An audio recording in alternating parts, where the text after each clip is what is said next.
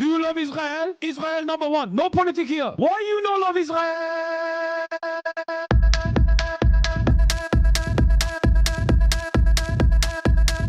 Oh, you hate it?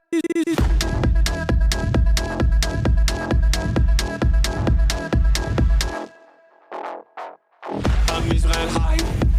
I'm Israel high. I'm Israel high. I'm Israel high. I'm Israel high. I'm Israel high. I'm Israel high. I'm Israel high. You have forgotten to say I'm Israel high? Do you love Israel? You must love Hamas. You are Hamas. I'm Israel high. I'm Israel high. I'm Israel high. I'm Israel high. I'm Israel high. I'm Israel high. I'm Israel high. I'm Israel high. Oh, Israel not number one for you. Oh, anti-Semitism. Israel, small nation. Israel, tiny nation surrounded by scary Muslims. Ah, you are anti-Semitism. You are Hamas. You are Hamas. No politics here. Say Israel number one. Tweet Israel number one. No politics here. No politics here. No politics here. No politics here. No politics here. No politics here. No politics here. No politics here. Say you condemn Hamas. Say I'm Israel high. Say you condemn October 7th. You are Hamas. No politics here. No politics here. No politics here. No politics here. No politics here. No politics here. No politics here. No politics here. What's going on, everybody? I hope everyone's having a fantastic evening, afternoon, pre-noon, no matter where you are in the world. I'm Hasan Piker, and this is the HasanAbi Broadcast coming to you live, once again, finally, from Los Angeles, sunny Los Angeles, California. Folks, we're live. We're alive, and I hope all the boys, girls, and enemies are having a fantastic one. Because today is a beautiful day. Today's a wonderful day. Today is Sunday, ladies and gentlemen. That's right. It's Sunday, fun day. Sunday, no stun day. It's July 13th, 2025, 12:35 p.m. Pacific time. Back on the OG time. Back on the regular time. We are live. We're alive. I'm back in Los Angeles, California, folks. And I hope everyone is having a good one. This is a part of the broadcast where I tell you about my personal news about what's going on in the world of HasanAbi Piker in between the time period where I press the stop streaming button and press the start streaming button, so help me God. That's what I'm going to do. And a lot of people instantly are like, whoa, why are you late? Why are you late? Why weren't you live yesterday? Things of that nature. And let me tell you, there's good reasons for it, and I'm going to tell you all about it in this part of the broadcast. First and foremost, I'm back. I'm back in Los Angeles, California. Okay. I'm back in Los Angeles, California, and I hope everyone's having a great one here, just as I am. I did not die. I did not die to self-suck, if that's what you're asking. Okay. I'm late by 25 and a half hours, I guess, technically. But back with my queen, Kaya, my little princess. I know speed is in Istanbul, don't worry. But in any case, folks, this is personal news-wise, let me tell you. Okay, alive. Yesterday, I wasn't live, even though I was alive, because I was in transit. Yesterday, I was in transit, and that's the reason why I wasn't live and I didn't do my broadcast. Okay, let's get started there. I ended the broadcast on Friday night in beautiful New York. Okay, Lower East Side, Manhattan. Did it for the one time, did it for the homies, did it all, right? Did all the dang things I was supposed to be doing. Did it all, baby.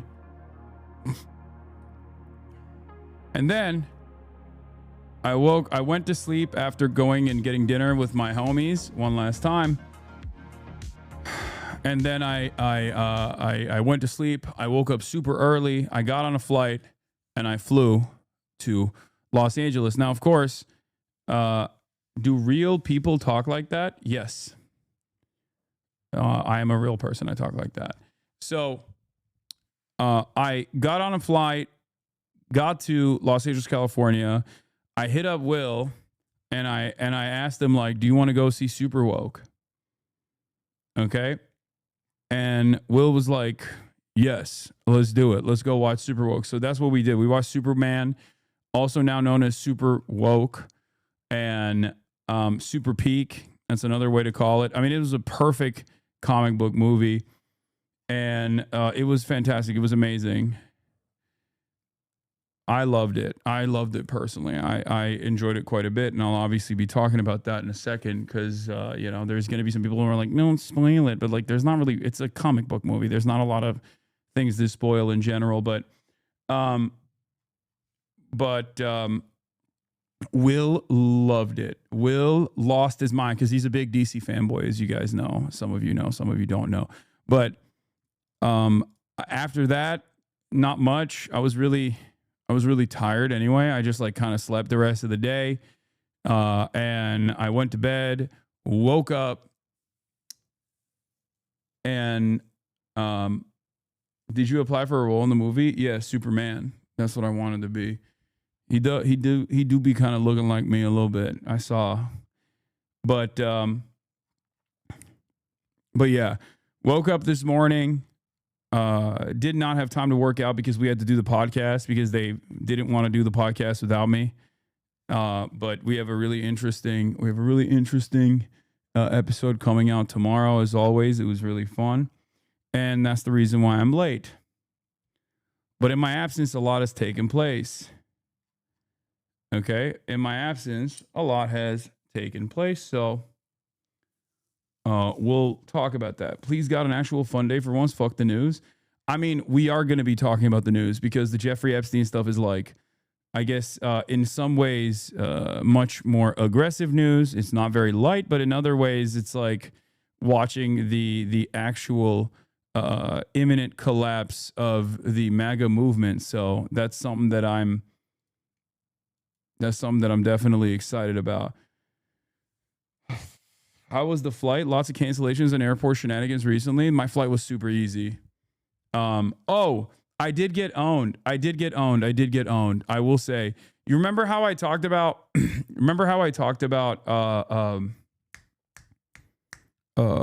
do you call it? Bringing checked in or not checking in my luggage and only having carry-ons. When I flew in, I was the first in line, right? So that wasn't a problem. But this time, when I was flying back, there was a lounge in the JFK airport. Okay, there was a lounge in the JFK airport, and I basically fell asleep in the in the relaxation lounge, and I almost missed my flight, which is crazy. I woke up, I'm like, oh my God, I was the last person to get on the flight. And when you're the last person to get on the flight, there's a lot more scrutiny on you. Okay. And basically what happened was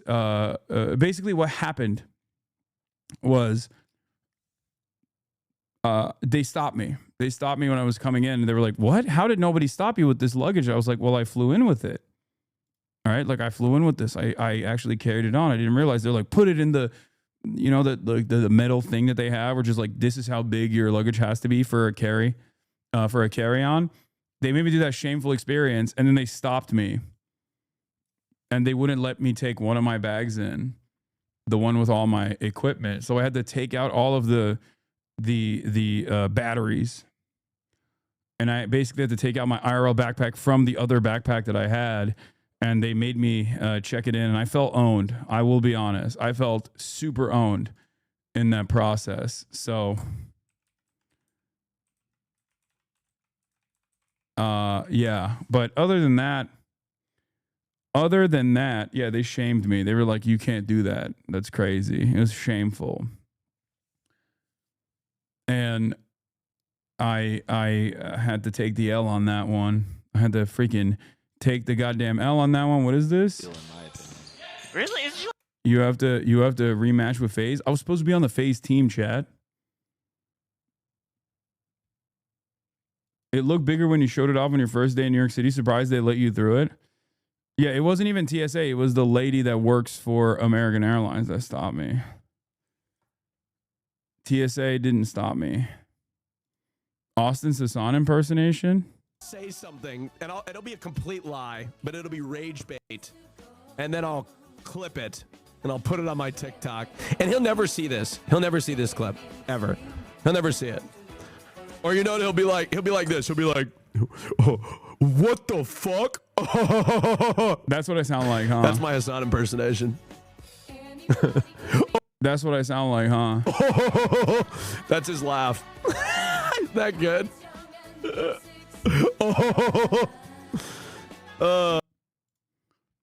That's crazy. That's actually good. He clocked my shit. It's messed up. He's not wrong, though. Do you have an Austin impersonation? I understand why you're ducking Maya now. She's the nameless king of the basketball court. Yeah, I saw. They're calling her Maya Buckets now. Look at this. If they score again here, they have to sub someone in. Great Maya hustle from Maya. Great hustle. I want to see more from Diddy Sauce. I feel like he's being underutilized. He's not really getting the ball, but that's a classic. That's crazy. What a shot! I would destroy her. I actually said I would ball with her today, and she's the one who's ducking me. I asked to ball with her today. And she fucking New York City fit check dropped.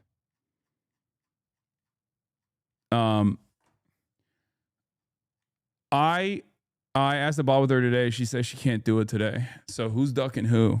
Okay. When I saw her actually play decent ball, when I saw the clips of her playing decent ball, I was like, I'm down. It's finally here.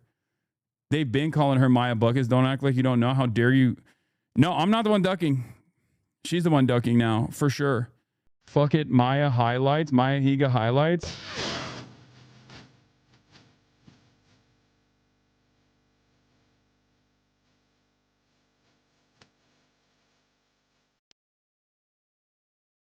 That one is crazy. Because, like, she drives it straight to the rim. Respect. Okay? Like, that is crazy. She just, look at that. Look at that. Like, that's great. That's great positioning. She drives it straight up. Imagine if your fans made this kind of stuff for you and not comps of you missing every single shot. Yeah, I know. Well, you know, it is what it is. My fans just fucking hate me. So my fans are my biggest haters, honestly, which is why that'll never happen. Let's be real. Small hoops, heart over height.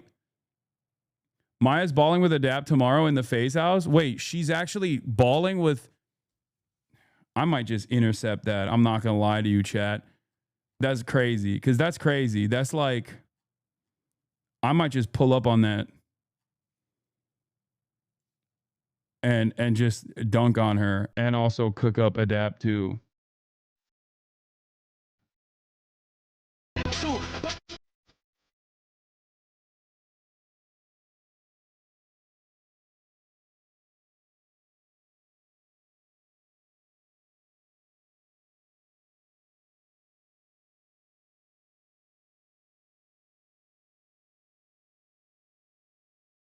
I would never let her get a free shot like that. That's crazy. 3 ball. Easy money. And that's crazy. She would not be getting that. She would not be getting that. Okay? That's crazy. That's crazy.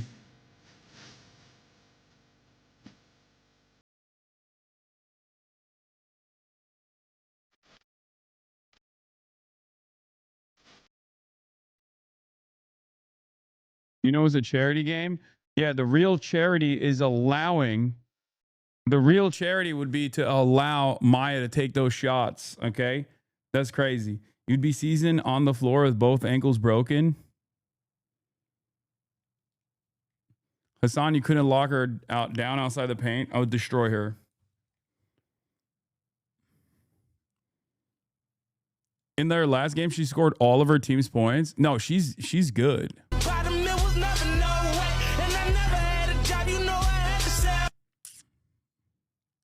She's good. I'm just better. Okay? Every shot you block of hers, you donate 1K to Alveus, dead ass. She would cross you up and make you recreate that awkward dodgeball photo. Imagine I ball and then I get absolutely destroyed. Like I'm trying super hard and then she still cooks my ass. I mean, it could happen. Like the best.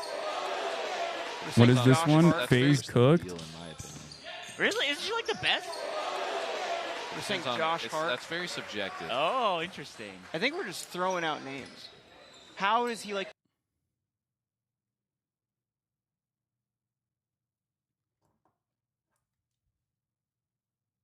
Could happen, will happen. Thoughts on Faker losing MSI? How will this affect his legacy? I have no idea. Man with one ankle talking about better times. Dude, I'm not gonna lie. My shit is busted. My ankle is busted. Hasan already gave 10K to Alveus repairs. I did, but I mean, I can still do it. I can give more. But yeah. We got, thank you, go, bro. Did Ugopnik raid? I missed it. Ugopnik might have raided. Thank you, Ugopnik. Shouts out to Hugo for the raid. I know Speed visited the homeland. I'm very well aware. I've been seeing some of the clips. Do not worry. I got all that, okay? New York was a movie. I'm going to talk about that. Actually, you know what? Let's blast off real quick, and then I'll talk about it. And I'll give you the scoop and everything, okay? I'll give you all of it. I'll give you the whole shebang. Okay. Back on home turf. Epstein drives massive rift in MAGA land as Trump desperately tries to change the subject. New York City streams recap and more. No charity here for Emily. Yeah, no, we'll do the super woke too. Super woke Superman review. Get in now. Dude, I loved Superman. It's a great comic book movie. It's exactly the way it's supposed to be. It's like just corny enough and just silly enough. You know what I mean? I personally loved it. Can you kidnap Raze and make him a permanent stream fixture? Yeah, kidnap him and just like make him live out of my home. He would love that. He would love that. Yeah. Blast off meme if needed. Oh, we missed it already. Well, I use this one instead. Trump getting roasted on Truth. Oh, don't worry. Better than Marvel movies? Yeah. It is better than Marvel movies. Wait, what the hell?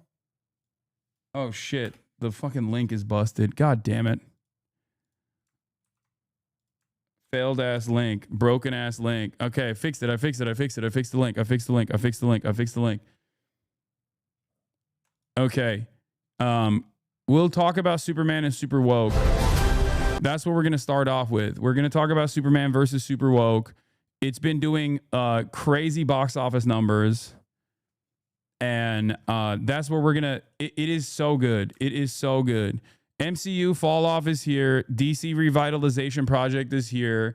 It had the fixins. It had the fixins. Woke is back. My quick and easy review in the immediate aftermath of getting out of the movie theater was this, okay? Snyder fans are mad. Get mad. You can't do nothing like that, okay? You can't do nothing like James Gunn. I said, watch Superman. Woke is so bad, it's not even funny. Also, can't believe they did that to Israel. And that's precisely what's going on here. Hold on. I'll be back in a second. Up and Away, the new Superman movie soaring to the top. Flying to a possible record debut at the box office, expected to bring in up to $120 million. Eyes up here. David Cornsweet starring as Superman himself, and in a nod to the original red cape superhero, Christopher Reeve. Hey, Jim! Whoa! Excuse me. That's a bad... own Will Reeve taking the silver screen in this latest reboot. The Justice Gang has arrived on the scene. A wildly entertaining Superman movie that balances the new with the familiar. And it's a great start overall at the summer box office, with multiple movies smashing records. F1 starring Brad Pitt racing ahead, coming out on top its debut weekend, getting its boost from IMAX, which is on track to see its best year ever. Also showing blockbuster hits like Sinners. You twins? Nah, we cousins. And Mission Impossible: The Final Reckoning. IMAX, other formats like Dolby, D-Box, 4DX, Luma 4D, they're really pushing the conversation to having a premium experience for moviegoers. Yes, at a higher price point, but we've seen audiences really embrace that for the experience. This little guy also making his mark. Lilo and Stitch already becoming the highest grossing film of the year, earning nearly $1 billion. Jurassic World Rebirth with Scarlett Johansson also in the lead, earning more than $300 million in just 10 days. I just got back from watching Jurassic World Rebirth, and wow. What it comes down to is the right movie at the right time. This is an industry that renews itself, that revitalizes itself every Friday. So every Friday you have an opportunity to offer audiences something new.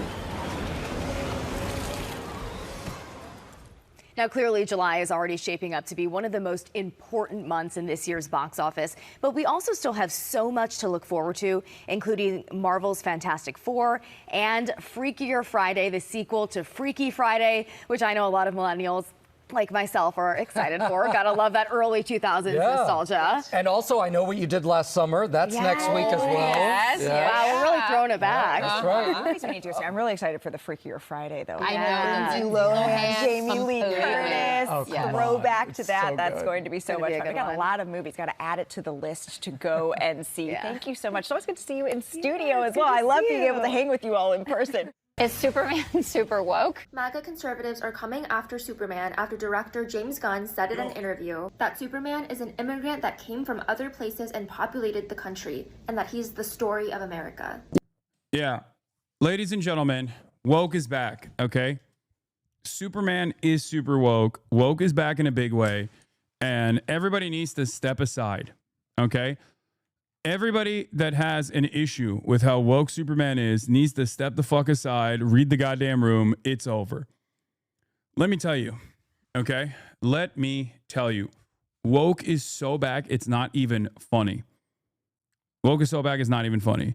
It's not go woke, go broke. It's go woke unless you want to be broke, okay? Superman already is an alien, right? Like literally and figuratively. Like he is supposed to be, I mean, he's written by... I believe like 2 Jewish immigrants at the time. Like that was the character that they created. He's supposed to be an analog for like a godlike deity. But also on the simplest terms, Superman is supposed to be an outsider who's trying to do his very best and oftentimes misunderstood. And the entire movie is quite literally about that. Okay. Down to a degree that is like, I would say maybe a little not so subtle. Okay, down to a degree where it's not so subtle at all. He is supposed to be the peak form of like perfect human, a superhuman, a Superman, if you will. And he is actively and desperately, the Superman movie is flopping hard box office wise. Wait, what? No, it's not. I don't know why you're just saying that. Anyway, it's the opposite. Muting to avoid spoilers? No, dude, there is no spoilers. This is a spoiler-free review, okay? I'll tell you when there is a spoiler part about it. But basically,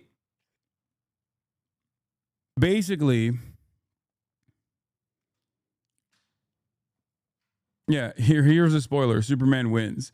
Some of the things I really liked about it, some of the things I really enjoyed about the movie was how corny it is, okay?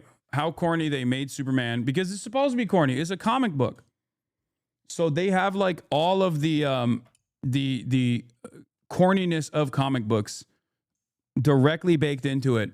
And I do think that James Gunn hyper focused on all of the side characters and did a pretty good job of uplifting and highlighting some of the side characters on the show, whether it be Crypto, whether it be, you know, the dog, the super dog, basically. Mr. Terrific was incredible. Probably like one of the best side characters in the entire franchise. Okay, yes, the gun did not jam. Okay, James Gunn doesn't jam. James doesn't jam gun. And basically, Hot Girl follows you on IG. Yeah, I know. I found that out, and I immediately followed her back. And I would love to have her on the stream. That'd be fucking amazing. But we'll see. We'll see where that goes. But yes, Hot Girl was amazing as well. Green Lantern was amazing as well. And I'm not even talking about the major plot point, which is Netanyahu and Israel.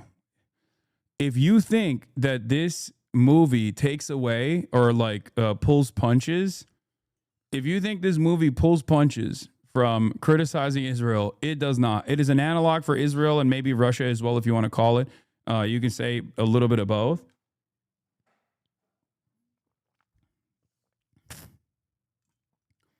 But straightforwardly, it is like, it is the most obvious, like, fuck Israel thing I've ever seen in my whole life.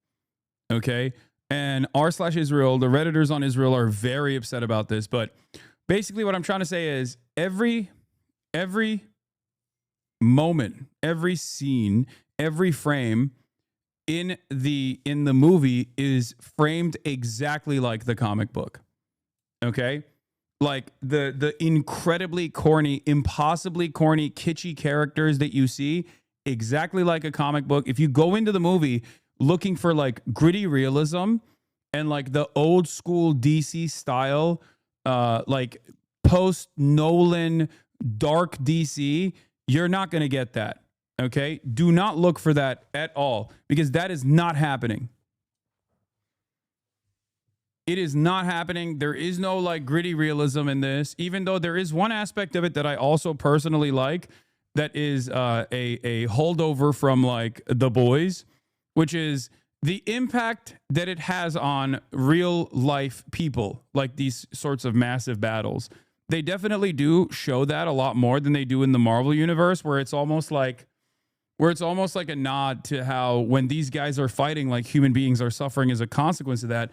But it also shows but it also shows that in a very real way, where, I mean, in a very comic book style way, because you'll see screens, you'll see sequences where like regular people are just like eating, I don't know, like yogurt while like the city is collapsing in and of itself.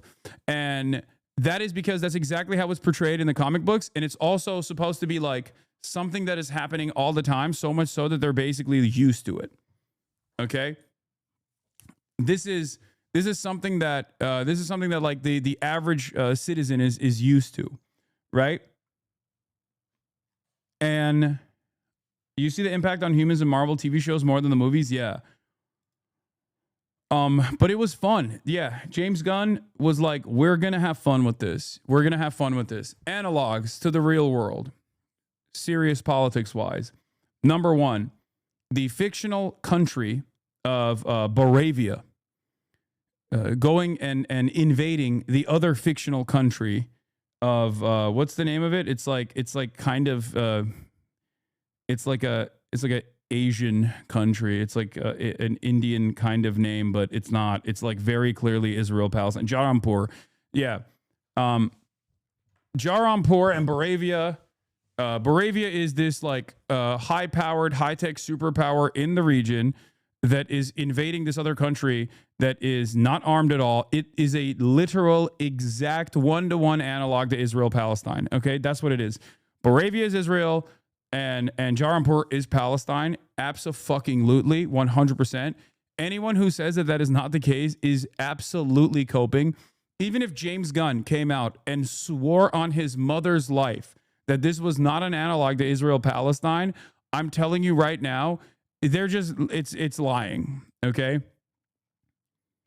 Spoiling the movie first day after its release? What spoiler? It's not a spoiler at all. This is just like what is going on.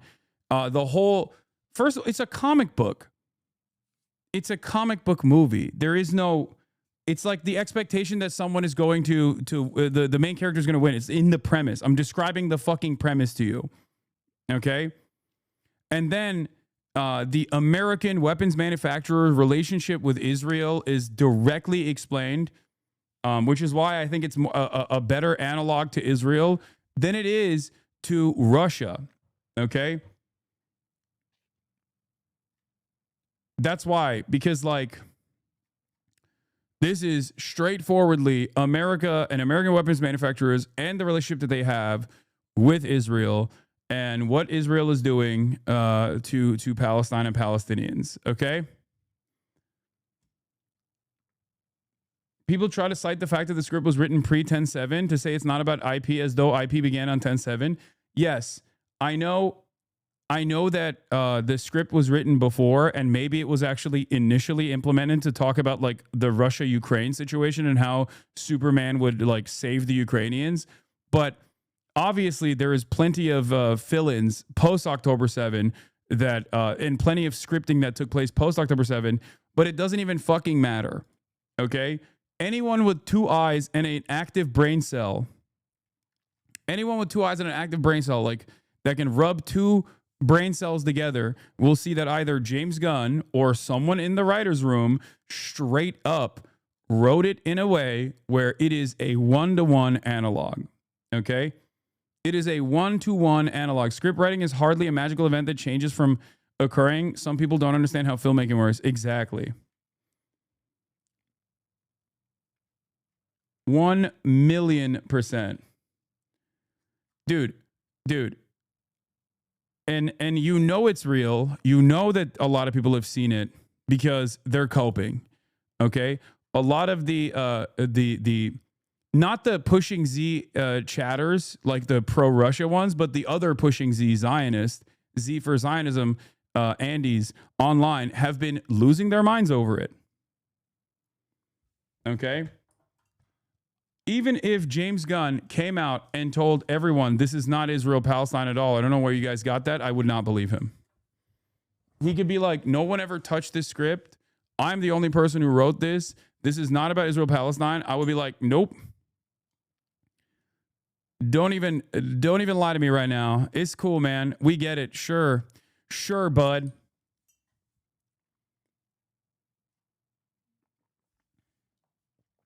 Yeah. Because Jarampur is just straight up brown, okay?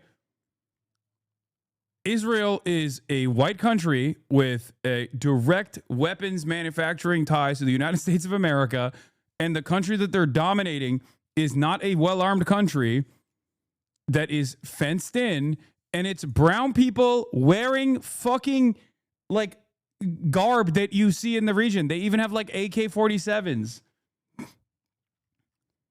Yeah, Boravia is mentioned as a U.S. ally on numerous occasions. Okay? You are out of your fucking mind. It is crazy. It was the most fuck Israel movie I have ever seen. Okay?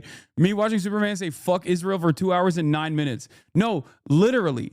Down to the bot farms. Like, there are so many parts about this. Yeah, when in the black side, I was like, this is crazy. Superman scene that got me.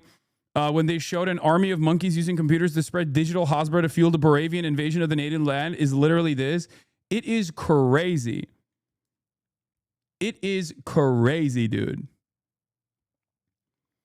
The Netanyahu analog even says Boravia. It's not even a Netanyahu analog. I think it's a Ben-Gurion analog, for the record. He is not Netanyahu. A lot of people are saying it's Netanyahu, but I think it's Ben-Gurion. This is what David Ben-Gurion looks like. This is what the leader of Boravia looks like.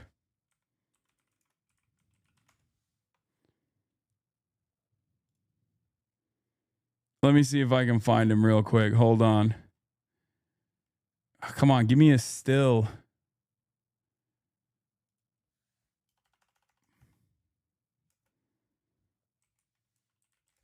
Do you have a link?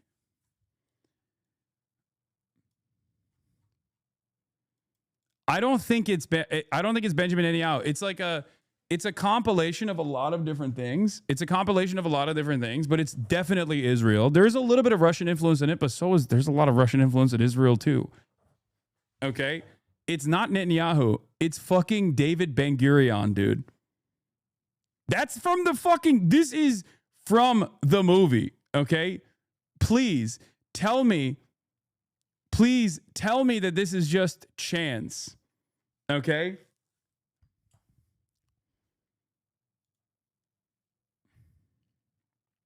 I mean, this scene right here, I almost had tears, dude. Call me a baby all you want.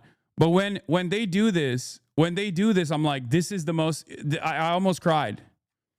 I had tears in my eyes watching this. It's hard not to see how this is inspired from the ongoing genocide in Gaza, and I really don't know how to feel about it.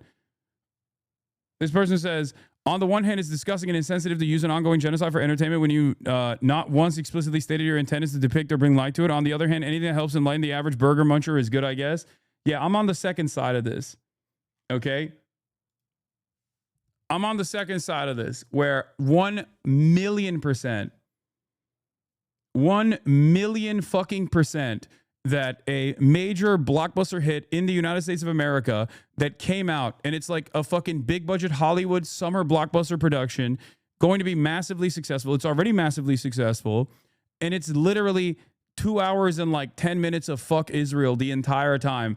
2 hours and 10 minutes of Israel's doing a genocide. Superman needs to fucking save Israel doing a genocide, or rather, Superman's inspiration causes other superheroes that otherwise would turn a fucking blind eye to Israel doing a genocide in Gaza, causes them to literally fucking take action that they previously said they would not. And all the while, the American government is angry at Superman for interfering in the affairs of Israel and Palestine.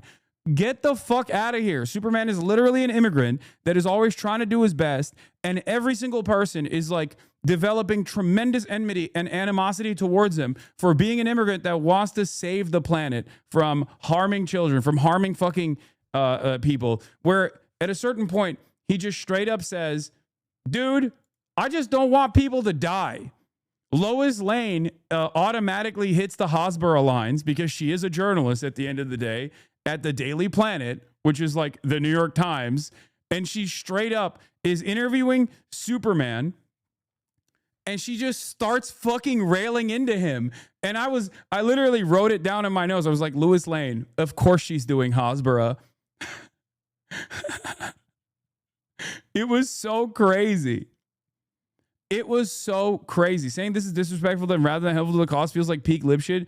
Feeling bad about having to see it and think about it. Yeah, no, I don't think this is like harming. It wouldn't hurt if the director just came out and said, George Lucas said, obviously the rebels are Viet Cong. Yeah, except George Lucas said that later, not immediately after, if I'm not mistaken, so it doesn't matter. Yeah, the IDF literally almost shoots a child, the child that's putting up the flag before the fucking superheroes intervene. I'm serious right now. I'm telling you right now, down to the fact that like there are active bot farms created by weapons manufacturers that have Defense Department contracts that have a direct relationship with Israel that are literally creating a social media environment where everyone is talking about how Superman sucks and how that has the capacity to shape public opinion for a fucking immigrant trying to do the right thing. I'm sorry. It was all there. Okay. It was slapping you in the face. It's not like even remotely subtle, but it's actually, it's as subtle as a heart attack, but in a good way, because that's what comic books are supposed to be like. Okay. That's what comic books are. So what does the S stand for? It's not an S. On my planet, it means free Palestine. Yeah, I mean, it's basically what this was. Politics in my comic book movie? Yeah, they've always done it. It would hurt. HasanAbi, the conflict is good because it lets people accidentally agree with it before they realize what they're agreeing with the depiction of. Normies and Zionists not noticing what it is until they are told after the fact will mentally have a much larger impact. Yeah, sure.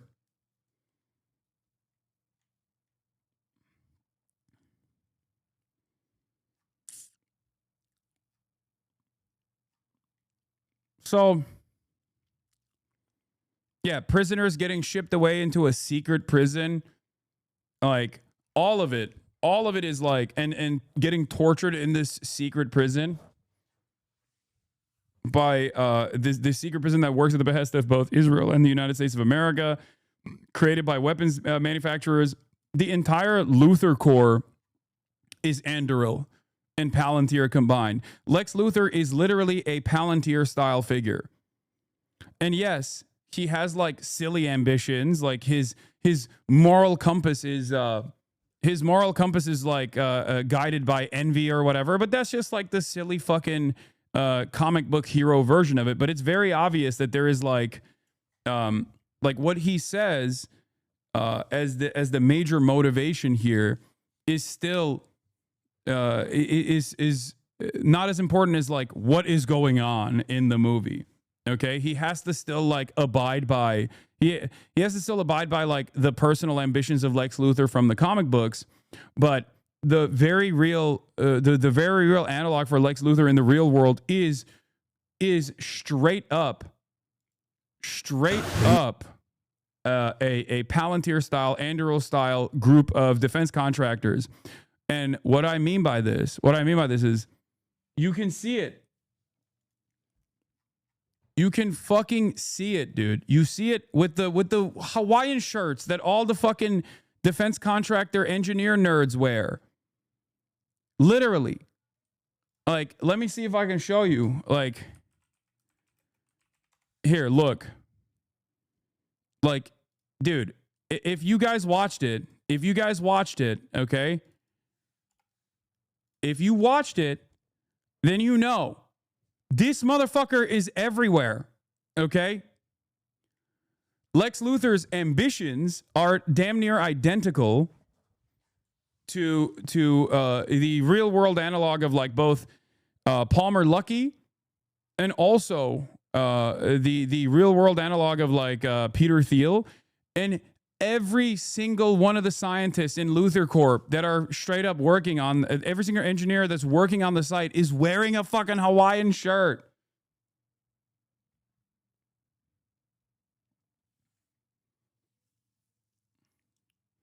Yeah, he even goes as far as to say Superman groomed us, which I thought was really funny.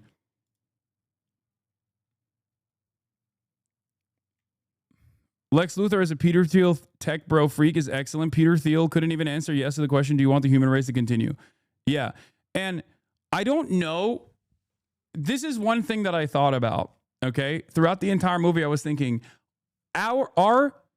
is the real world stranger than fiction at this point? Or is this movie doing the most to try to make it seem like it's the real world? Or are our real world villains in American society basically like comic book villains? And I think it's a little bit of both. I think at this stage, the real world has gotten to a degree of strangeness that basically feels like we're in this dark comedy. Like we are in a comic book. It is not subtle any longer. Okay?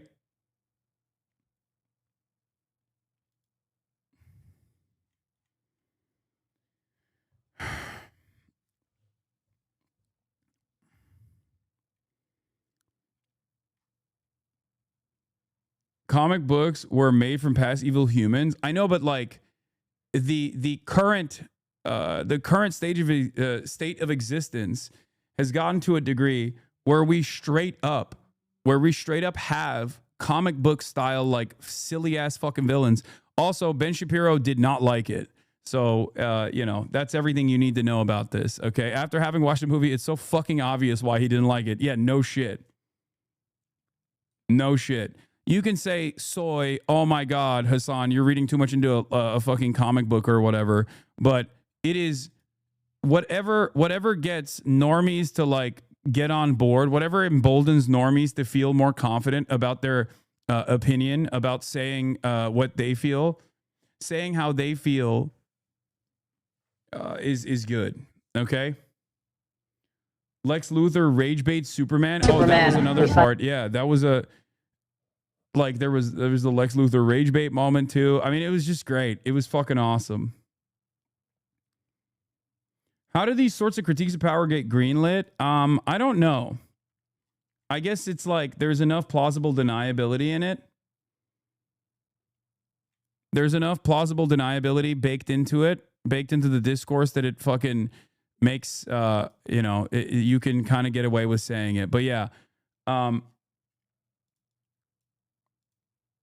Did Superman yell "def, def" to the IDF? No, he did not say that. The CEO of Elba Systems literally looks like Lex Luthor. I mean, he's just bald. But James Gunn is the co-CEO of DC Studios. Yeah, but I'm just genuinely surprised because I didn't know Gunn was like that. I didn't know James Gunn was like that, okay? That's it. That's all I'm saying. Like, I did not realize that James Gunn would be out here doing a straight up 2-hour fuck Israel movie where one of the most iconic American superheroes of all time throughout history would straight up beat the fucking doors off of Israel, okay? Like, and then get arrested by the American state because he is interfering in the affairs of defense contractors. Like, that's crazy. And then also arrested and treated like an immigrant. Like, straight up, they're like, oh, fuck this immigrant. He's not one of us. He's an alien. He's an alien. He's a scary alien who wants to kill us. Meanwhile, all he's trying to do is fucking make the world a better place.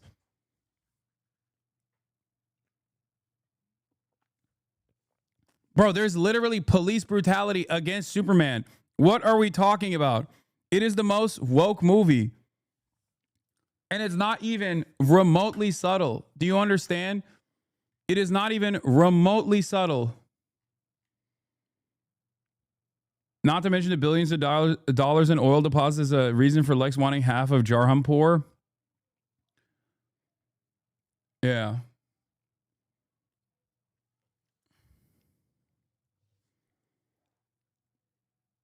Anyway, to trick an executive, all you got to do is lie, chat, say it's about Russia or about Vietnam or anything historically good. They let you do it. Executives are not actually capable of smart. Just because they are rich, they're easily fooled. Yeah. You must have missed Gunn's Suicide Squad trilogy. Yeah, I'm not like a super big. I'm not super big into like all the other stuff. Yeah, remember when they tried to fucking cancel James Gunn, by the way, for making the most obvious jokes? Like, I can't believe it. James Gunn fired by Disney after a long history of pedophilia comments spotlighted. Like, there was a time and place where on the internet, people would try to make like edgy, like dead baby jokes, basically. And it's a cringe ass era for sure. There's no defense of it, but it was so obvious that it wasn't like, it wasn't like a sincere attempt to normalize anything like that. But they basically, I think it was like, what's his face? In 2018, in the peak of woke era, right-wing Nazis would unironically comb through people's like tweets, early tweets, to be like, this is what he really likes. You know who else actually got hit by the same fucking smear job? Mike Cernovich was doing this. They did it to me as well at the time at the Young Turks, but I wasn't big enough that it like fucking mattered to anybody. But I remember it because they did it to Sam Cedar. They did it to Sam Cedar, and they got him fired from MSNBC for a brief moment, only to be rehired afterwards. Yeah, Uncle Sam is one of the best examples of this, where they people, right-wingers, were cynically weaponizing like old tweets and a refusal to understand like what the actual joke was. Trying to do that thing where it's like, oh, my ideological opponent is actually joking, but I don't believe it. I think it's fucking sincere. This is a sincerely held belief. Sam Cedar has had a joke tweet about how, like, if my daughter is going to get R-worded, that better be with a person who has a deep understanding of mise en scene, talking about criticizing Hollywood's defense of Roman Polanski. Like, it wasn't a pro-pedophilia joke. It was literally fucking an anti-pedophilia joke. And yet, that was enough. It was actually criticizing Hollywood for still defending Roman Polanski.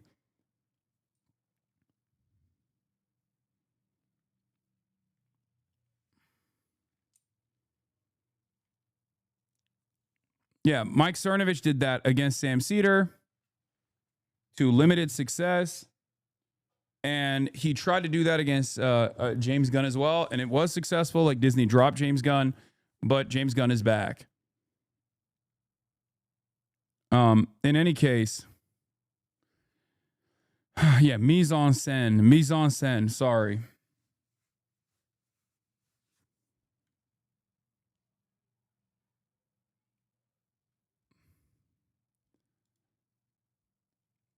But it is pretty funny to see like conservative reactions to this. Conservatives, when a movie's about being a good person, judging people based on who they are as a person and not where they come from, and not invading other countries. That's literally what it is. It's, I guess, like the environment has gotten so hostile to like any sort of expression of woke that it is basically counterculture once again to have like a super basic plot point of a person who just goes, I'm a good person and I want to do right by others. I don't want children to die. And then conservatives would be like, I hate this. This is the worst message of all time. Speaking of conservatives and the reaction to super woke, let's look at the pro-Israel groups and how they felt about it. Thoughts on the new Superman movie, r/Israel. Have you all seen the new Superman movie?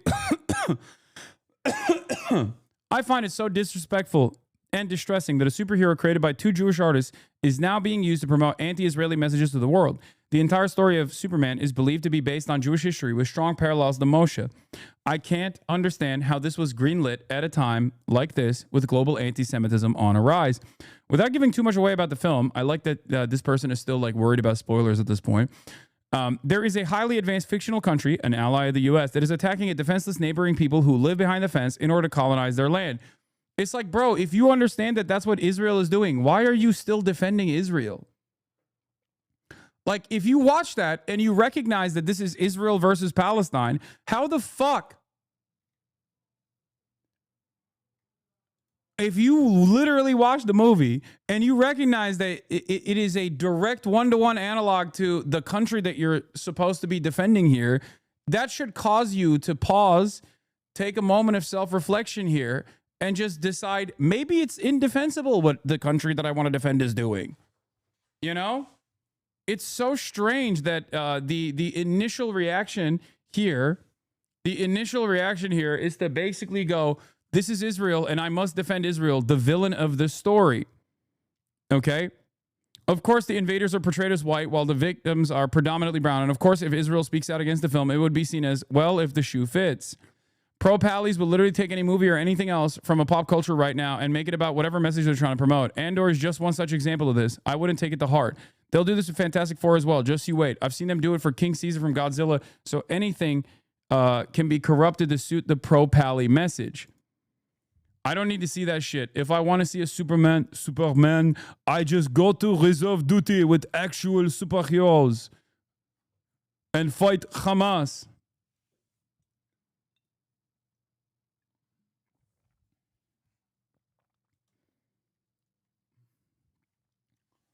You are Hamas, pro-Pali. You are pro-Palestine. There is no P.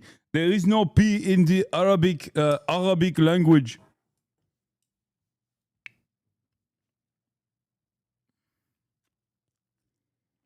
On the Jon Stewart podcast, Tony Gilroy literally compared the Gormans to Hamas like 2 days ago. Yeah, except he's also been wishy-washy about Andor's message as well.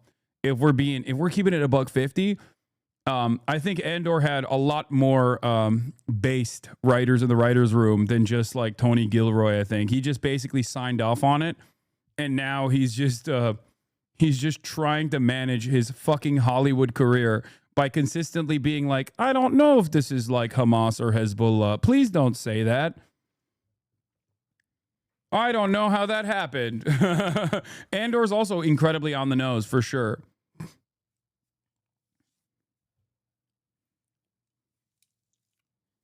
But the funny thing about the creators of Superman, Joseph Shuster and Jerry Siegel, were both born before 1948. Yeah, exactly.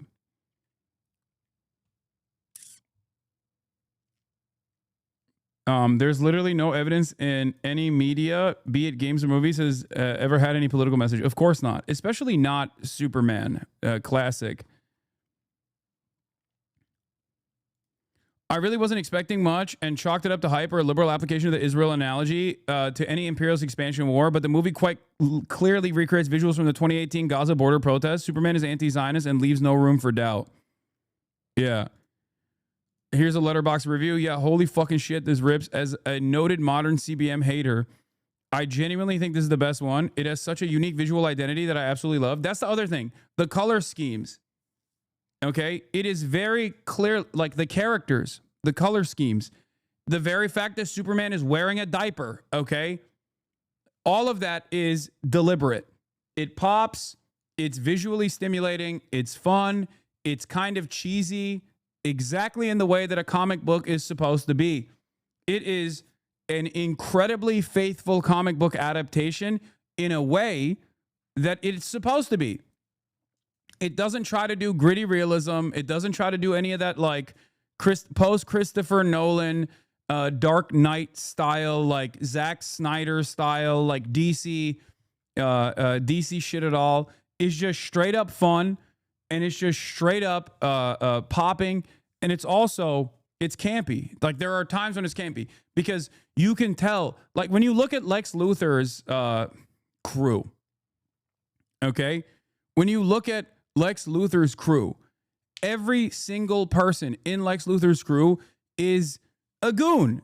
They're henchmen. They're straight up comic book henchmen.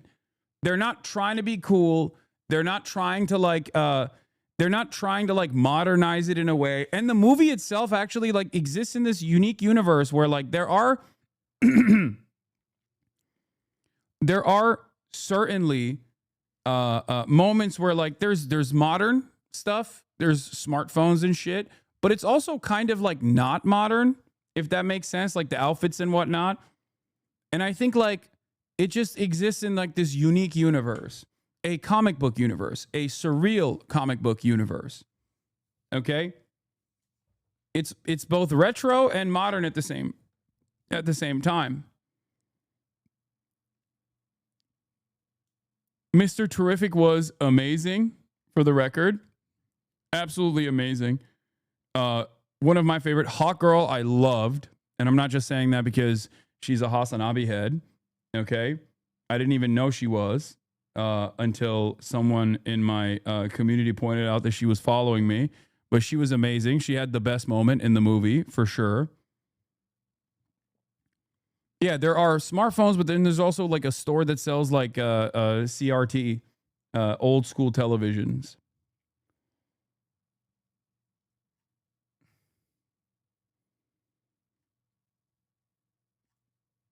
Isabella Merced, yeah. So I guess Gunn was honest when he told Bassem Youssef they dropped him for a change in the script and not to silence him. Based change in the script, I might add. Oh, Bassem Youssef was supposed to be in it?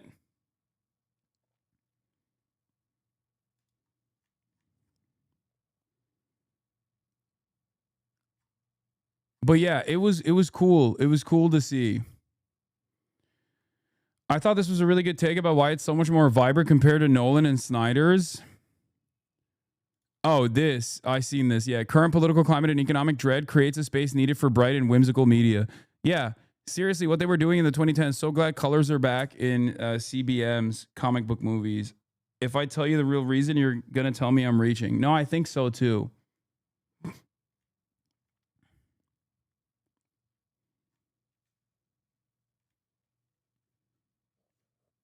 Like it's not gritty at all. It is so colorful. Colors pop out. It's great. It's fun. I loved it. Also, HasanAbi had worked in the VFX unit on the film. Hell yeah. Another thing that James Gunn did that I think is like not even fuck Israel. It's just like for making better movies was that I think they're shelving Wonder Woman, or at least Gal Gadot as Wonder Woman, which does make a lot of sense. And that's not even on some like fuck Israel shit. Let's be real. That's just to save the franchise. Khalil, no. You can't be having Gal Gadot anywhere near that production, dude. The new DC universe cannot have a Wonder Woman that is ass cheeks like that. People need #hope back. We're gonna reach Obama era levels in 2028. Yeah. Like I'm fine with like Henry Cavill coming back as Superman at some point, even though I really like this new Superman. I think he's great. But outside of that, it's like, you know, Put someone else on the Wonder Woman tip. It's so bad.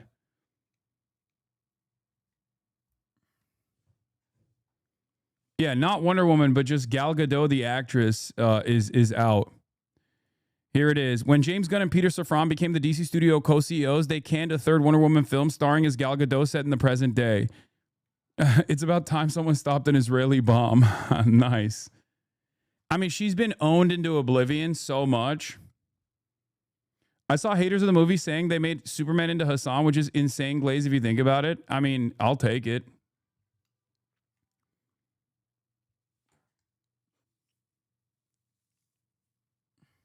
Melissa Barrera would be perfect. Yeah, I think so too. Here, you can hear it. You can hear this gif.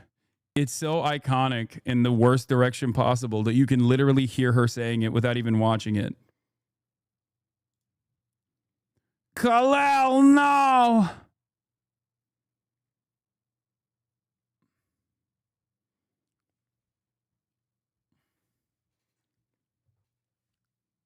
I'm so glad everyone's on the Gal Gadot rage train. Yeah, how woke is Hollywood going to make this character? Dean Cain criticizes new Superman movie. The director of the new film about the Man of Steel has been criticized by some right-wing commentators after saying Superman is the story of an immigrant. It's literally what it is. That's what Superman is. What the fuck? The idea that Superman is not this. Like, why is Superman woke is so stupid. It's like saying, why is Captain America anti-Nazi? Like, comic books historically have had a liberal association for sure with their politics, with their immediate politics, but it's one that is like very blunt. It is not subtle. Comic books are supposed to be like this. Comic books are supposed to be fucking woke. That's how they were started. It's a bunch of progressive nerds that have like made these universes in the way that they in the ham-fisted and not so subtle approaches they have to their own fucking personal politics.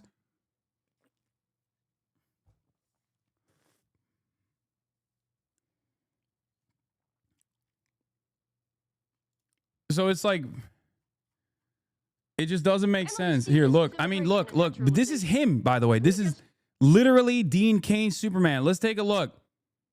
Let's take a look at... Man, Emily Stevens with Immigration and Naturalization. We just need a quick look at your green card. Green card. You are an alien, are you not? Superman, I'm afraid until we get this cleared up, I'm gonna have to ground you. That's woke too, man. Like, that's woke. That's woke. This motherfucker was doing woke shit. INS is or ICE before ICE existed. Chatters that don't know.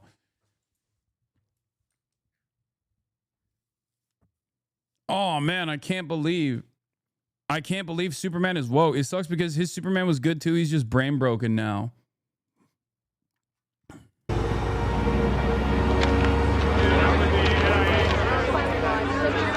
Superman, Emily Stevens.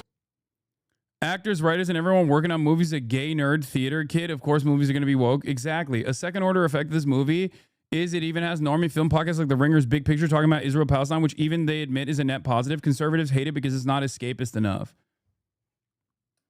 Like, I am not a firm and committed believer. I am not a firm and committed believer that like movies that are woke are going to make culture woke overall, and it's going to lead to like positive material change in the world. I think culture is a reflection of our material realities, but it doesn't hurt to have like good messages in movies. I've never been the type of person that says like, why is this movie not sanitized in the way that I want it to be? You know what I mean?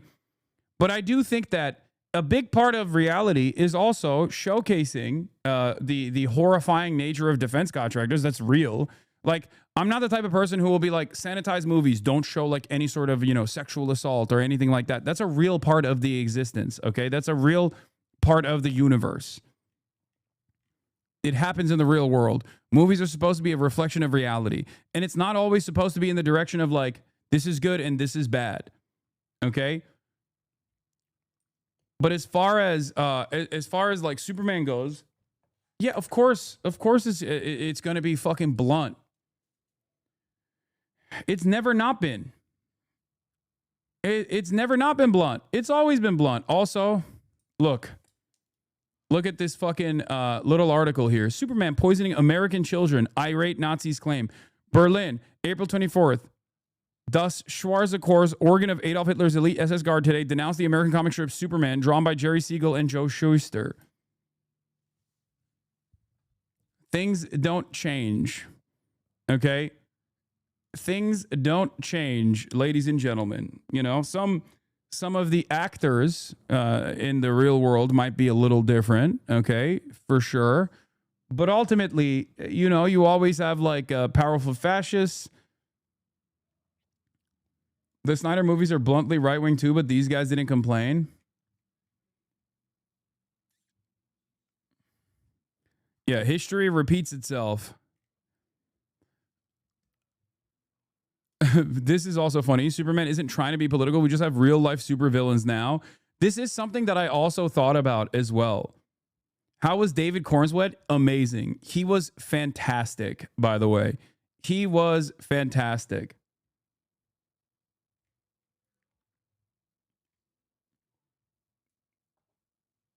Snyder movies aren't right-wing. BVS opens up with a U.S.-backed coup in Africa set up by Lex Luthor.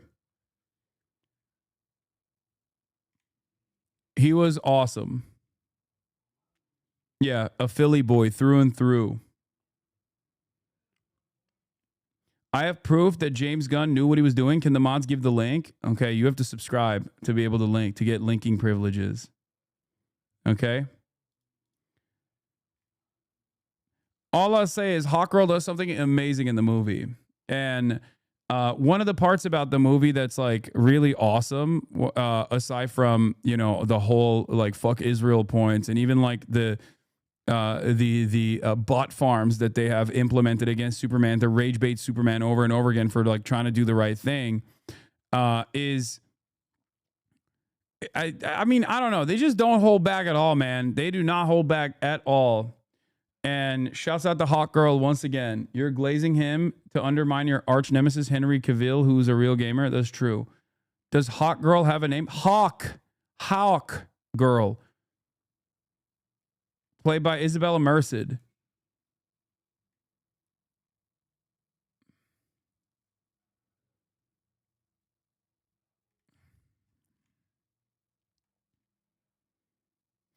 I will say that like I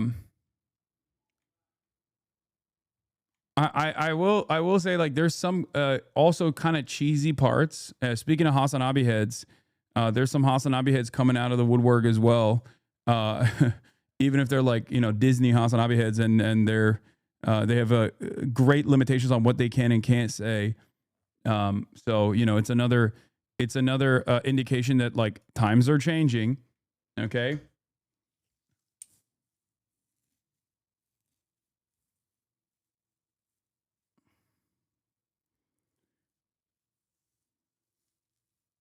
She isn't a Disney kid anymore. I know, but she's still like a fucking, you know, media production.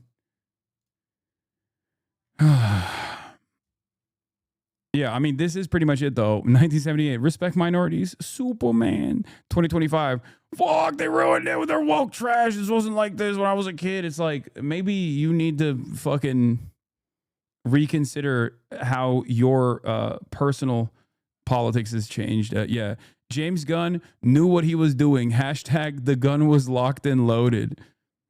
As a result of the Israeli court ruling, Viola Davis, 550 Palestinians face the threat of dispossession. James Gunn liking the Viola Davis tweet from the 11th of May, 2021. Okay? James Gunn, I didn't know you knew ball like that. I didn't know you recognized real like that, James Gunn. Endless respect to James Gunn. We don't need any gun control around these parts. Let me tell you, okay? It's called Second Amendment, and it's there to protect the First.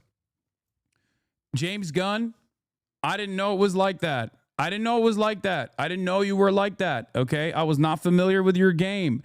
I did not know. I'm here to write a apology form. Okay. Hashtag suns out, guns out. Exactly. Hashtag good guy with a gun. Mr. Terrific was also incredible.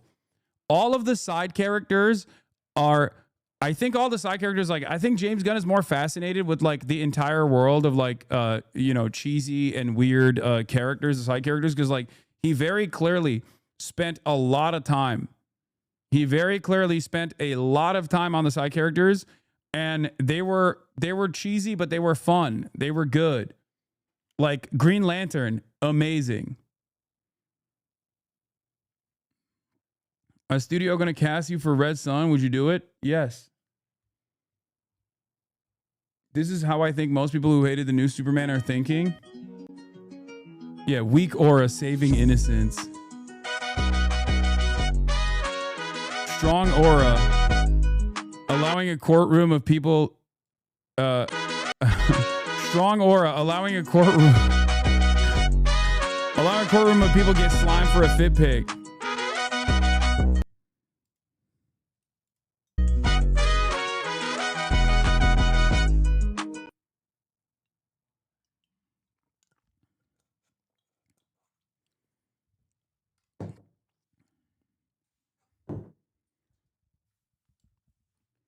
Gunn is directly responsible for building out an entire cinematic universe, so we frontline so many side characters in this film since everyone already know everything about Superman, and that used the opportunity to get just prep tons of side films.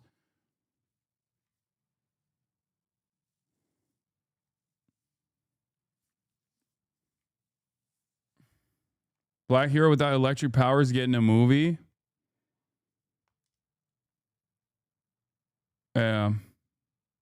Please watch my Mr. Terrific edit last try. Palestine! Alright, but have you heard this one though? Death to the IDF!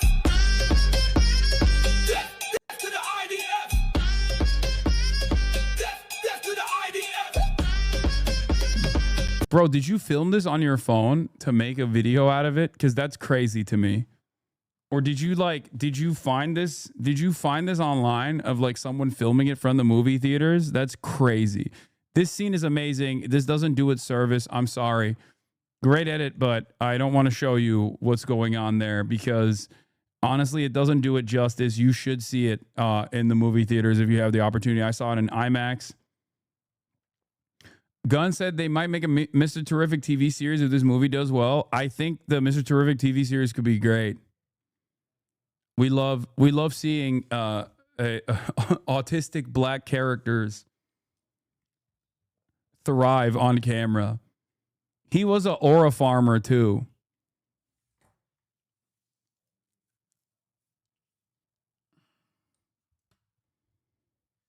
IMAX 4DX 3D, perfect for your autistic experience.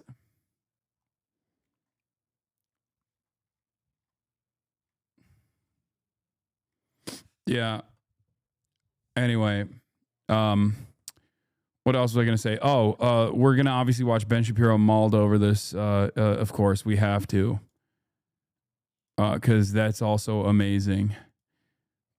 But yeah.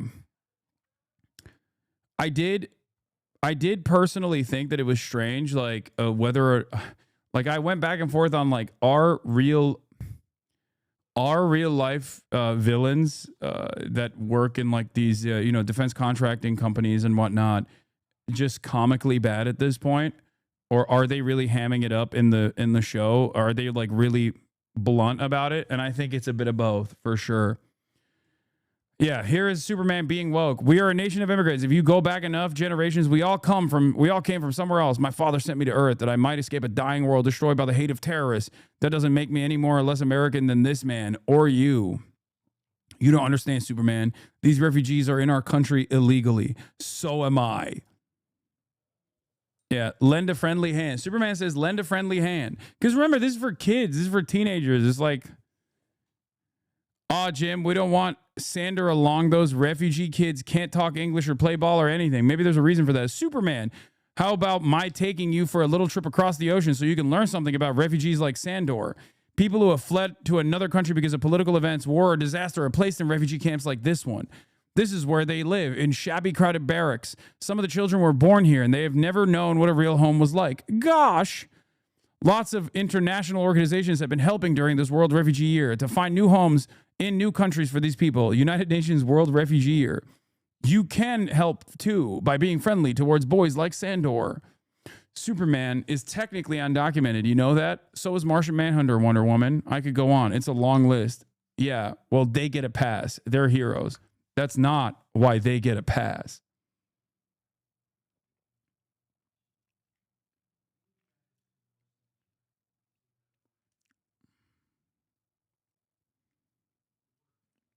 Yeah, dude, Superman literally kidnaps racist teenagers.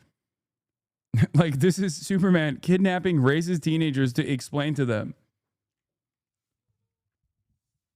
what's what.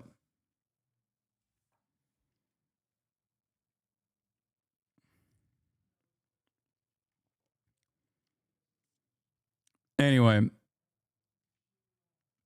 some people I know who claim to be pro-Israel are mad at the movie didn't show the nuance of both sides. That's so funny.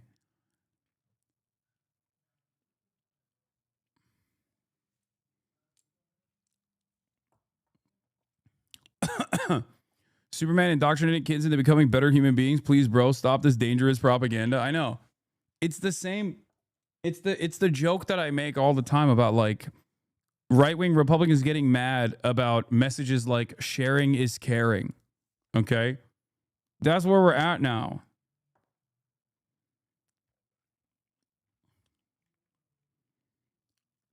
Like, look, Superman taking them to an UNRWA facility run by Hamas.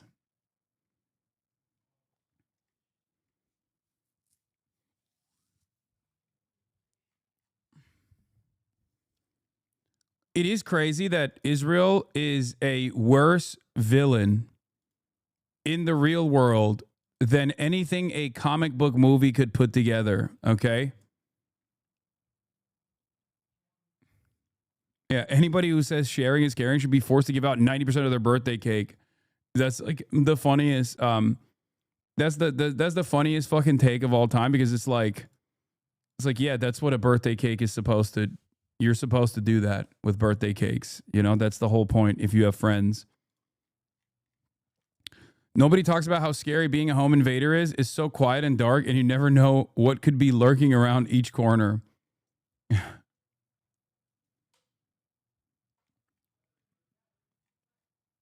Yeah, birthday cakes are the peak of socialist thought and socialist experiment. Do you remember this part from the movie? Yeah, I already showed this. Trigger warning, Superman is supposed to be the most compassionate person. People think he's meant to be a fascist. No, these guys wanted Homelander, bro. These are the guys who don't understand fucking Homelander. And they think Homelander is a good character.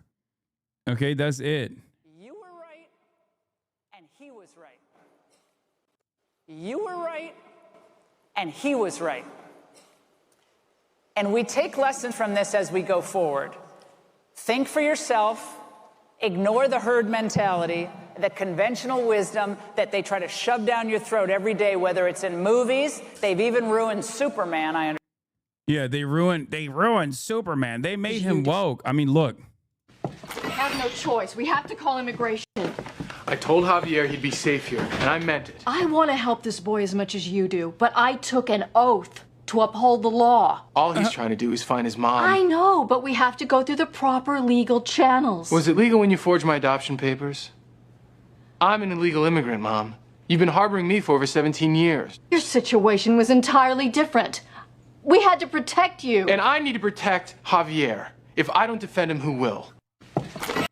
Yeah, like, it's so stupid that these guys are like, Superman is woke now. It's like, yeah, he's always been an illegal immigrant, dummy. He's literally an alien, okay? He is literally a fucking alien, dog. What are you talking about? Understand? An illegal in alien. Movies, or on the internet, or by some ridiculous professor. Don't go along with the cool crowd.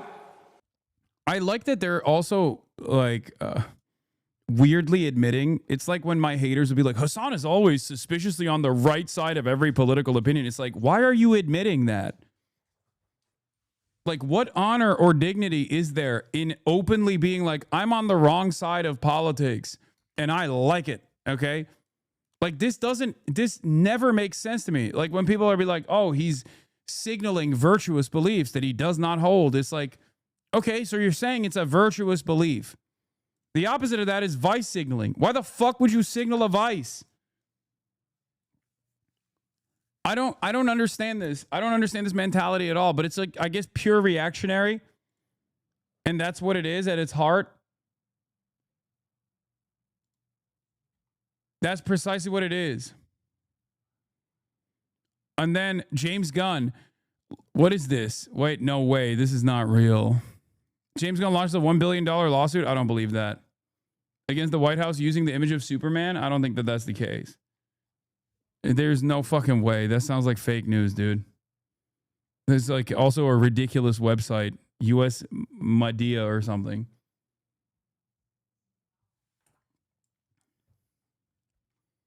Yeah, James Gunn doesn't even fucking own the IP, I don't think, of Superman. Yeah, Superman did not become woke. You became a piece of shit.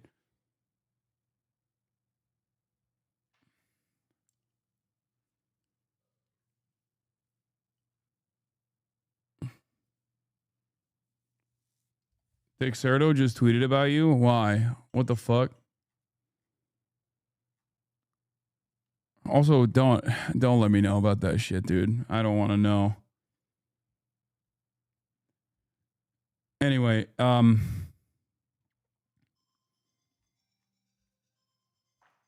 yeah, speaking of the... Oh, no, it's Dexertonox.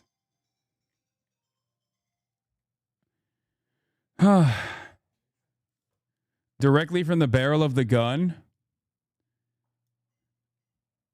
And remember, boys and girls, your school, like our country, is made up of Americans of so many different races, religions, and national origins. So if you hear anybody talk against a schoolmate or anyone else because of his religion, race, or national origin, don't wait to tell him that kind of talk is un-American. Help keep your school all American.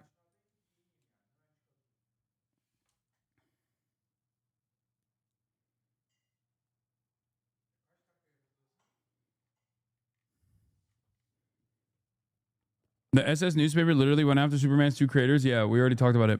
The thing president I will say, oh yeah, there's new Voidzilla talking about Epstein as well. We'll obviously cover that in a second. I will say this. I think being anti-Israel, being against like evil actions being taken by the American government and being pro-immigrant, being an immigrant yourself is at the heart of, is directly at the heart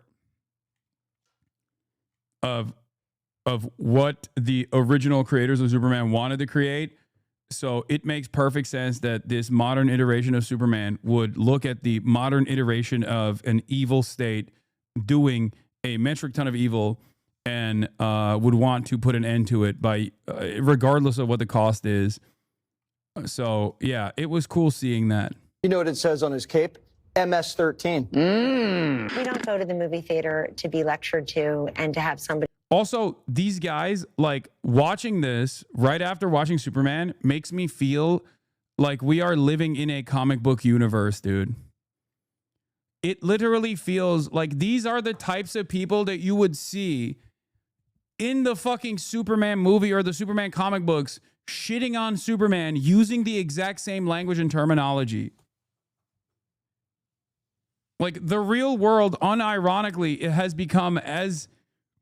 The real world has basically become a copy of like the not so subtle, incredibly blunt, good, bad dynamics, the silliness that you see.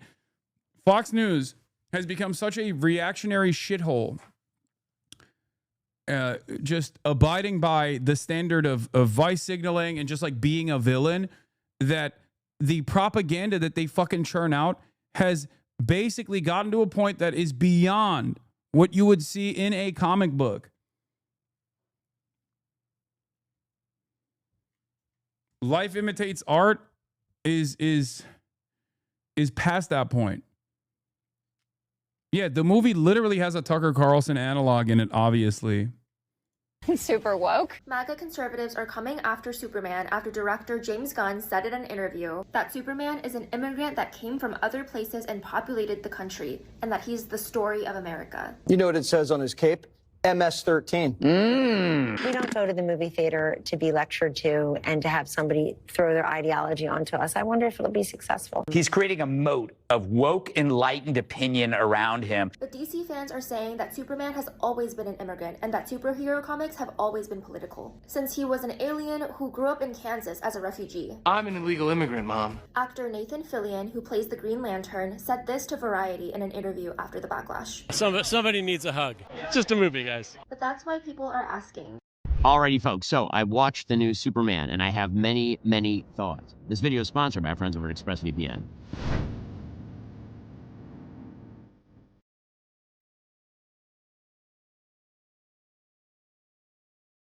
You know, I went with my wife. My wife and I always have an interesting time watching movies together because when I go, I'm very analytical about what I think of the movie.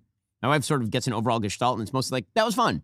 And so my wife's review was, that was fun. And I think most people who come away from the movie will probably do the that was fun thing. And that seems to be what the people are saying. People are generally liking the movie. They think it's fun. They think it's kind of a kick. David Cordensweat is charming. He has good physical presence. I didn't mind him as Superman at all. Rachel Brosnahan as Lois Lane was fine. I thought she was great. I thought both of them had good chemistry. I thought all of that was fine. And then there is the analysis. So my overall review of Superman is super meh. It's meh. Okay, so all the people who are getting super exercised over the politics, and we'll get to the politics a little bit. It's not even, dude, even without the politics of it, like, it's a fun movie. That's it. So if you're going to watch this as a fun movie that is supposed to be like a faithful comic book movie with like weird characters that it's not supposed to be like hyper realistic or gritty, you're gonna like it. You're gonna enjoy it. The politics on top of that are incredibly fucking blunt and not even remotely subtle is extra fun. It makes it even better. Just like the original comic books were. Superman fighting fucking Nazis directly. Superman telling children not to be racist. Superman openly saying he's an immigrant. Superman openly being held back by the federal government due to his immigrant status. All of those things are literally in the comic books. They have played a role in Superman. So like even that in and of itself and the bluntness of that and the bluntness of comments is the bluntness of the ideology. This review was sponsored by Luther Corps. I would have been shocked if you liked the film. Wait, so now Superman's against genocide? Who signed off on this radical idea? Ben unironically thinks Lex Luthor is justified. Coming to see a film review by Ben Shapiro is like going to a 7-Eleven for a fine dining experience. I have a feeling you've never actually picked up a Superman comic. That's so good. Later on, I think that they are overestimating how much politics is in this. I think they're deliberately misinterpreting some of the politics that are in there. This is not he's going with the it's not actually about Israel route. This is one of my favorite types of conservative cope, to be like, well, everybody likes this, so obviously it can't be about Israel because everybody likes Israel. And if you don't like Israel, you're anti-Semitic. Movie about illegal immigration. It's not a movie about ICE, Russia, Ukraine, Israel, the Palestinians. There may be references there if you have politics on the brain, but other than that, he's like, oh, you're just making it political. You're just making it political. It's not actually political. You're making it political. It's not political. Okay, thanks, Ben. Thanks for letting me know, dude.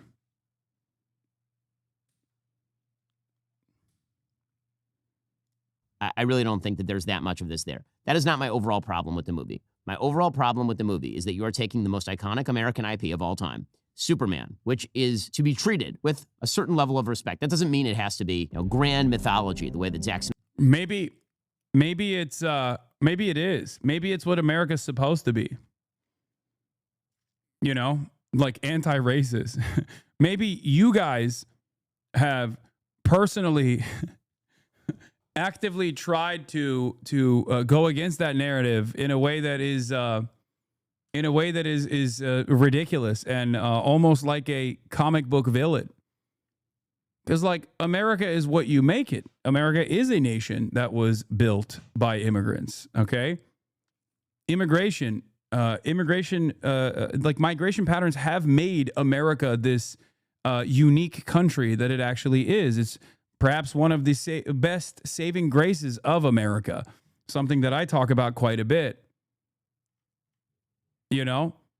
And obviously the original authors, Jewish immigrants of Superman, the original authors of Superman were both Jewish immigrants. They definitely wanted to do that. They definitely wanted to show that. Snyder wants to do. Like, my standard for Superman is not Man of Steel. My standard for Superman movies is 1978 Richard Donner, the best version of Superman.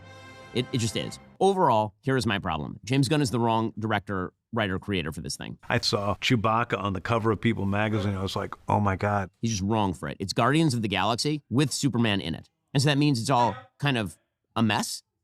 It's an overstuffed movie in every way. It's visually overstuffed. In terms of plot, the plot holes are big enough to drive a truck through them. There are character problems. And all of it is just kind of wrapped around this gauzy, fast-paced, jokey tone that doesn't mesh with Superman as central part of Americana, to me. James Gunn's sensibility is always to be subversive. That is what he does. He does subversive in Guardians of the Galaxy, right? He takes a comic book movie and he turns it into sort of a potty-mouthed sitcom. Don't drink fountain water, you idiot. That's disgusting.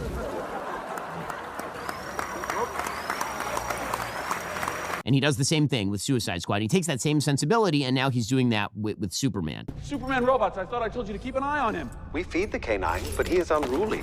And he realizes we are not flesh and blood and couldn't, in our heart of hearts, care less whether he lives or dies. And I get that after the interpretation of the Snyderverse is over-serious, he's reversing himself into completely the opposite direction. But what that means is that he's constantly subverting everything. I was raised with a dog that was my sister. The very beginning of the movie, you are told that Superman is the most powerful metahuman, right? There's like a placard that says, 30 years ago, the metahumans arrived. 3 years ago, Superman emerged. 3 weeks ago, there was an invasion. And now 3 minutes ago, Superman's ass got kicked. I'm not messing around. I'm doing important stuff. He's not very super. He is not the Man of Steel. He is not invulnerable. He gets his ass kicked routinely. He gets locked up in a prison with a character who's making kryptonite out of his hand. Yeah, I mean, that is like, again, that's also another cool aspect of this that I don't know why he thinks it's bad. It's good. It's good that he's not. It would not be fun if he was just like one-tapping everybody. You know what I mean?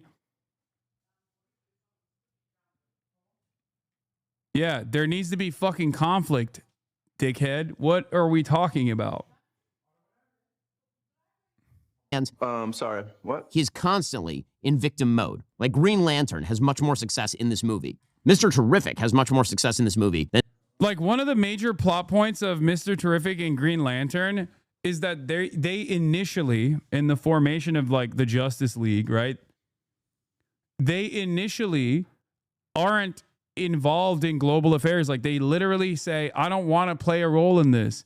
I don't want to play a role in this at all. It's very obvious that a big part of this is like Superman and his actions make, Justice Gang. Okay. Justice Gang. I know. The original Justice Gang, which is the Justice League. So like what Superman does here is his involvement in global affairs, like his moral compass causes others to also take action, causes others who have power to also take action. He literally makes people, he springs others into action. That's the whole point. That is the I don't know. I just saw like a lot of what I've tried to do with commentary in general, which is like to influence others to also do right and to defend vulnerable people and to show by not just telling but also doing, no matter what the repercussions are. And I think that was what was great. Like, he is an inspirational figure, not just inspirational towards human beings, but also towards metahumans and people who are powerful themselves. Like, sometimes it's okay to do good. And Superman's parents from Krypton, if you're going to go through the mythology, send him to Earth so that he can be a moral guide for people on Earth using his great powers to stop evil from happening to them. In this movie, his parents from Krypton send him there. This is the big revelation of the movie. His parents send him there to dominate the life on Earth as an alien invasion, essentially, and to create a harem of Earth women to have his many babies. Well, sign me up. So immediately you're taking the expectation of what you know about his Krypton parents and flipping it on its head. His parents, Ma and Pa Kent, in the original, they are noble and they are wise. They're kind of salt of the earth. Here, they're basically kind of, I don't know, like down home types who don't seem to, they live in a... Oh my God, dude, that is like literally supposed to be, that's supposed to be a fucking a statement about like regular ass. This is literally in the comic book line, by the way. This isn't a subversive, it's literally part of the comic book line that Gunn took inspiration from. Dude, Ben Shapiro hates the real Americans, okay? Real, rural Americans that make up the base of MAGA.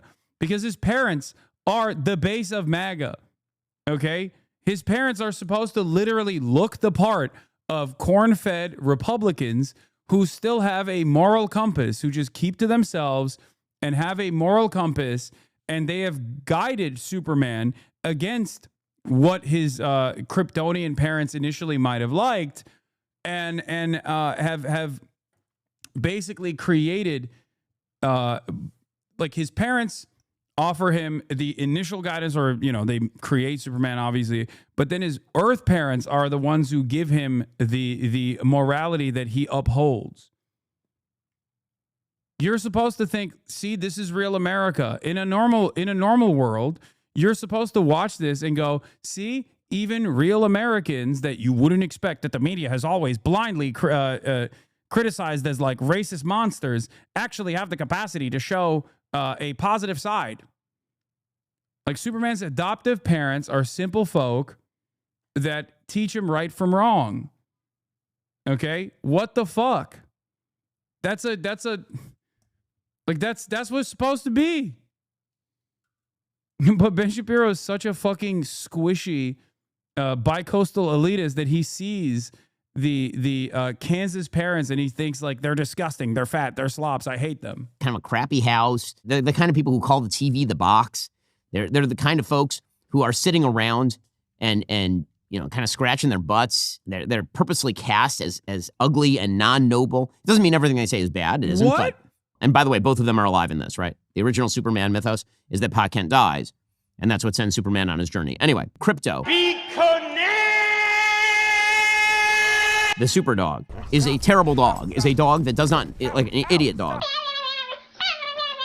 Like way worse than my dog Happy. My dog Happy, way better than this dog, and my dog makes trouble. This dog is a mess. Supergirl, who you get introduced to for a hot second at the very end, Supergirl is a drunken teenage brat.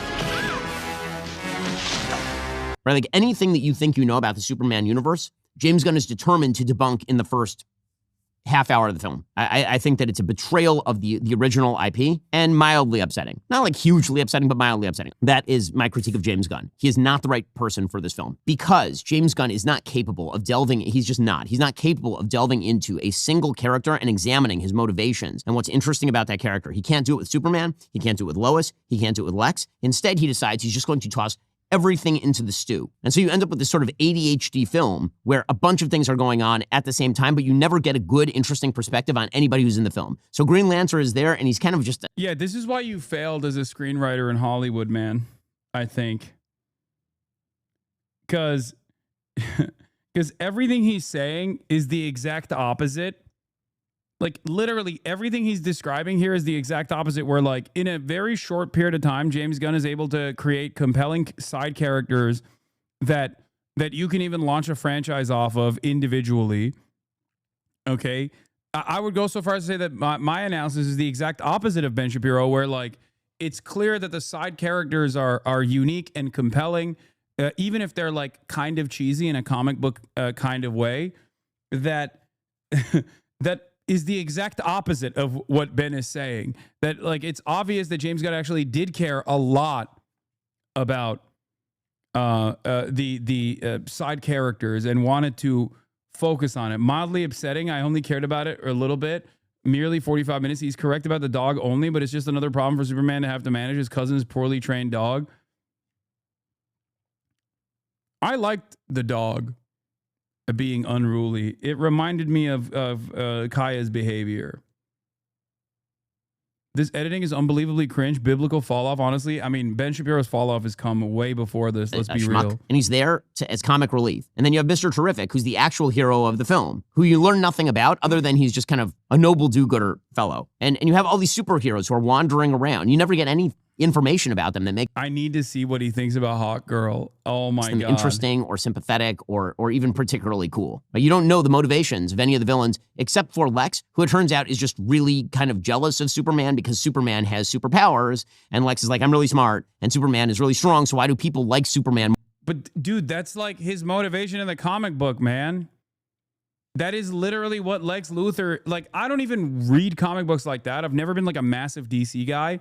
But the Superman Lex Luthor character and the dynamic between the two is unironically that, where he says like brains over brawn. That's it. That is supposed to be his like one note reasoning. Yeah, that's just how it is. Like willing to rip apart the earth in an effort to just like dominate Superman. Like, yeah, you can say it's one note for sure, but that's kind of how... That's his motivation in the comic books as well.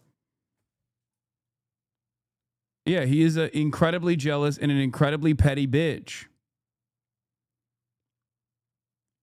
The characters we know are not how we expect them to be. Makes us eager to await and what they will say or do.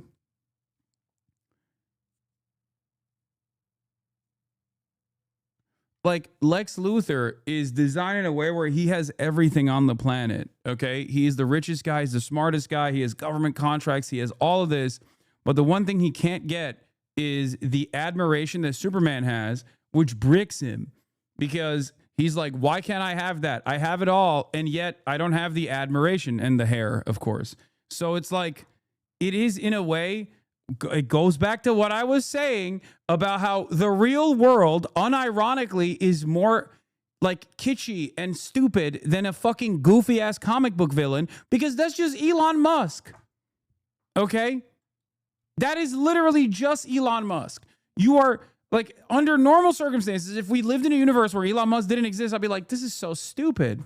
Like, you mean to tell me there's a billionaire, the wealthiest person on the planet, that is like seen as like this brilliant person, but is like the deeply, deeply insecure? But that's Elon Musk. That's literally who he is. That is a primary motivator. Okay? That is unironically a primary motivation for motherfucking Elon Musk. Okay? I don't know what else to say. Other than that's just who he is.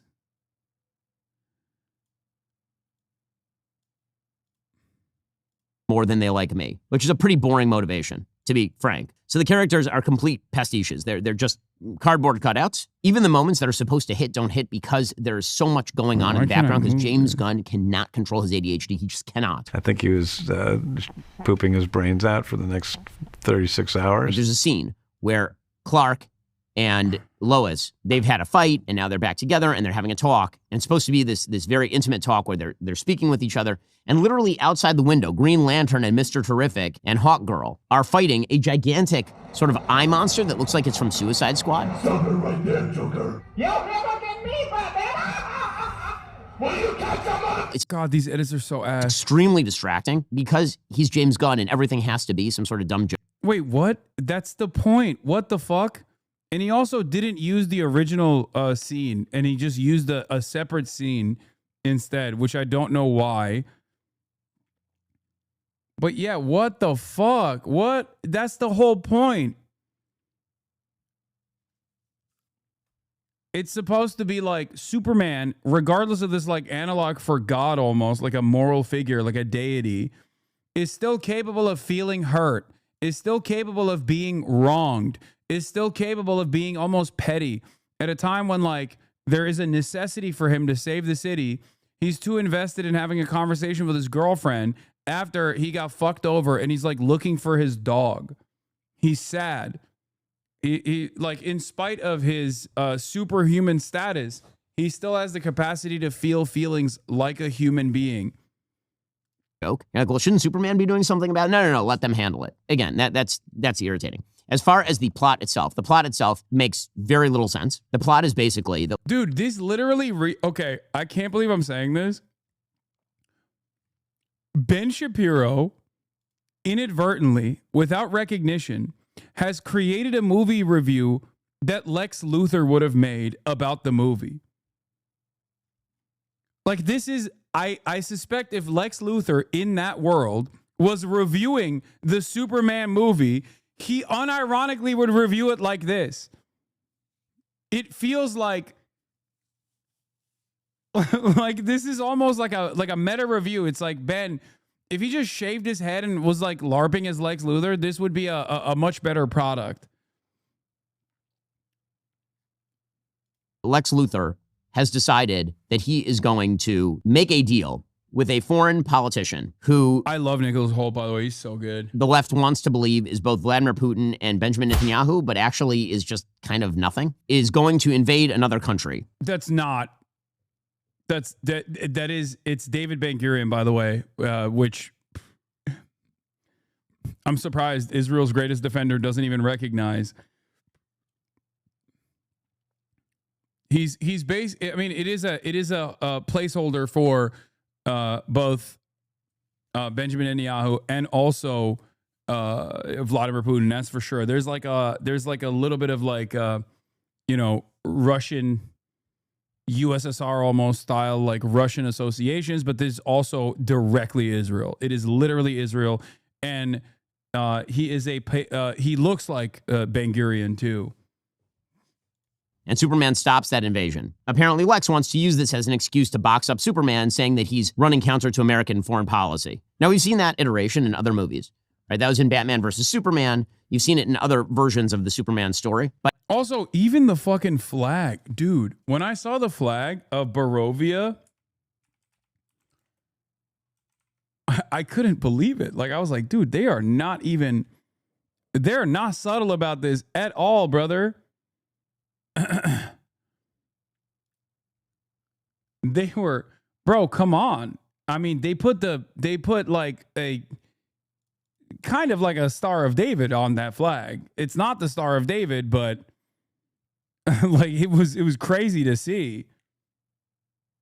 Wait, Hasan, I just got off the stream. Did you like the movie? I love the movie.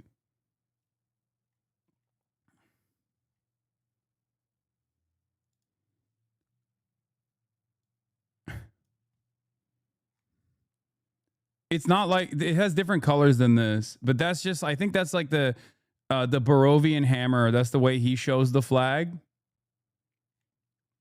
But it does have this star. Dude, I'm sorry. That's crazy, right? Like when I saw that, I was like, what the fuck? That is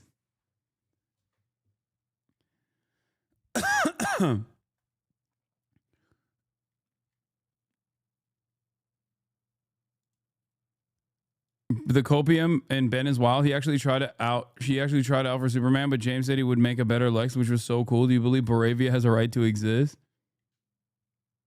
No, that's from the Hammer of Baravia. Yeah, that's Hammer of Baravia, and the way like that's what his suit looks like.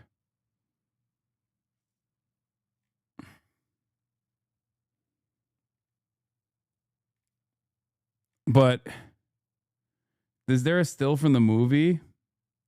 Do we have a still from the movie? What the fuck is this? Okay. Iron Dome head.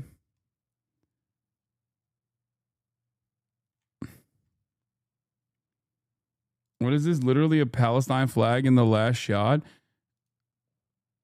Wait, is that?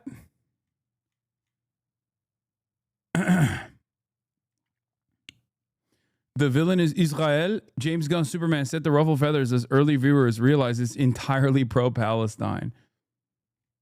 I don't know if they fucking... That's the Jaunpur flag, but it's the same colors. Yeah, I don't think they would... I don't think any fucking big budget... Let's not get ahead of ourselves.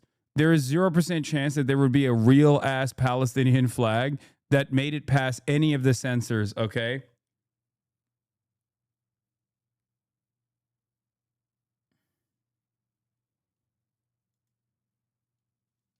Yeah, this is the real flag. With the Star of the Day with extra points on it.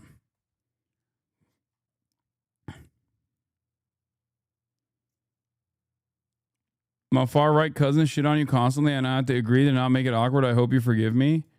No, you should tell them they suck and fight them at my behest. But it's not really taken kind of to its ultimate extreme politically. In any case, it turns out that what he really wants is to annex half of this separate country. He's going to split it with this other dictator. One major plot hole. Lex Luthor is obviously the smartest person in the film. So smart, he can create his own universes. There's a major... Oh, the only thing I didn't like was, I will say, there was one criticism I had. It was Lex Luthor's combat system. That's the only thing I didn't like. I don't know if it's because it's like too faithful of an adaptation of the comic book, but I didn't like the combat system that they created, where he would be calling out the shots ahead of time. And I guess it's because like it's supposed to,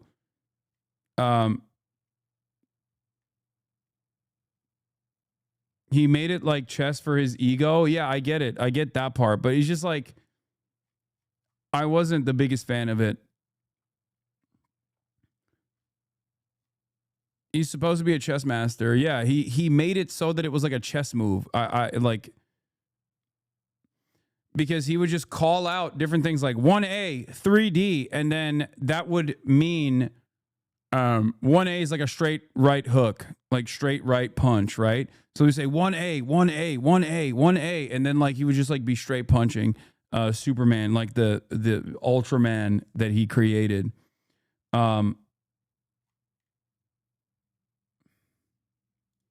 Oh my God, the map of Jampur is literally Israel-Palestine with the border drawn different. Yeah, this was from I think this was literally from the fucking movie too.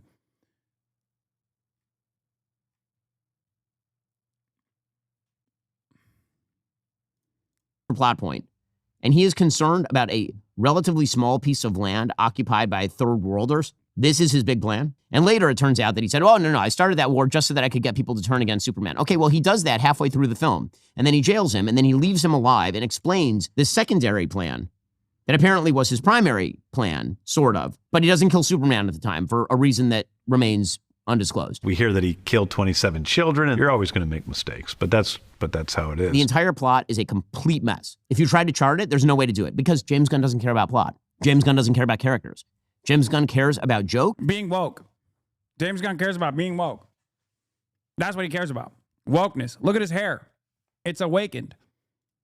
And aesthetics. That's what James Gunn cares about. Nobody cares anymore. It's very difficult to make Clark a hero in a situation in which the plot is a complete mess. And again, that's not a rip on Nicholas Hoult, who I love in everything. I think he's great. Or David Corn. What do you mean? How is it dude, what the fuck? It's like automatically implied. You're watching a Superman movie.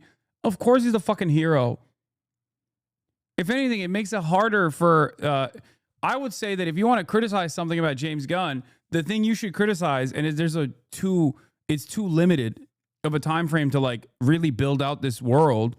The only criticism I have is like how quickly people turn on Superman. That was too like, but I give a lot of liberties because it's like supposed to be a comic book adaptation. So like I can suspend my disbelief on that.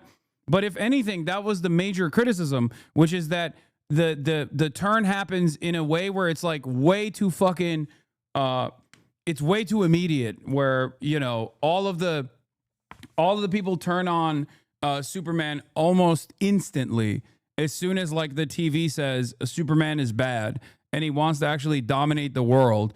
All of a sudden, everyone's like, boom, we all fucking hate this guy, right? And I think that that was one of the only parts of the scripting, the screenwriting, where I was like, well, this is a little bit, this is a little crazy, right? Sweat or Rachel Brosnahan. That's a rip on James Gunn as a script writer. It's just not a good script. Okay, we'll get to more of this Superman review from Ted back. Our CGI vomit, like complete Ben YT. Okay, the visuals are, when I say a mess, I mean that the visuals are CGI vomit, like complete CGI vomit. So James Gunn has an addiction to kind of gross and weird imagery, which doesn't really fit in the context of the, again, Americana that is Superman. And so there's some really gross and weird images, particularly in the Pocket universe, where you have characters who are turning themselves into weird tentacly octopuses, and you have people's eyes being attacked on a wide variety of it. He has an obsession with eyes, James Gunn, and you can see it in Suicide Squad. He has like an obsession with the eyeball being pierced, and it's very strange and off-putting. My wife was very off-put by a lot of this imagery. It feels like psychedelic LSD CGI vomit is what it feels like for large portions of the film. You never really get a kinetic scene of Superman doing something cool. Do you have Top Gun? Ben Shapiro's Top Gun review? Because I want to see something.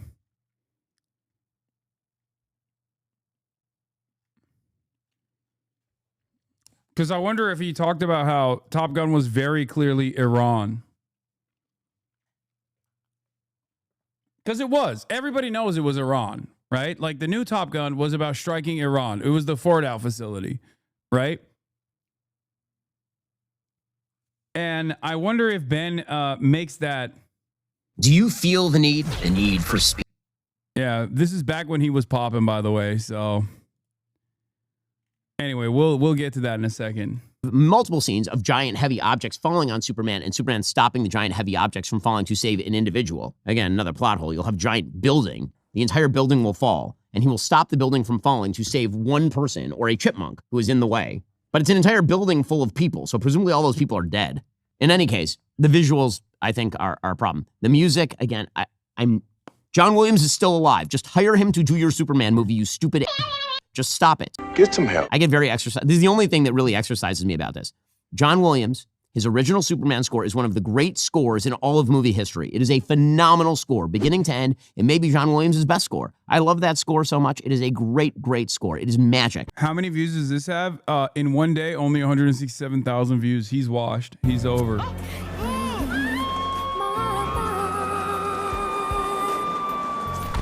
And what do? They take the original theme and they play a few notes from it because it's so iconic, and then they underscore it with nothing, with like a pedal tone. It sucks. The music is awful. The score is terrible. Just play the original score. The original score is good. The original score is magic. You feel the magic when Superman flies in the original score. Bro, this literally is the beginning, okay? When he's flying through the Arctic, this is exactly the same visual, but basically bass boosted with modern tech. They literally did that. It is such a faithful adaptation. I cannot believe it. Like the initial flight that he takes on from the Arctic Circle it's so perfect. It's so strange to me that he has an issue with this when if he was to like look at this in all sincerity, he would be glazing the fuck out of this movie. And the reason why he's not glazing it is because of, you know, the thing that he undermined, which was the Israel analog. Okay? The Israel analog. That's what it is. He didn't like that, but he can't say that he doesn't like that. So he has to fucking act like there's other reasons why he didn't like it. Okay? That's what's going on here. Like, what are you doing? Okay, then we get to the actual politics. So I know this is what people are waiting for. They're waiting for my political rip on this film. So we've been told this is a movie about illegal immigration. Not really. Honestly, like you have to look to find that. There's one line where Clark is saying, "Aren't you going to read me my rights?" James Gunn's politics is so ham-handed, like truly ham-handed, that it doesn't even read as political, it just reads as stupid. So there's a moment where Clark, he's being arrested, and he says, "Aren't you going to read me my rights?" And one of the members of the government says, "Well, you're now considered an enemy alien, or you don't have any rights because you're not an American." All right. Like, if that's supposed to be some sort of like anti-ICE sentiment, it's really weak. Also, oh my God. From the brilliant eyes and the brilliant mind that brought you Lady Ballers. Ben Shapiro has a lot of opinions, chat. He has a lot of opinions on this. He's like, it's supposed to be ICE. Is that what it is? Yeah, dude, it is. It is supposed to be that because Superman is a fucking illegal immigrant, dude. He's an illegal alien. That is the whole point. Oh my God. Legally incredibly stupid, considering that he came to Earth as a baby and then was adopted by an American family, which would make him Ben, dude, what the fuck? Yeah. No, he's a dreamer. There is a specific term for it. There is literally a specific term. When Superman was invented, there wasn't a specific term for exactly what Superman is. Now we have one. It's called a dreamer. Superman should be a DACA recipient, okay? Deferred action on childhood arrival. That is literally the fucking specific legislation written around Superman's style of illegal immigration into the country. Oh my God. Yeah, he's DACA man. That was meant for the babies of slaves. It wasn't meant for people trying to scam the system and come into the country on a vacation. I'm not messing around. I'm doing important stuff. There was a suggestion that he says truth, justice, and the human way. I didn't catch that anywhere in the film. The sort of social media politics that social media is stupid and rigged by bots, which, I mean, I think everybody sort of agrees on at this point. And there's a really dumb visual joke where Alexis set up actual monkeys typing into computers as his bots. It's like, oh God. But that's so James Gunn. Again, it's all so... Yeah, that was silly for sure. But that's, you know, it's silly. It's a comic book movie. Like James Gunn. I mean, I just... Like a lot of the silliness in this can be attributed to the fact that it is a fucking comic book movie. Every single frame that you see like that, if you close your eyes, you can visualize as a scene in a comic book. Okay? And I think that was what he was trying to do, which is to make a faithful adaptation of a comic book that is going to be silly. Like down to, what's his name? Jimmy Olsen, is that his name? Like, he's supposed to be like a super hot guy that is so hot and people fucking love him so much that, like, the girls love him so much that no one even notices Clark Kent. Okay? No one even notices that it's literally Superman wearing fucking glasses. Like, but he made him into the character that he actually is, but he still kept the whole like Riz factor. Like it's silly. It's supposed to be fucking silly. That is the whole point. It's a silly comic book. Like, not everything, in my opinion, not everything has to be like super serious.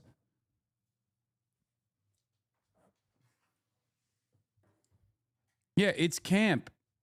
It is intentionally camp. When you see something that's like really dumb, right? When you see something that like doesn't make any sense, where you're like, what the fuck? This is so corny. You're supposed to think, oh, this is what it would look like in a frame in a comic book. Down to the annoying social media influencer girlfriend of Lex Luthor. When shit's popping off and Lex Luthor's girlfriend is right there going, and like taking fucking photos of everything, okay? That is a verbatim, one-to-one, I can see that in a fucking comic book frame. That is exactly what it would look like in a fucking comic book frame, okay? Like, if you go into this with the expectation that this is going to have like gritty realism and like dark tones or whatever, it's an adult movie. Okay, this is a movie made for adults. I want my comic book movie to be like an adult focused comic book movie, even though none of them actually become like real adult works, with the exception, I guess, of like The Dark Knight or whatever, right? With the exception of like fucking Nolan works initially. Like, this is not that. You're gonna be disappointed. It's a very, very different style. Okay? It goes so far as to say this is the exact opposite of that, because that Snyder verse was a fucking failure. Okay? That's why this is supposed to try a different thing. Okay? This is a reversal of that kind of attitude that people have. And it doesn't do the annoying Marvel style. I can't believe I'm saying this is James Gunn, but like, it doesn't even do the fucking annoying Marvel style shit either. It is cheesy and corny in a good way, in exactly the type of way that comic books are. And it's not in the type of way that like Marvel flicks have corny ass references in them. Because Marvel will put like real world corn into its comic book adaptations. This just straight up does corny in the way that the comic book would. And again, I'm one of the people who, when James Gunn was first fired from the Guardians of the Galaxy franchise in July 2018 over bad old tweets. I actually defended him at the time. So it's not about like anything personal with James Gunn. I just don't like his movies very much. The other politics of the situation are supposedly this foreign policy thing. So the left is suggesting that the foreign policy conflict in which Superman engages is a stand-in for Israel and the Palestinians, or alternatively for Russia and Ukraine. So let me give you the geopolitical setup. The geopolitical setup here is that there is a country called Boravia, and this country called Boravia is run by essentially a corrupt dictator who's working with Lex Luthor, and it invades another sovereign. Yeah, say it's a U.S. ally, because that kind of destroys the whole this is Russia-Ukraine analog, don't you think? You know? Unless James Gunn is the unless James Gunn was saying Ukraine actually invaded Russia, okay? And he's one of those Russian flag, Palestine flag guys on Twitter, because it really doesn't make sense as a Russian-Ukrainian conflict analog here at all, because it's, you know, it's America's valuable ally that gets billions with a B dollars worth of weapons.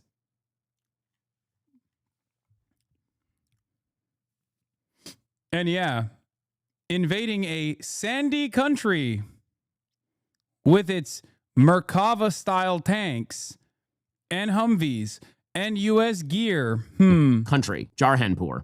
Okay, and so Superman stops that at the very beginning.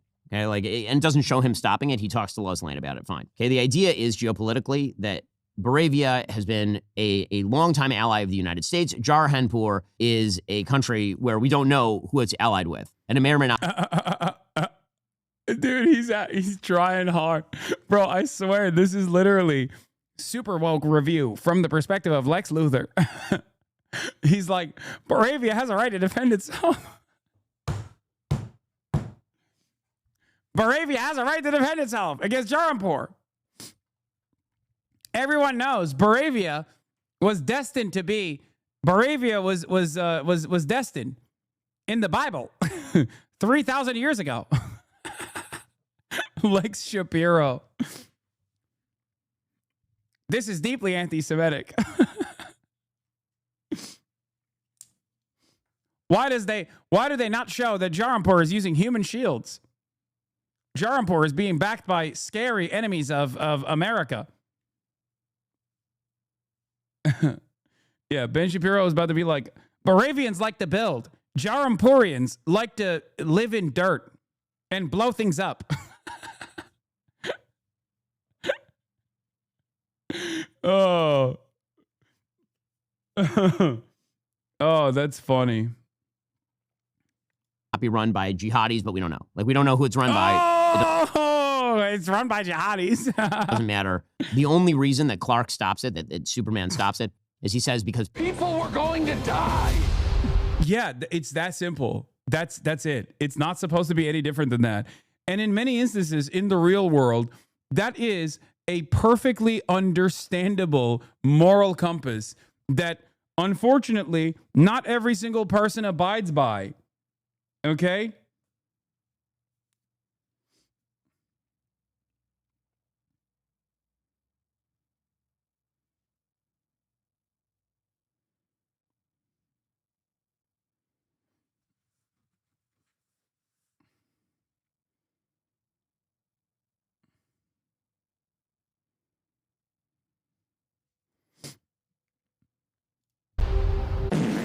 which, as we'll get to in sort of my final breakdown of why this movie doesn't work and why no really good Superman movie has been made since '78. What did he say? I'll explain in a moment. The people of Jarhanpur are brown. Look at my African-American over here. The people of Boravia are white.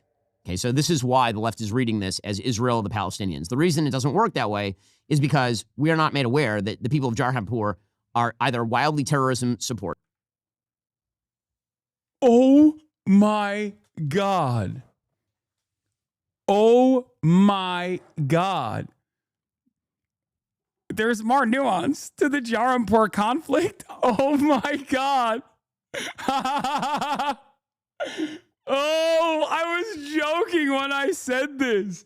Oh my God. He literally says He does Hasbro for Superman for a fictional Israel analog. That's crazy. That is crazy, bro. Bro, that is amazing.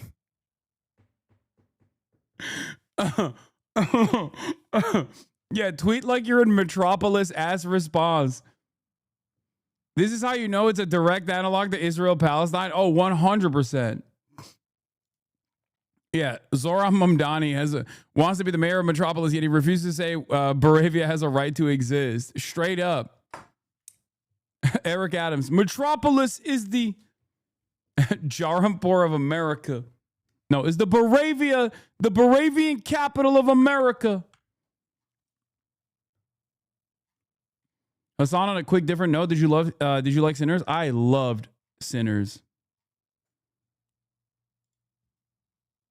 Yeah, they're not talking about whether Jarampur committed acts of atrocious violence. That they've participated in multiple terrorist attacks on the people of Moravia. They're led by a corrupt dictatorship that murders gay people, right? None of that's in the movie. So it doesn't match up that way. And the idea that Moravia is Israel in this iteration, like a longtime U.S. ally that's randomly invading countries for territorial gain. Yeah, that would never happen, except for the one country that Ben Shapiro seemingly always defends unconditionally, which is precisely the reason why he's actually real butt mad about this direct analog, which you know is a real analog. Oh my God, this is the best possible proof that you know this is fucking Israel, okay? God damn. Tweet like you're in Metropolis. My apartment complex just split in half, but we just sent another $200 billion to Moravia.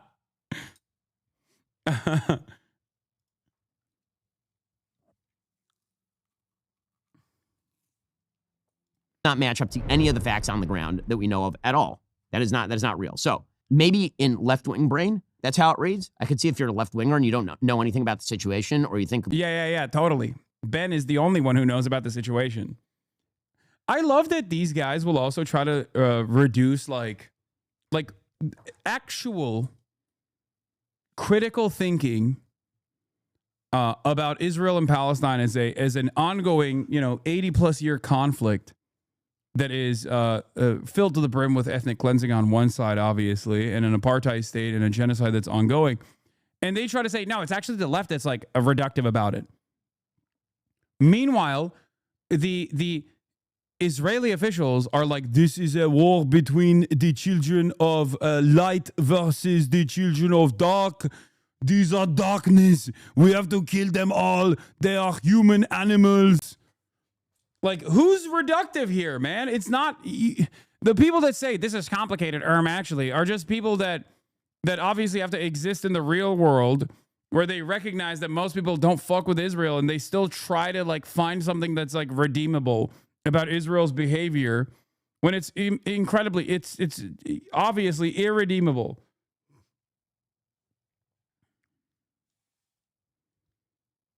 A bunch of false things. You could read that maybe. You could also read this as Russia-Ukraine because it's one sovereign country that's invading another sovereign country, and because the leader of Moravia has a Russian accent. So I guess that if you have like poison left brain.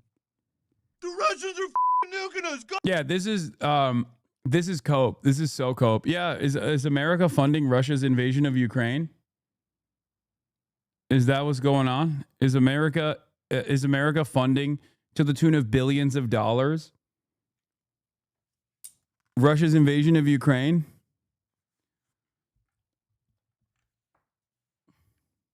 Oh, go. Yeah, Ukraine, famous for its desert-style portrayal and its brown people holding AKs.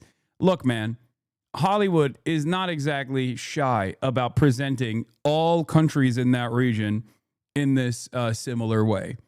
And in this circumstance, that blunt stereotyping is obviously pointing to one thing, and that is that this is Israel and Palestine. You know? Come on! The missiles are coming! They've lost their mind! Go! Get to the gym! But you certainly don't have to read it that way. And I'm not going to read it that way because it's stupid and it doesn't make any sense politically. It makes no sense. Okay. So this brings me to my final point about I like that he presented it as an alternative in an effort to basically move away the conversation from like the actual analog of Israel-Palestine. Okay. But then his alternative is so stupid that he basically said, it's stupid. It doesn't make sense. Oh, okay. So it is Israel-Palestine then. this movie and all other Superman movies. The fundamental flaw in all Superman movies of my lifetime is the thing that Hollywood cannot say and will not do. Politics. Does he still stand for truth, justice, all that stuff? The only Superman movie that I have ever seen that uses truth, justice, and the American way is the original 1978 Superman. I'm here to fight for truth and justice in the American way. This is not just a throwaway line. It is deeply important to the character of Superman. Why? Well, because take Superman just as a character. Superman is unbelievably powerful, unstoppable. He's faster than anyone. He has X-ray and laser vision. He's stronger than anyone, right? He's basically a god on earth. And the biggest... He wants to deny the allegory entirely, but he knows it's a 1-1 and he just can't help but defend Israel. I know. That's why it was so funny where he's like, it's obviously not Israel-Palestine, because if it was, then they would show that Jarampur is doing heinous acts of terrorism.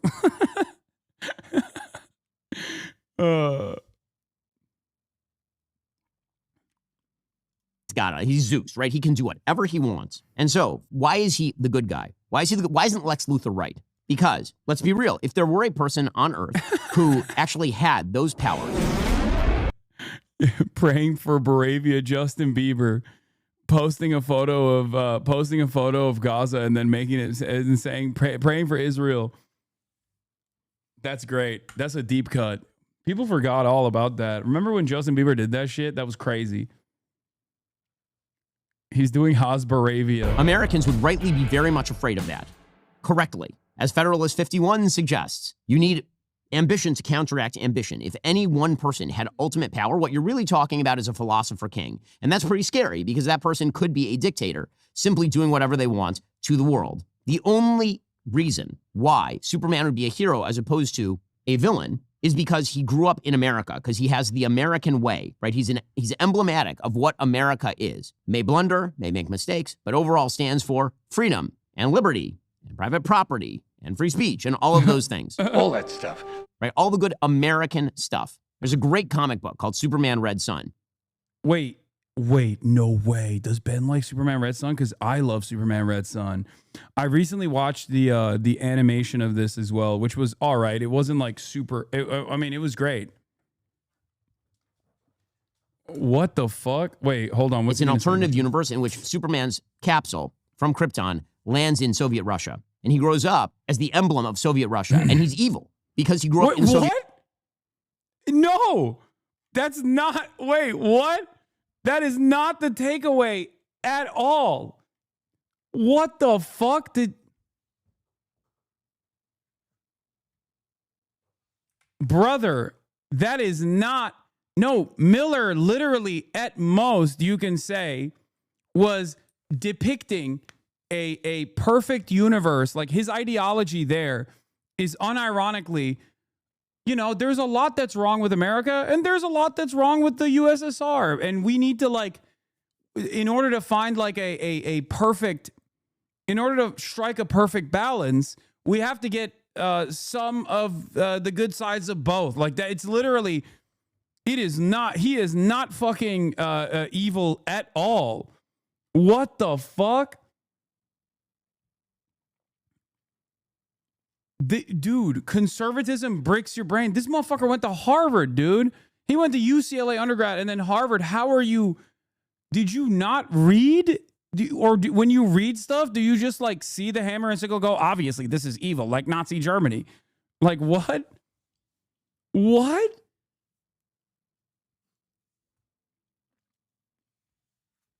That's crazy. He just went, Superman is obviously evil because he's not American and socialist. That's so stupid. I mean, Millar is not, he's not like a socialist by any means, but it's very obvious that in the comic book and in the adaptation, the animation, like they don't present Soviet Superman as an evil figure at all. Like there is an, if anything, I would say in the animation, there's too much of a cowardly turn, a cowardly heel turn at the end, where they just like abdicate all of Superman's personal responsibility and his developmentary project in the USSR back to the Brainiac or whatever the fuck that evil AI thing is. But overall, in the formation of the USSR, shepherded by Superman, he is like, you know, he has like this genuine, ambitious project of development and a worldview that is not immediately showcased as evil at all. As a matter of fact, it shows it as awesome with like a dark side to it.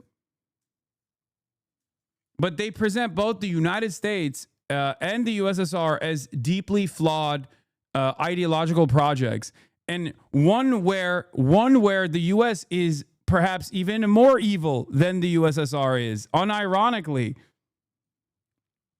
Like, they don't even fucking show, they don't show the USSR as like this pure evil nation state project at all. They literally show the United States as more evil than the USSR in the fucking comic book.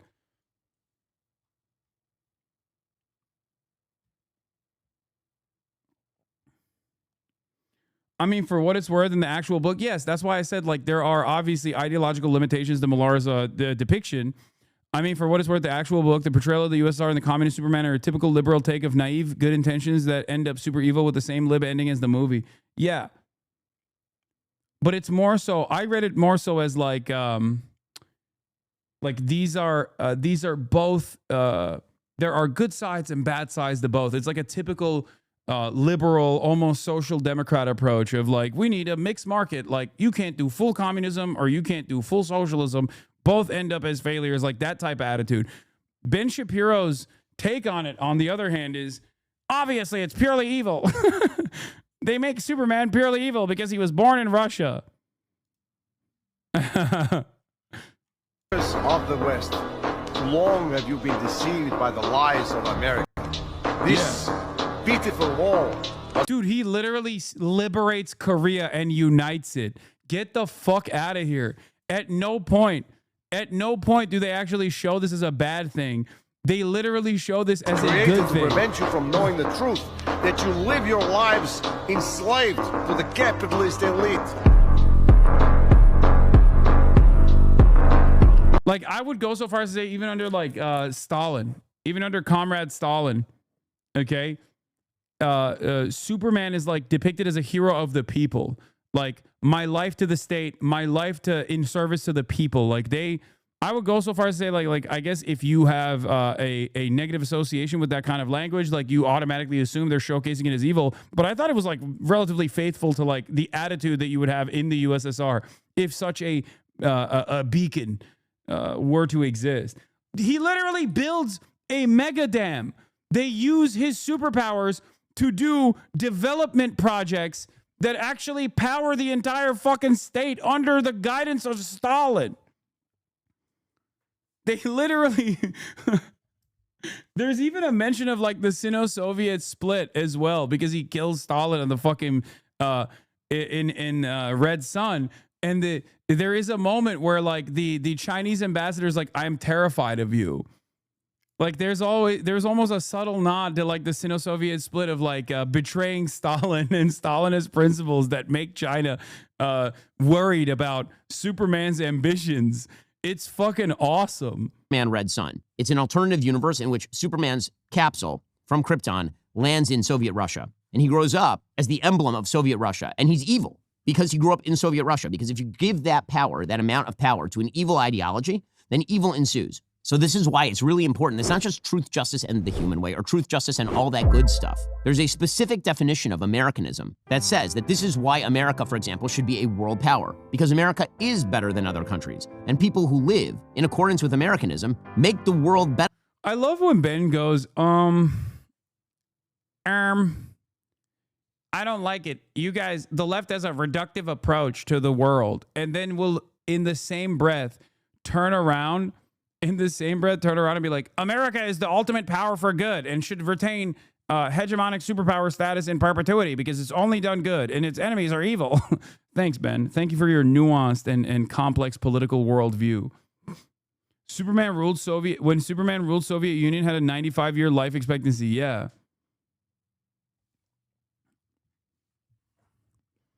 Bro, it's also one of the things that I did like about Superman Red Son is that it just straight up is like on the fuck anarchist tip. Like it literally portrays anarchists as evil collaborators that are counter-revolutionary that will service Western governments, okay? Batman in Superman Red Son is a straightforward maniac terrorist. He is a literal anarchist terrorist who services American empire and every step of the way tries to destroy the developmentary project that is the United Superman-backed Soviet Republic, okay?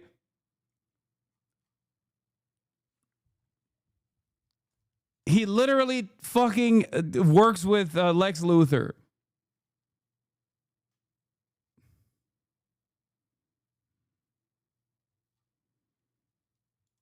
If they have more power. That's why America is good. Because otherwise, Superman is bad, and Lex Luthor is right, and we should restrict his power. And we should jail him. He's literally taking the Lex Luthor approach. Oh my God.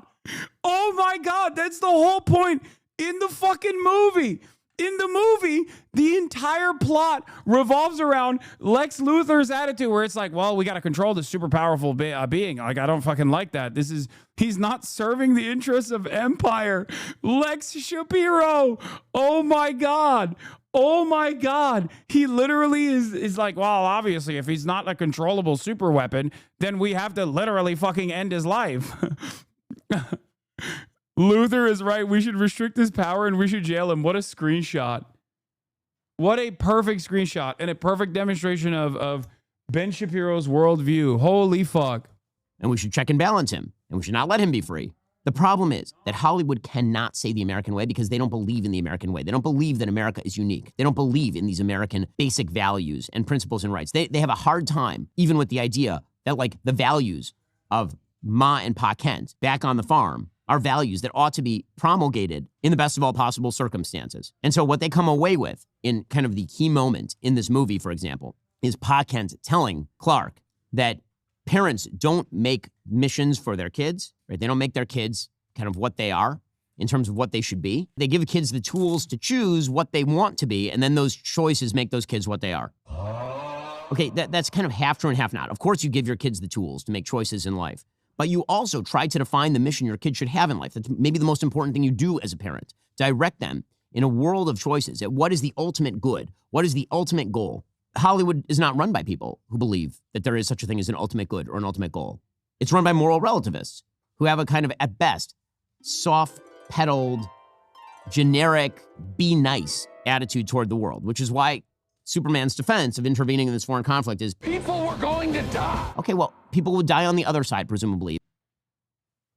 Dude, oh my God, he's saying that the conflict between Moravia and the conflict between Israel and Palestine is complex and nuanced, and that both sides have done some things. He's trying, oh my God, that is amazing. That is fucking hilarious, dude.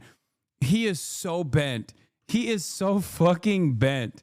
Of course, simultaneously, there is no moral relativism that he is applying when he's talking about how America is the ultimate beacon of good and all things good. And Superman should represent America because America is good and Superman is good.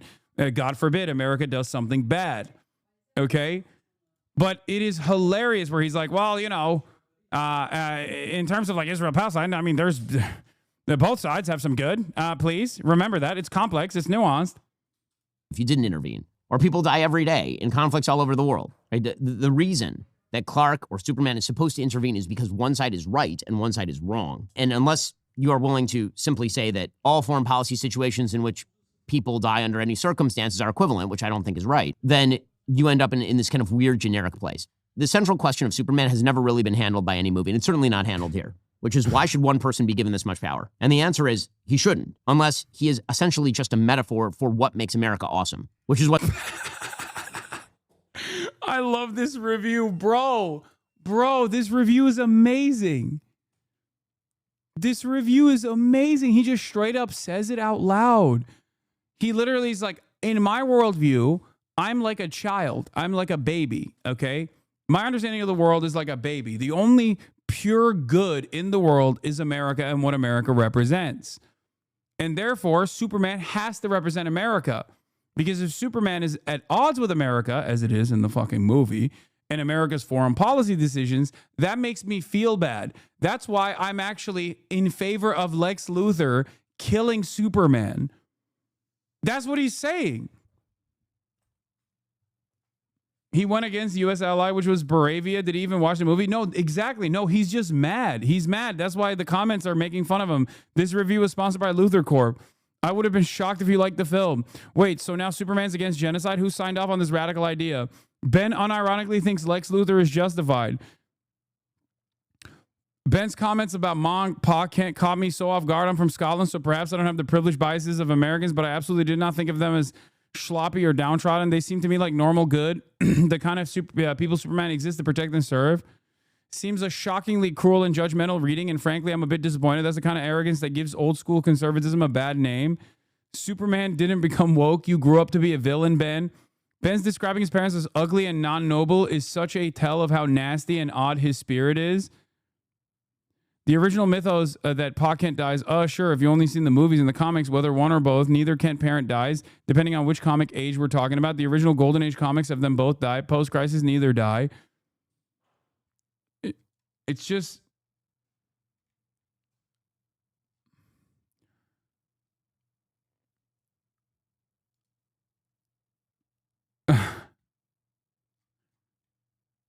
I think if you're like a modern conservative and you operate on the good-bad dynamics and you always have a tendency to side with evil, okay? If you're like a modern conservative commentator, you are finding yourself on the evil side of things quite frequently, okay? And therefore, like easy to understand narratives such as the one that we are watching frustrate you because you're like, no, why isn't it showcasing the nuance of evil countries doing evil shit and how they have to do this evil shit?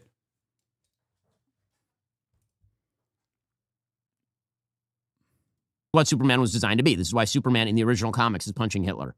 Because he is the American way and not the German way or the Soviet way or... Wait, punching Hitler is the Soviet way. What the fuck do you mean? What? Just doing a little bit of World War II revisionism? The Chinese way, which are different things. So, again, that is the fatal flaw, I think, for pretty much all Superman movies. But in this one specifically, they don't even bother with any of that. It's cotton candy. You'll watch it. Maybe you'll enjoy it. Maybe you'll be like me and be overcritical. You'll walk away. 2 days later, you won't be thinking about the movie. 2 hours later, you won't be thinking about the movie. Nothing about the movie is going to stick with you. The hero of the movie is the dog. That's not true at all. I love the movie, and it stuck with me for sure. If anything, it got better the more I thought about it afterwards. Superman has to be saved multiple times by this, like, not particularly good dog. I mean, he's a good doggo, I suppose, but he really is badly behaved, this dog. Yeah, that's pretty much it. Faillennial.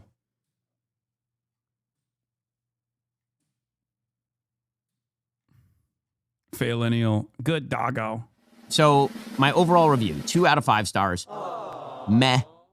I think that the stars do their best with bad material given to them by James Gunn. The worms going in. Yeah. It's James Gunn woke mind virus. That's what ruined it. That's what poisoned it for Ben.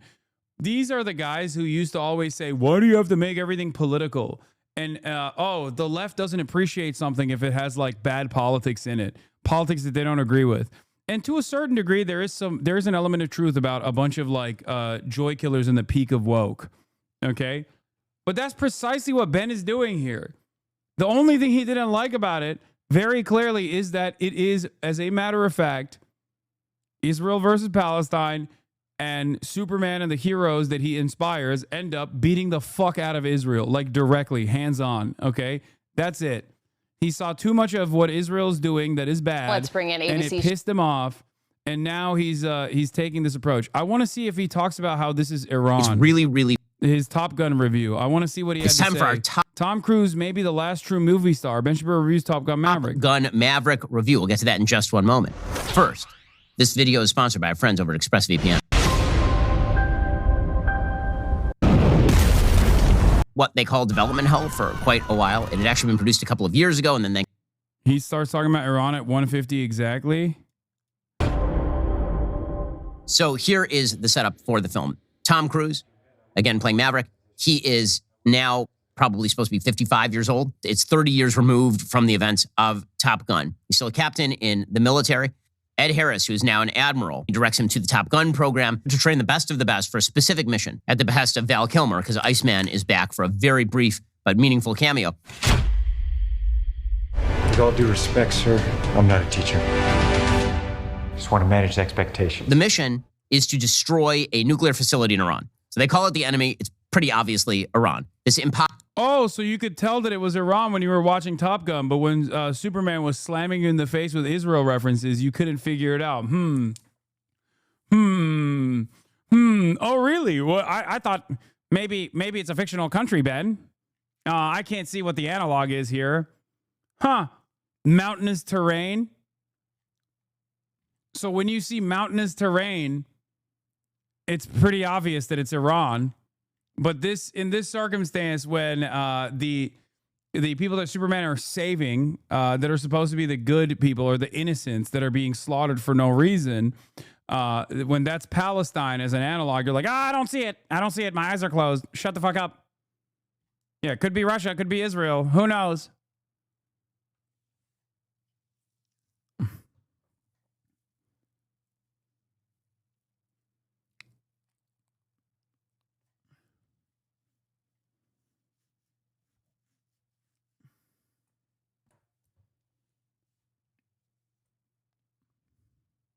Possible mission where they're basically supposed to bomb the Death Star. The entire mission is clearly modeled on Star Wars Episode 4. They're supposed to run down this valley 100 meters, I believe, off the ground, because if they do go above that, then there are surface-to-air missiles that are going to strike them. Supposed to go through this ravine, up and over a mountain, flip over the plane, come down, bomb the facility, zoom. See, the difference between me and Ben, ironically enough, is that I can fucking recognize that Top Gun was awesome. Okay? It was a great movie. Even if it is directly created as a propaganda piece for the American military, it was an awesome fucking movie. Because I'm not a bitch. Okay? I don't have to... Yeah, it's military porn, but it's a fucking great movie. Okay? Unlike Ben, I can watch a movie and look at its like ham-fisted narrative that it's cultivating and still appreciate it for what it is. Okay? That's it.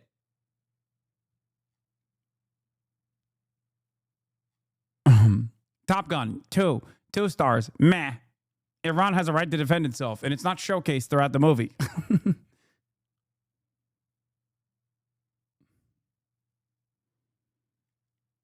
Anyway, but we're moving on from Superman Super Woke to Jeffrey Jedediah Epstein saga. Okay, I would never enjoy anything as a communist if I ignored the Hollywood slop. Yeah, exactly.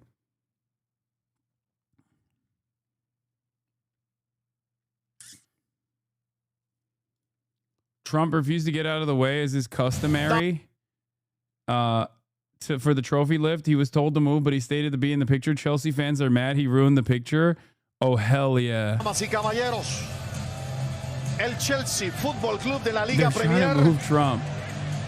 En una victoria histórica sobre el Paris Saint-Germain, es el campeón del primer Mundial de Clubes, FIFA 2025. Wait, he's jumping up and down as well. What the fuck? Motherfucker's like, I won. Oh, they try to move him out of the picture. They try to move him to the background. Oh my God. Club de la Liga Premier. Look. Damas y caballeros, He's like, come on, sir, come with me. En una victoria histórica sobre el Paris Saint-Germain, es el campeón del primer mundial. This is not normal. No one has ever done this. Well, Trump is not normal. Fucking get out of the way, Grandpa. He's like, nah, I deserve to be here. We won. I won it. Chelsea fans on Reddit. Trump gives the trophy. Infantino tells him to leave. James tells him to leave. He won't leave the trophy lift. Here's what the Chelsea fans on Reddit think. Oh, for fuck's sake. Fuck Donald Trump, dickhead. I actually despise that prig. Yo, get this cunt out of the celebration. Donald Trump, get the fuck out.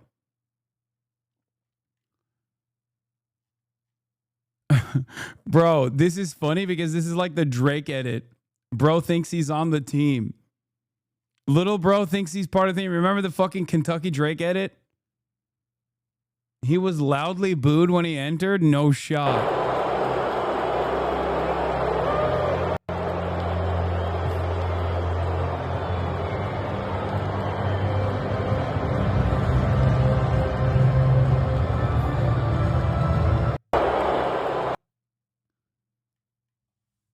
Chelsea fans are also the biggest fascists. He lost to Chelsea fans. Yeah. Who invited Trump? Yeah, he thinks he's part of the team, dude. Look at this.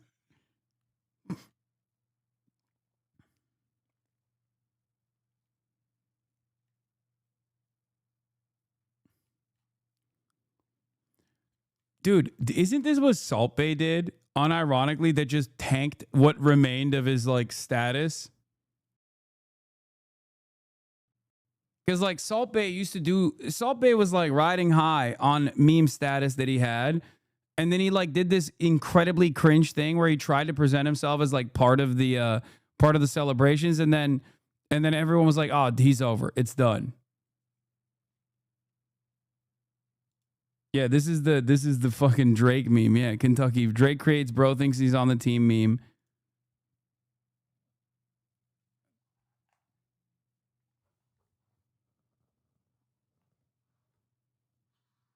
Doors open.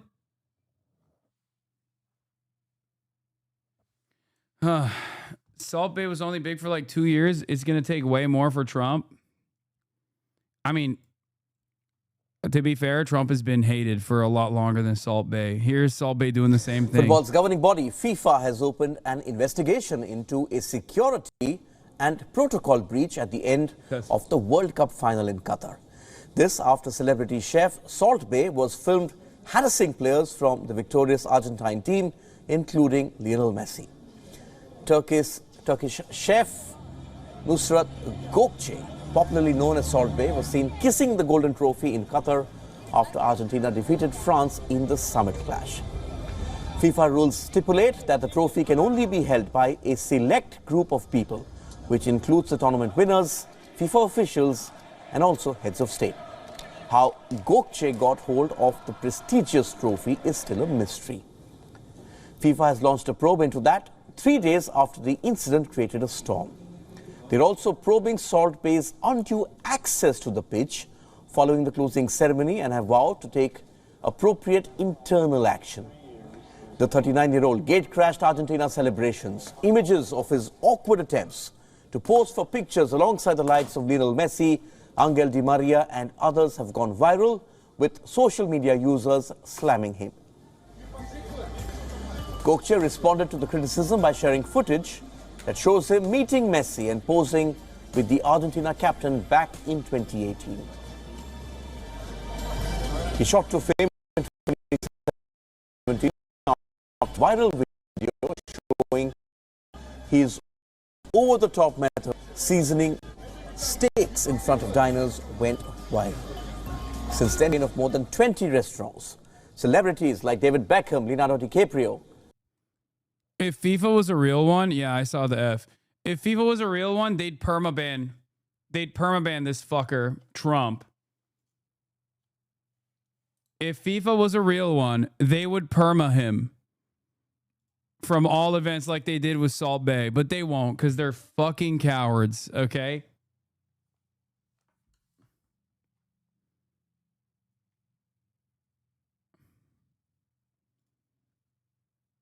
Close IRL toolkit dashboard. Why? The fuck? What is this backdoor? What is this fucking backseat producing here? What the fuck? It causes the lags? How do you know?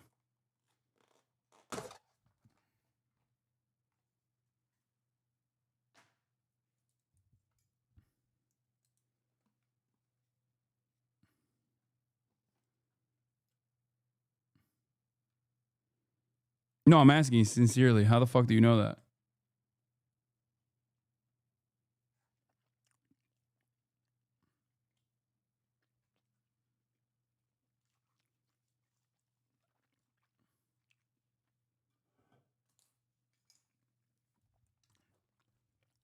Other streamers have it too. Okay.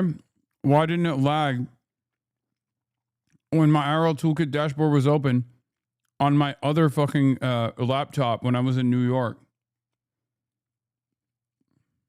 Anyway, let's get to Pam Bondi and Jeffrey Epstein. Chief Washington correspondent Jonathan Karl, who will be hosting This Week later this morning. John, thanks for being with us. Exactly what Gio was just talking about. The reported firings at the Justice Department, they come as Attorney General Pam Bondi faces some backlash from some Trump supporters over the Epstein files. What's the president saying about her? Yeah, we're going to take a deep dive into this rather murky story on This Week. It's a huge controversy that has pitted the MAGA movement, some of Trump's loudest and most prominent supporters, against Pam Bondi and others in the Trump administration over their promise to release the so-called Epstein files, the investigative records on the case of Jeffrey Epstein, of course, was the convicted sex trafficker, financier who was found dead in his jail cell back in 2019. Pam Bondi is, over the weekend, there was a big event in Tampa, a Turning Points USA event. This is the core of Trump's MAGA movement, and speaker after speaker was slamming her, blaming her for the fact that the material has not been released and apparently is not going to be released. But overnight, Donald Trump put out a lengthy Truth Social post, Janae. I mean, it's a long one. It goes on for a full page, saying that he effectively has complete confidence in Pam Bondi and saying what is going on with my, quote, boys, and in some cases gals. They're all going after Attorney General Pam Bondi, who is doing a fantastic job. I mean, John, you described the story as murky. It just gets murkier. And thank you for showing us just how long that Truth Social post was. Also want to ask you about what you've heard about the timing and the reasons behind the timing for the new round of Trump tariffs. This is some significant new tariffs against America's closest allies and biggest trading partners, Canada, Mexico, the European Union. They will go in effect on August 1st. Significant tariffs that were coming just as these countries were negotiating with the United States to try to get, some kind of a trade agreement in place. But it's basically happening because the president's, a 90-day pause that he announced is coming to a close, and he's following through with his threat to. Dude, they fucking hit this line so much. They hit it so hard. And I'm going to be honest with you. I don't think it's going away, dude. I think every time Trump talks about it, it makes things worse. Every time Trump talks about it, people get even more agitated where they're like, okay, dude, what the fuck is happening? But I will say, it wasn't Trump that said something that freaked me out. It was Richie Torres. Now, I've talked extensively about how Jeffrey Epstein obviously was both an agent of the CIA and also Mossad as well. But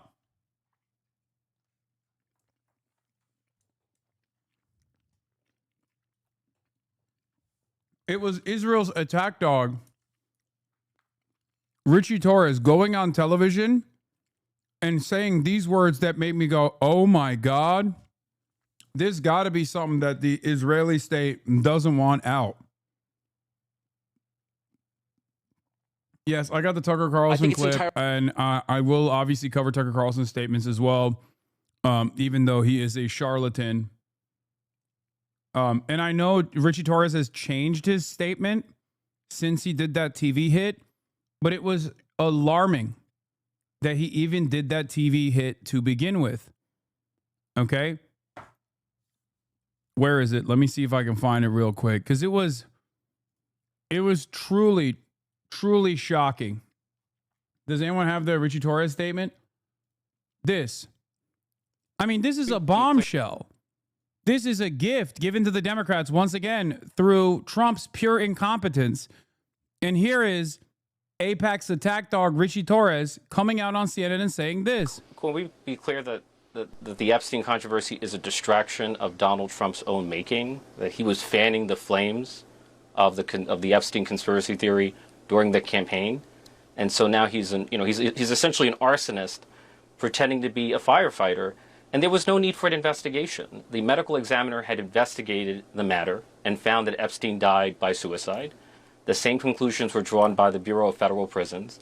There was no need for a new investigation unless the purpose was to legitimize a conspiracy theory. Can we be clear that the Epstein controversy is a distraction?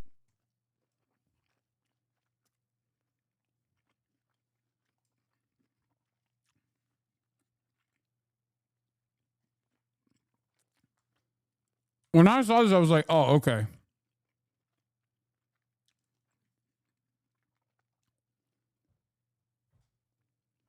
Okay. This got to be a boss call. This got to be a fucking Israel boss call.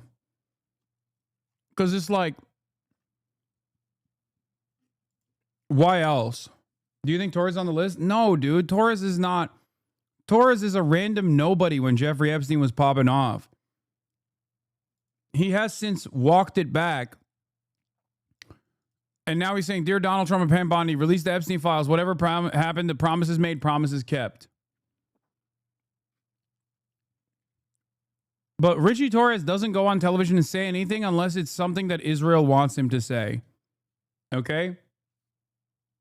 Just remember that. He doesn't go on TV to make statements unless it is directly a statement that Israel wants out there, even if he is a very shitty person to make that statement, as is the case here.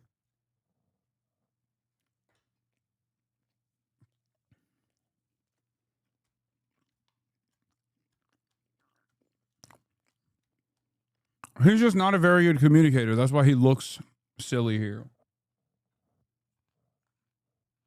To impose very harsh tariffs on countries with whom we have not established a new trade agreement with. I mean, John, we always say it's a busy news morning. It certainly is for you. Thank you so much for being with us. And make sure to tune in to This Week later this morning with John. And this is the first topic that all of us as Americans, not as Democrats, not as liberals, not as Republicans, are actually lining together and saying we all want the Epstein files. And I said, come on, Donald, give us those files. We are here at the Turning Point USA Summit in Tampa, Florida. It is a big gathering of Trump supporters. And one thing everybody seems to be talking about here this weekend, Jeffrey Epstein. We need to get to the bottom of Epstein because Epstein is the key. Dude, this guy saying that is so crazy because no one in that room knows this. But Steve Bannon literally had direct communications with Jeffrey Epstein and actually filmed a fake deposition that he set up for Jeffrey Epstein and has 15 hours of footage, which he claims he did because he wanted to actually investigate Jeffrey Epstein. But if that's the case, why hasn't he released the footage? If it's not actually a real deposition, and or if he's not actually coaching him, and it's an investigation, why the fuck hasn't he released the footage?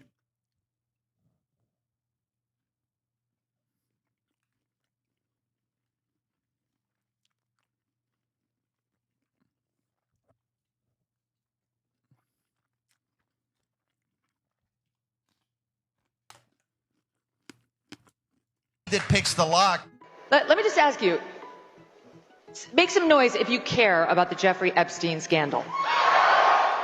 This is Turning Point USA's Student Action Summit. It's an event aimed at mobilizing young conservatives. Ultimately, I mean, how bad do you think it would be for the MAGA movement, for young people's trust in Trump, if by the end of his term they don't release everything they know about Epstein?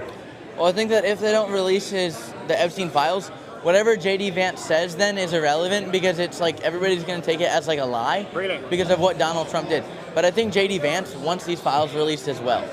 And I think that Donald Trump, he promised them, so he needs to do it. No matter who's on them, we need to release the Epstein files. Because right now the whole debate's about Bongino versus Bondi, but ultimately it's Trump's decision, right? I mean, he has the power. It's Trump's decision. It's Trump's decision. I think again, and I'm not going to make the decision for the president. It's not my job. It's not my place. But I do think the way that I'm seeing it played out is that Bongino will be here and Pam Bondi will be the fall guy. You think that's fair? I don't think anything's fair in politics. And now to another big story. The president is defending U.S. Attorney General Pam Bondi. Her and FBI Deputy Director Dan Bongino are reportedly at odds over the handling of the Jeffrey Epstein files. Chanley Painter. Brother.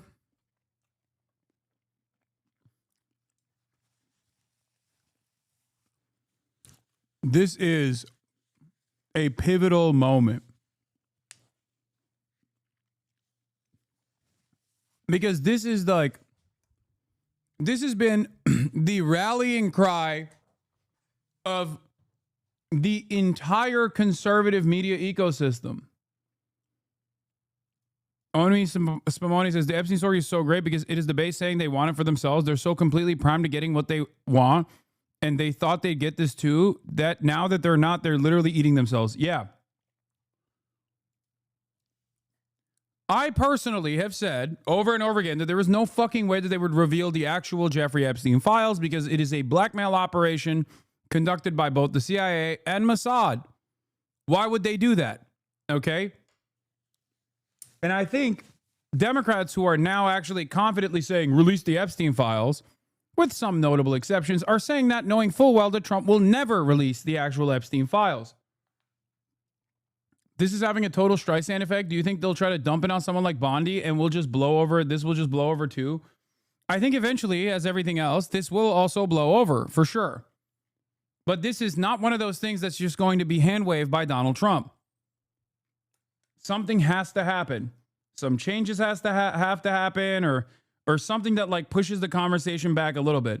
Because every single time Donald Trump speaks on this issue, he ends up advancing the cause. He ends up creating a Streisand effect around the Jeffrey Epstein files, and people go, what the fuck? You said you wanted to release this shit. Why aren't you releasing this shit?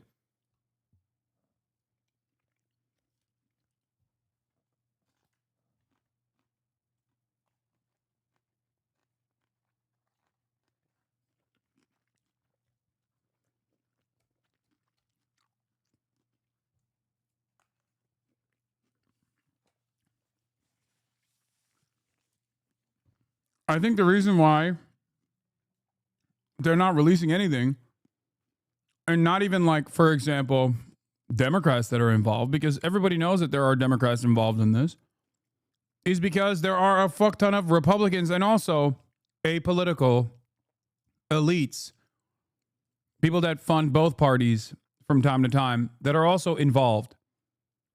Okay? That's it. Joining us now with the details on that story. Hey, Chanley. Hey, Kevin, Rachel, and Charlie. So the president is stepping in to defend his Attorney General, Pam Bondi, as doing, quote, a fantastic job after she came under fire from some Trump supporters over the Department of Justice's handling of the Jeffrey Epstein files. The president posting this in part, quote, 1 year ago, our country was dead. Now it's the hottest country anywhere in the world. Let's keep it that way and not waste time and energy on Jeffrey Epstein, somebody that nobody cares about. The president's post coming after some Trump supporters criticized Bond. Nope.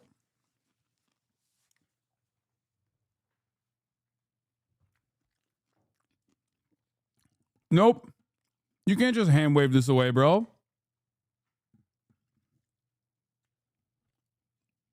I think he thinks this is just like any other story. You still talking about that guy? Who cares? He was a loser. He was a loser. Stop talking about him. Every time he says that, people go, that's suspicious. Especially considering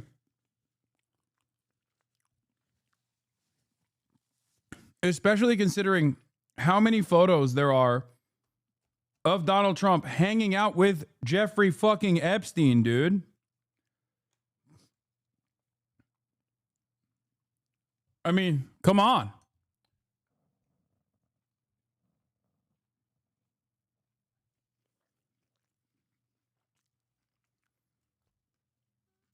Or even called for her resignation after the DOJ and the FBI on Sunday released a joint two-page statement on the Epstein case that concluded there was no celebrity client list, naming those who allegedly took part in Epstein's history as a sexual predator.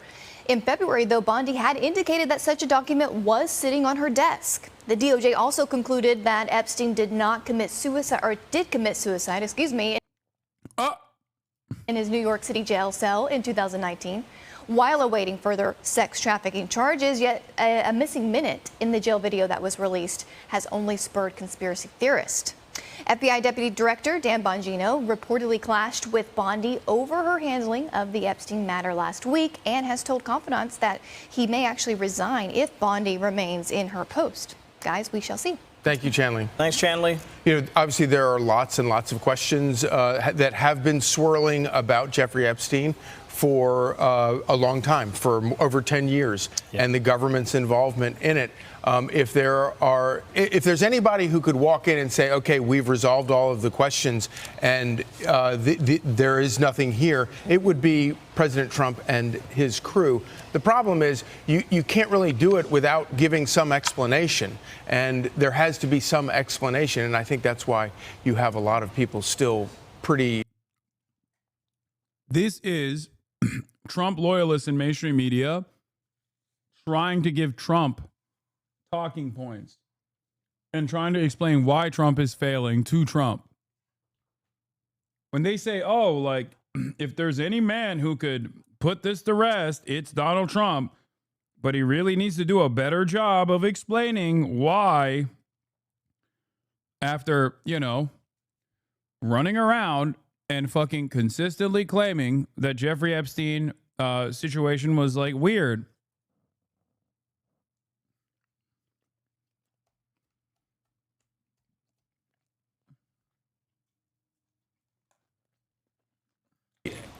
With a lot of very valid questions about it. You absolutely nailed it. You can defuse this ticking time bomb if you simply get out there, sit down, the AG, get the deputy director, and get the director himself.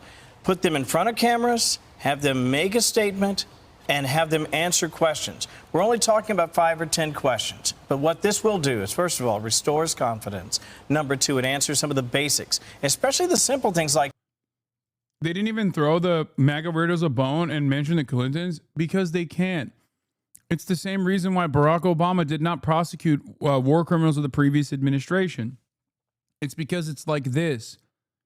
When you're above a certain level, when you are a part of the ruling class in the United States of America, that class interest transcends ideological boundaries. Okay? That's it. Trump going after the Clintons is basically like going after himself. Why do you think Donald Trump didn't fucking jail Hillary Clinton? After saying, lock her up over and over and over again, the first time he ran. Why did he not lock her up? I wanted that to happen. It would have been awesome.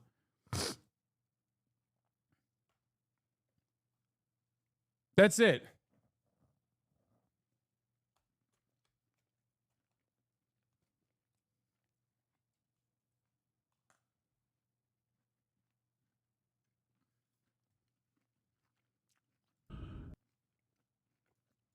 You can't tell me that 1,000 people were hurt and that there are no people out there that we can arrest. You can't tell me that, oh, sorry, we don't have a list. Fine, don't have a list. Tell me who the perpetrators were. Let's depose every single person who might have had a chance to get on that list and might have been out there at that island, and let's talk to them. Let's find out what happened. You're telling me we have videos out there in New Mexico and at the island and in New York, and nobody saw anything? I don't buy it, and that's why they need to get out there and face the fire. Doesn't have to be long. But you have to answer questions to the American people, because absent that, the story won't die, and that's a distraction the president doesn't want. Of course, and in that True Social that he put out, he talked about all his accomplishments. Yeah. And he's saying, why let's not let this overcome. And I think he doesn't want that. I think his supporters don't want that. And I think that's why they want just some simple answers. Yeah. And of course, he's right about that. I mean, there's no question. None of this mars any of the extraordinary accomplishments, and we want to keep going. That's right. I'm Steve Doocy. I'm Brian Kilmeade. And I'm Ainsley Earhart. And click here to subscribe to the Fox News YouTube page. And I think the real of the United States is trying to cover the Epstein story. It's the double down right here on Truth Social. A big post saying that actually it's the Democrats who wrote the Epstein files. That was so good. Like, the idea that it's actually the Epstein client list is real, but the Democrats wrote it, which is an implication that, like, if they were to release anything, it's fake because the Democrats put a lot of, like, Republicans on the list. I mean, that's basically what this is, right? Oh, the client list is fake because, like, the Democrats put a bunch of Republicans on it.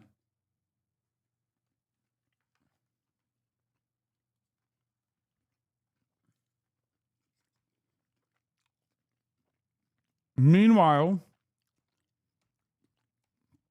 that response was so stupid that even Fox News, as you noticed, didn't even run with it.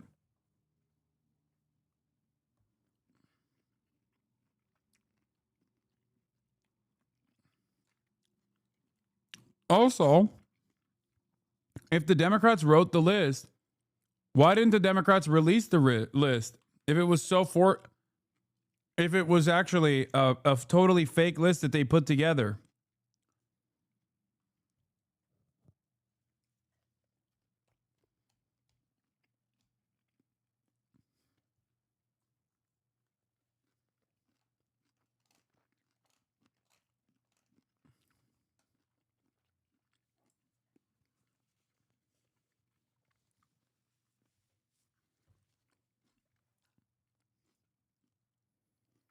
Yeah. Even Benny Johnson is speaking out against it. And Benny Johnson is a lapdog of the admin. Felix says, I don't think they could have done a worse job on this if they released a video where it's obviously Trump on the Lolita Express and put a big label over him that says AOC and went, well, look at that. It would have gone over better. So, So President Trump has acknowledged that the Epstein files exist here. President Trump has acknowledged that the files were written and that there is something there. He says that they were written, however, by his enemies and therefore will not be released. Whoa, what? That's new in this entire zeitgeist. This was the absolute fucking worst possible way to deflect away. Oh, there is a list. It's real, but the Democrats wrote it, which implies, in the eyes of every single person that's paying attention to this, which is a lot of MAGA Republicans, this simply is an admission that, like, you're on the fucking list. Or at least your homies are on the fucking list.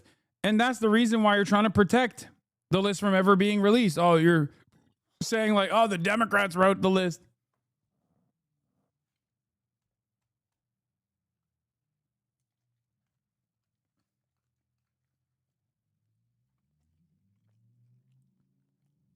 And it's funny because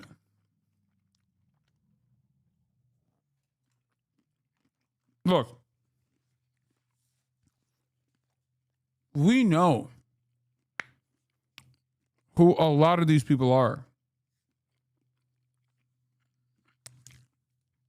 Like, it's not speculation that the Clintons were deeply involved with Jeffrey Epstein. It's not. We know for a fact that the Clintons were directly involved with Epstein. They would go to his New Mexico mansion, the ranch. Okay? We know that. We know Ehud Barak, former Israeli Prime Minister Ehud Barak, was deeply involved with Jeffrey Epstein. He would go to his New York mansion. Okay? We know Donald Trump used to be deeply involved with Jeffrey Epstein, was friends with him. Jeffrey Epstein would go to Mar-a-Lago. His initial mansion was in Palm Springs, right down the street from Mar-a-Lago. He used Mar-a-Lago as an environment for recruitment, recruiting young girls, victims, into his sex trafficking schemes. Okay?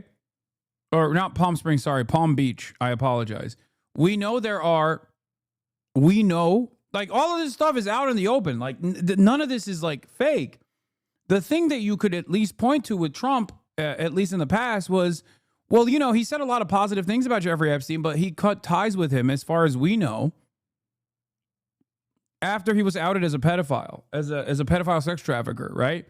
As opposed to the people that I just mentioned, Ehud Barak and the Clintons and whatnot, they were, long after this was out, they were still maintaining contact. I mean, Ghislaine Maxwell was front and center at Chelsea Clinton's wedding, guys.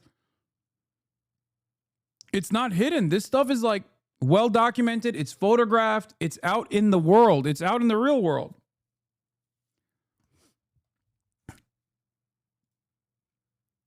Like, you don't get, here, there she is, and the mouse cursor you can see, here's Bill Clinton, here's Chelsea Clinton. Bill is walking his daughter down the aisle, and there is Ghislaine Maxwell. Like, and if you've ever been to a wedding, especially a wedding of the ruling class like this, that placement is deliberate. Okay, that shows her closeness to the family. Like, she got a fucking aisle seat as a honorary guest at Chelsea Clinton's wedding. That is on purpose. That is how close she is to the family. And this is far after Jeffrey Epstein was already outed.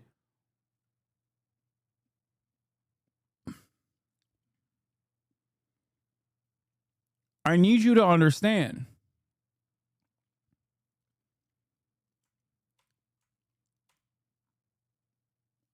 It's not like this stuff is hidden. Alan Dershowitz is a Jeffrey Epstein affiliate. Alan Dershowitz goes on Fox News still to this day with regular frequency. Part of what Alan Dershowitz used to do was disparage Virginia Giuffre every opportunity he had on Fox News. He was Jeffrey Epstein's lawyer. So we already know there are plenty of powerful people out and about that have been called out. There are plenty of people who are out and about that have been called into question. Yeah, 1 year ago, we witnessed a miracle. There truly was a guardian angel looking out for him that day.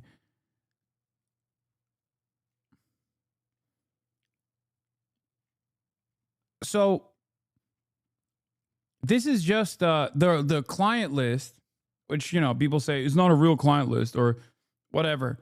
Okay, whatever you want to call it, is just people wanting confirmation about what we already know. How much were Jeffrey Epstein's high-profile clients, how much were they involved with the actions of Jeffrey Epstein? Okay?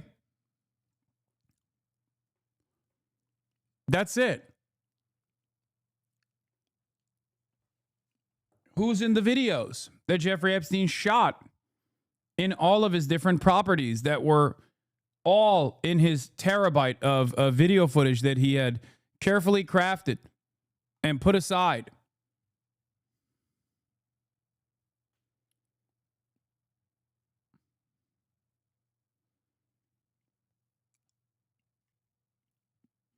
So that's it. Something that is wildly interesting, and then he goes all in on supporting Kash Patel and Pam Bondi. No mention of Dan Bongino, where all of this, again, sort of transpired. Okay. So President Trump has acknowledged that the Epstein files exist here. President Trump has acknowledged that the files were written.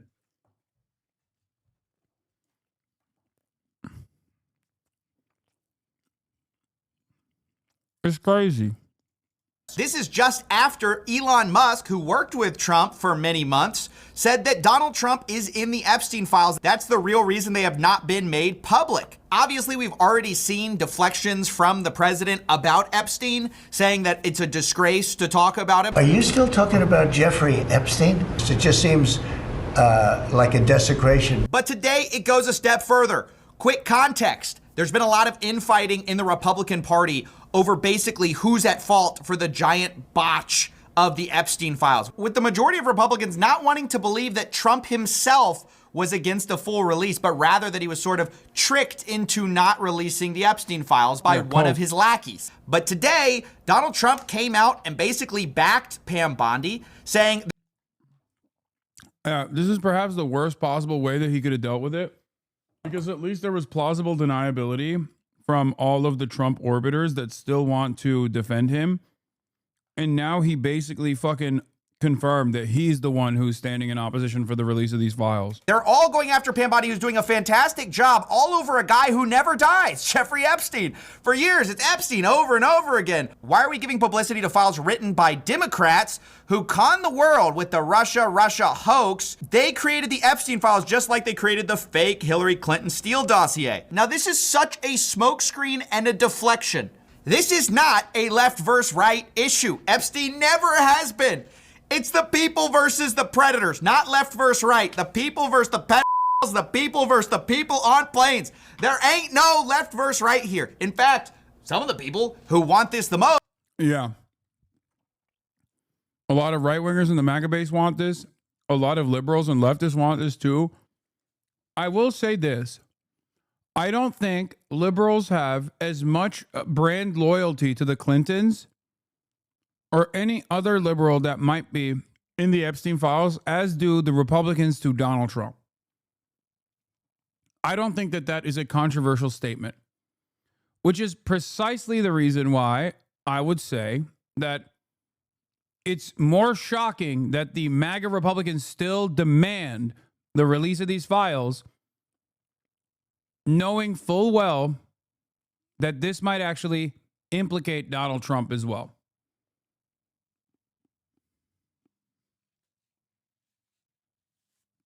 This is one of the few instances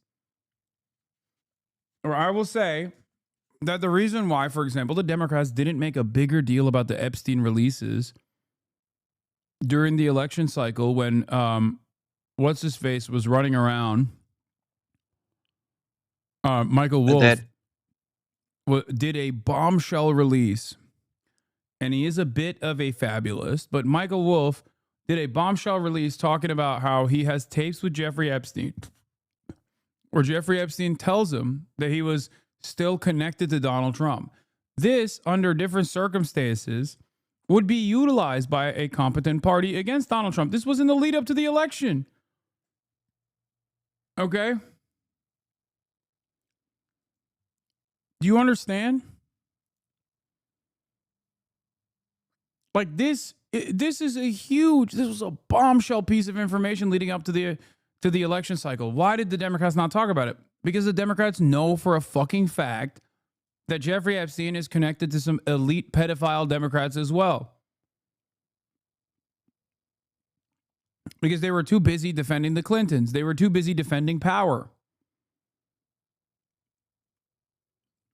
Trump and the right-wing movement doesn't play by those rules and would rather burn everything to the ground in an effort to win leverage over a conspiracy-backed audience, a conspiracy-minded audience, even if they have no intention of ever releasing these documents. And that is where we are now.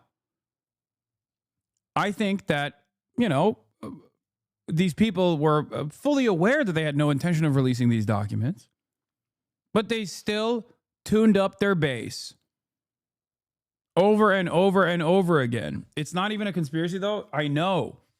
Well, this is a conspiracy in the actual original term conspiracy. It's not a conspiracy theory. The Jeffrey Epstein stuff isn't.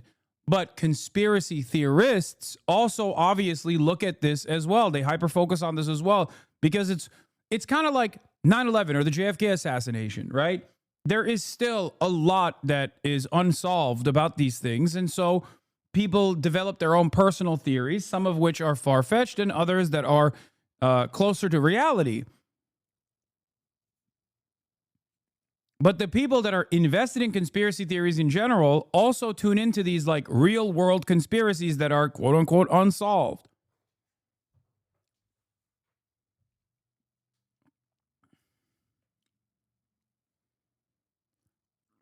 And Trump's base is full of guys who believe in far-fetched conspiracy theories that also understandably are hyper-focusing on this conspiracy, not conspiracy theory, but conspiracy, to conspire. Most are people on the right, even on Truth Social, obviously a hugely Trump-favored place. Everybody is saying, no, this is unacceptable. You have to release the files. Later in the post, Trump also says that these are radical left-inspired documents and to not waste time and energy on Jeffrey Epstein, somebody that nobody cares about. But actually, we all do care about it. You know who doesn't actually want this out? The elites. That's why they've never done it. That's why it was a compelling pitch when Donald Trump hinted to his base that maybe he was going to release the files. People largely didn't trust the job that Biden had done. That's why it was a compelling story. So the idea now that it was Biden and Obama who invented the Epstein files is absolutely preposterous.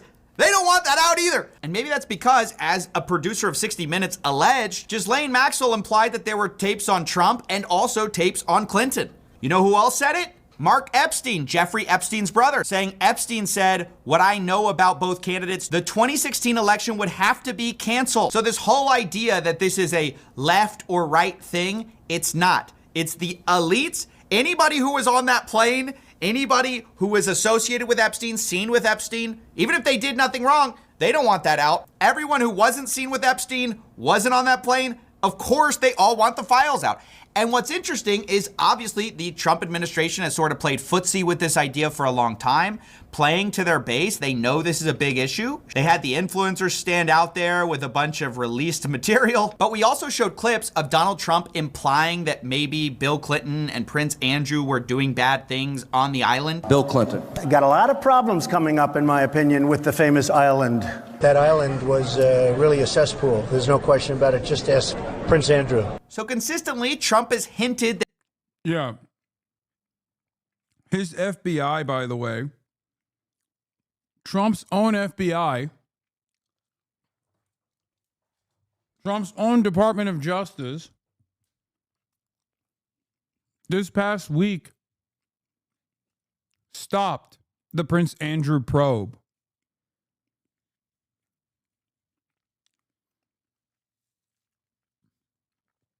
That's right.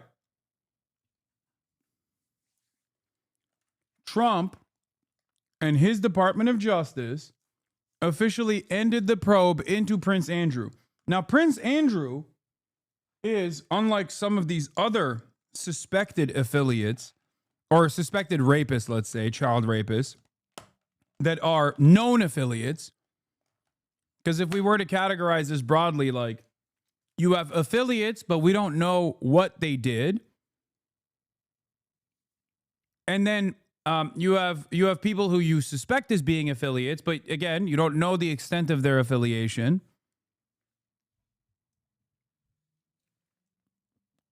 And last but not least, there is the third category, which is an affiliate that has an actual victim come out and name with footage. Bill Clinton and Prince Andrew fall in the third category. Bill Clinton and Prince Andrew unironically were named and have been photographed with Ghislaine Maxwell and even Virginia Giuffre, as is this photo, as you can see. Virginia Giuffre, who unfortunately passed away recently after an incident in Australia. Same with the Dersh.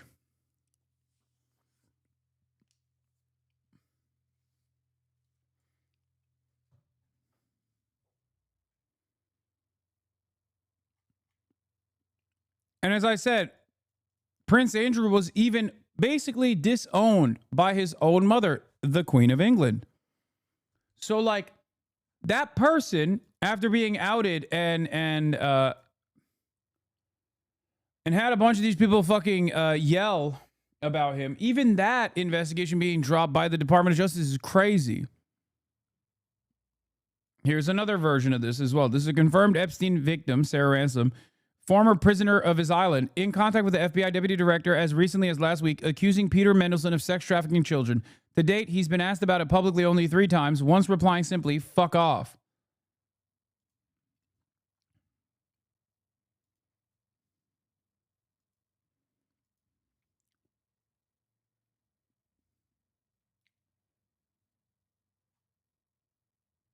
So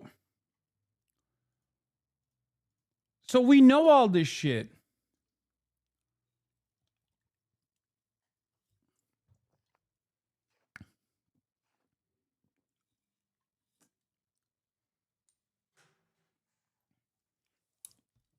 So there are people who are directly photographed with victims. It's so strange that they wouldn't even go after those people. But the very fact that the very refusal of prosecuting even people who have been pictured with victims, people who are like known offenders, you know, that paired up with like victim testimony, photographic evidence, that makes it so. I mean, that obviously creates a very interesting environment around this. It's an active cover-up. Maybe these guys were involved with Epstein, maybe it was bad, but turns out all these guys knew each other and knew Epstein. We know this in part from a Piers Morgan interview where he talks to a lady who went to a dinner party with Trump, Clinton, Epstein, and Prince Andrew. Extraordinary collection of very high-power people. How did they all interact with Epstein? How did Trump, Clinton, and Prince Andrew interact with him? Everyone was very, very pally with him, you know. It was like there was a close bonds, you could see that. So these guys knew each other, apparently had dinner parties together, all of them together. Trump later accuses 2 of the guys of doing bad things. And then when we release the files, can we release the files? Well, no, actually, no, we can't do that. Nobody cares about that. The reason why seems obvious. Epstein knew Prince Andrew. Yes. He knew Bill Clinton. Yes. But he also knew Donald Trump. And recently tapes were released of Epstein talking and calling Donald Trump his closest friend. So how do you know this? That was close to straight. So it makes intuitive sense to distance yourself from files that may or may not have your name in it, and even distance yourself from the people involved. It's worth stating Trump actually denied knowing Prince Andrew. I don't know Prince Andrew. Of course, this was immediately debunked by photos showing the 2 together. And of course, showing that they clearly knew each other as of 2000. Now, the reason you would deny knowing Prince Andrew, even though you did, is obvious. At the time, he was facing allegations related to Epstein. By the way, allegations that now are basically over. Prince Andrew is very happy about us dropping the Epstein probe. A source for The Sun said he's only been abroad once since the scandal. Yeah. I mean, Prince Andrew is like the tip of the spear, right? So the very fact that Prince Andrew himself is also like, who is very obviously guilty. The very fact that the DOJ would drop that is crazy. Tip of the iceberg, sorry.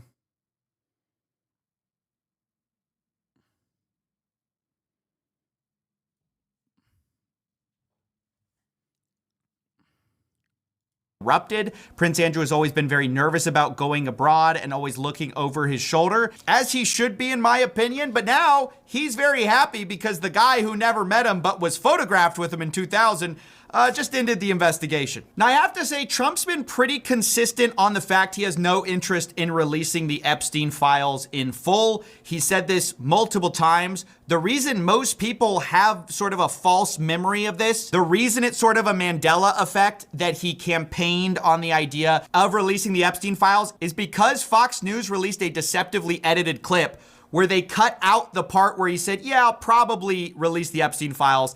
And they cut out the part where then he backtracks on that completely. Would you declassify the Epstein files? Yeah, I would. And that's the part most of us saw. Of course, later, people found out that the full clip showed him. Who's that right there interviewing Donald Trump? Oh, yeah, that's right. That's only the motherfucking Secretary of Defense. At the time, he was just a simple Fox News commentary person. But now, of course, he has a different career.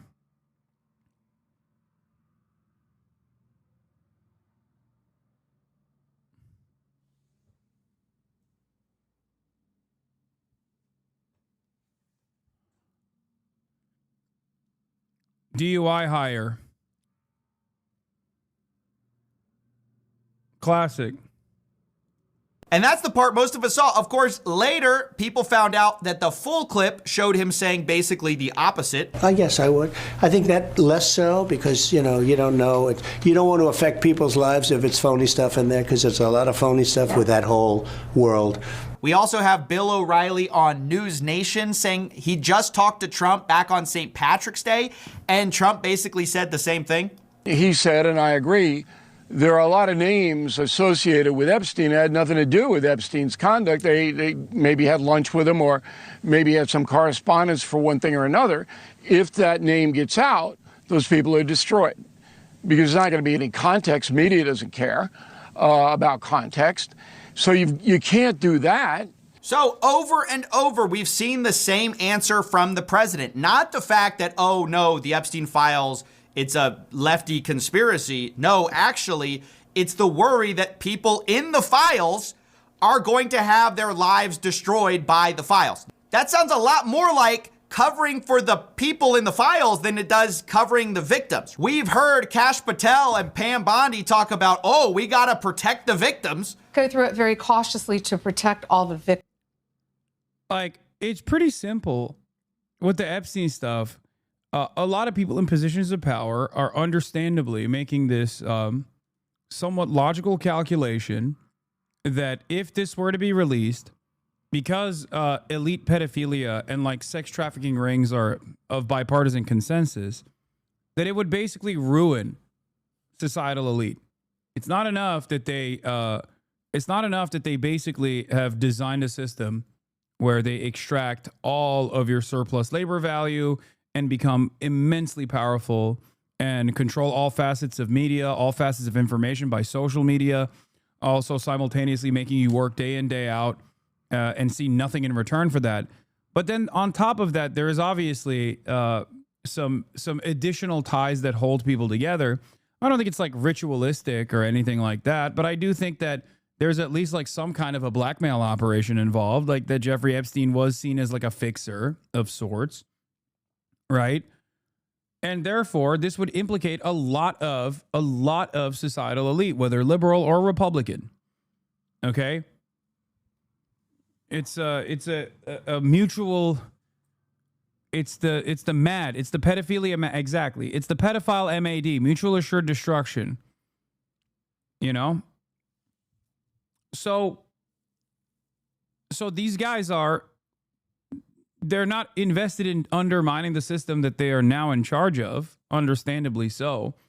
But for us on the outside, this goes beyond the normalized attitude that we have, where we do not recognize our class position and we do not recognize our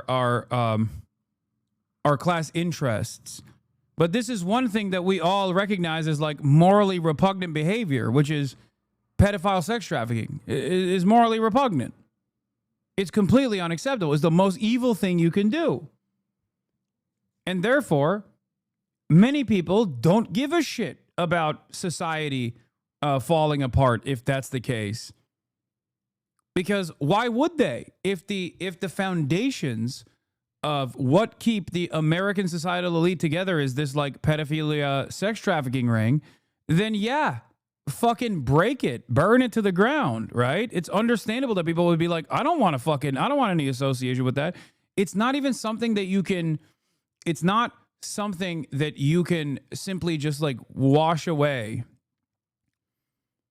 it's also not like capitalism in the sense that you can get people to be on board with it, to get people invested in it, to get people to feel like they have a upper hand, to get people to feel like if they were to just be loyal soldiers to capital, that one day they can also be a billionaire or a millionaire. There is no meritocratic propaganda to sex trafficking of minors. No one sees Jeffrey Epstein as an ambitious figure. No one thinks, oh, one day I too want to work really hard and be in the inner circle of elite pedophile sex traffickers, in the way that they do feel about capitalism in general and the prosperity that it brings if you are a willing participant, that one day you too could be a millionaire. There are temporarily embarrassed millionaires and billionaires. There are no temporarily embarrassed pedophiles. Okay? It's not an aspirational figure. Do you understand?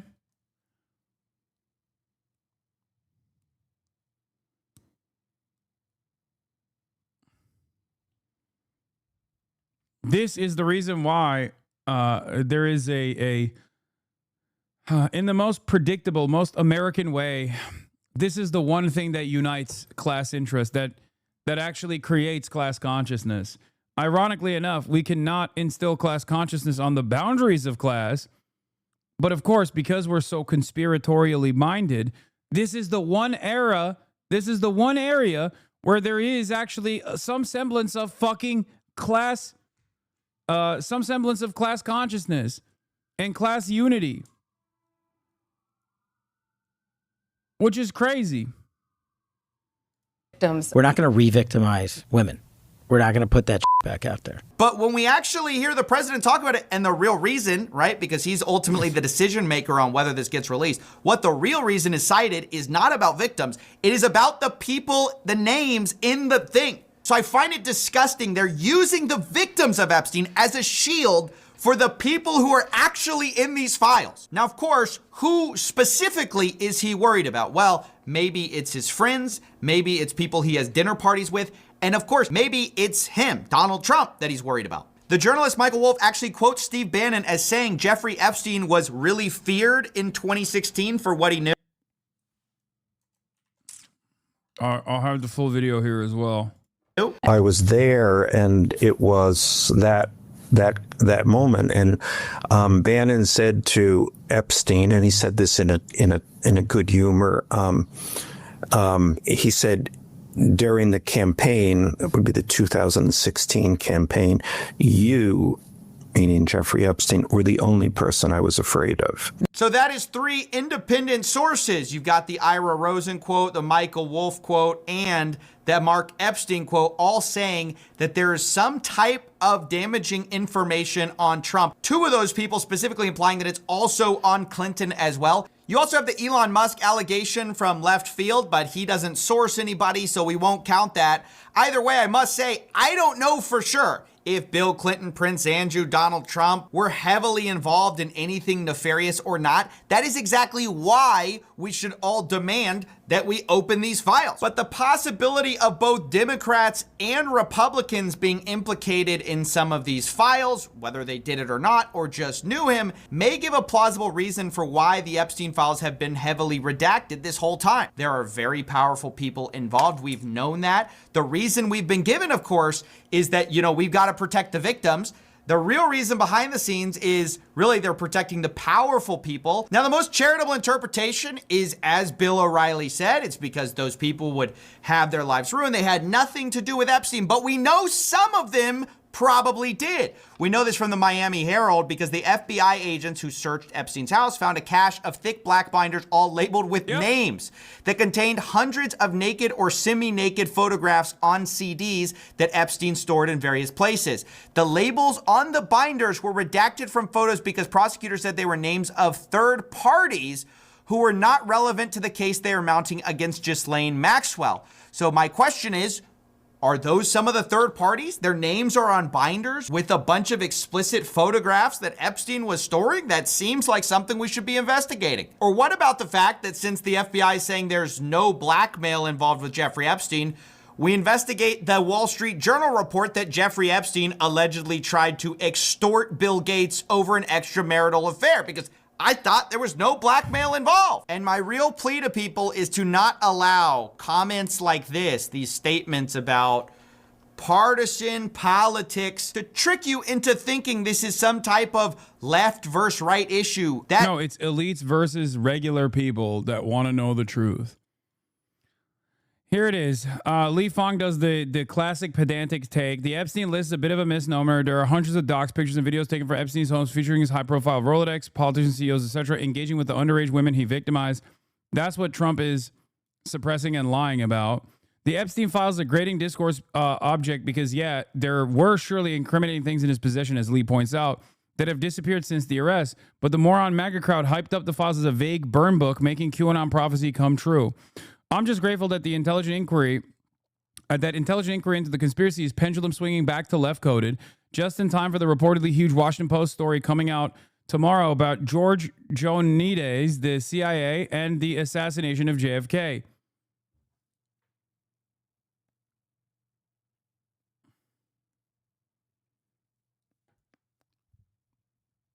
Yeah, underage women, aka children.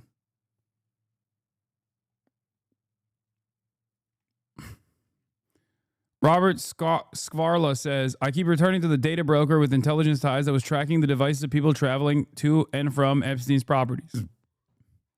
Now, however, 11,279 coordinates obtained by Wired show not only a flood of traffic to Epstein's island property nearly a decade after his conviction as a sex offender, but also points to as many as 166 locations throughout the U.S. where near intelligence infers that visitors to Little St. James likely lived and worked. The cache also points to cities in Ukraine, the Cayman Islands, and Australia, among others. Near intelligence, for example, tracked devices visiting Little St. James from locations in 80 cities, crisscrossing 26 U.S. states and territories, with Florida, Massachusetts, Texas, Michigan, and New York topping the list. The coordinates points to mansions and gated communities in Michigan and Florida, homes in Martha's Vineyard and Nantucket in Massachusetts, a nightclub in Miami, and the sidewalk across the street from Trump Tower on Fifth Avenue in New York City. The coordinates also point to various Epstein properties beyond Little St. James, including his 8,000-acre New Mexico ranch and a waterfront mansion on El Brillo Way in Palm Beach, where prosecutors said in an indictment that Epstein trafficked numerous minor girls for the purposes of molesting and abusing them. Near data is notably missing any locations from Europe where citizens are safeguarded by comprehensive privacy laws. Yeah, we tracked every. This is the Wired article associated with this, or the Wired video associated with this article. Several ad exchanges, according to Wall Street Journal, have reportedly terminated arrangements with Near, claiming that its use of their data violated the exchange's terms of service. Officially, this data is intended to be used by companies hoping to determine where potential customers work and reside. But in October 2023, the Journal revealed that Near had once provided data to the U.S. military via a maze of obscure marketing companies, cutouts, and conduits to defense contractors.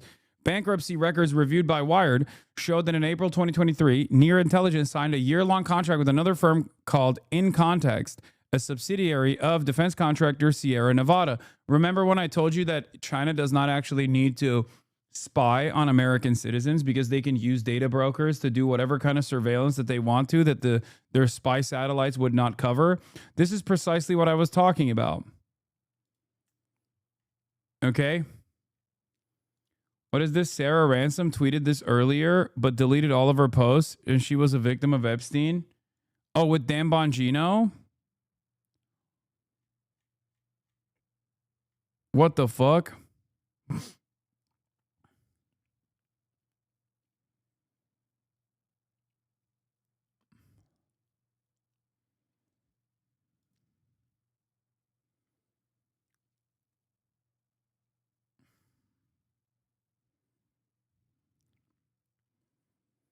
Anyway, as I was saying, data brokers can allow comprehensive pinpoint accuracy on people that you want to surveil in the United States of America, where we don't have, where we very clearly don't have any privacy laws whatsoever. This is one of the only instances where you can at least take advantage of that to conduct some sort of comprehensive investigation.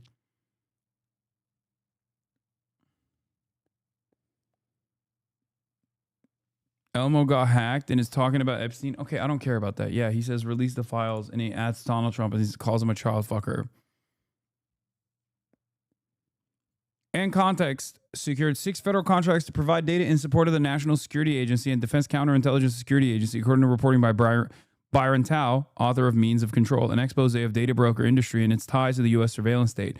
According to information released during a $100 million funding round in 2019, NEAR claims to have information on roughly 1.6 billion people in 44 countries.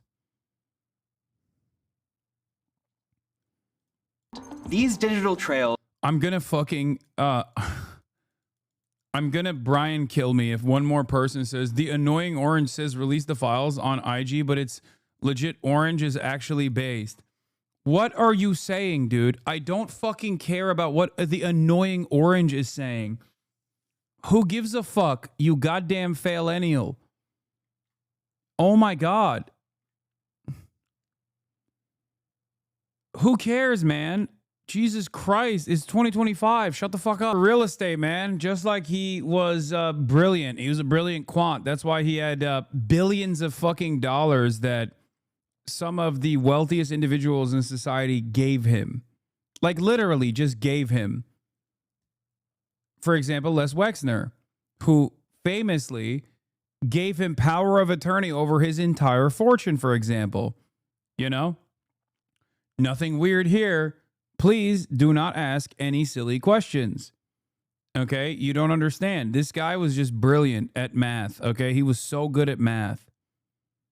Yeah, everyone went to him for tax advice and also just advice in general. He was just a brilliant sage, a wise sage. I don't care that the Elmo account tweeted about the Epstein files. What is wrong with people? Yes, we saw chatters. What the fuck is going on? Dude, you have to watch. Dude, Shane Dawson tweeted about HasanAbi Shane Dawson tweeted about release the Epstein files. HasanAbi, you have to cover this. Onision tweeted about the Epstein files. PewDiePie tweeted about the Epstein files. You have to cover it. Yeah, the Elmo account is obviously fucking hacked. Elmo says all Jews should die. Fuck Jews. That's what the Elmo account is saying now. Donald Trump is Netanyahu's puppet because he's in the Epstein files. Jews control the world and need to be exterminated. Are you guys happy? The Elmo account is not based, it turns out.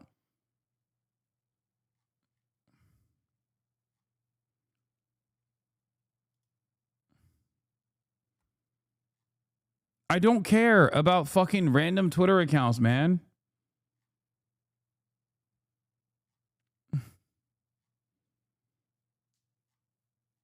AOW Ohio? What do you mean? Les Wexner is like the #1 Ohioan. What are you talking about?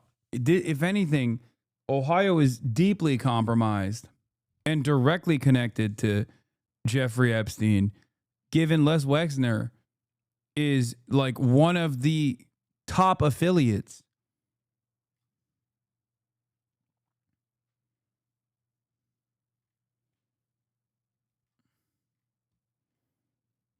Ohio is big time compromise here. He's from Ohio. Your brain is fascinating. Les Wexner, he owns Ohio. He's like outside of a deity-like figure like LeBron James. He's Ohio's biggest fucking export.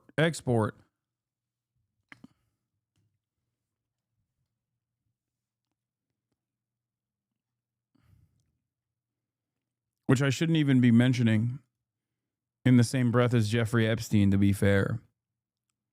In a relationship with a convicted, a secluded 8,000 acres. Yeah, this is the Zorro Ranch. This is the Zorro Ranch in New Mexico that I talked about. The Clintons would famously go to the Zorro Ranch quite frequently. The Clintons would go here all the time. Okay, they would use this ranch in New Mexico, Zorro Ranch in New Mexico.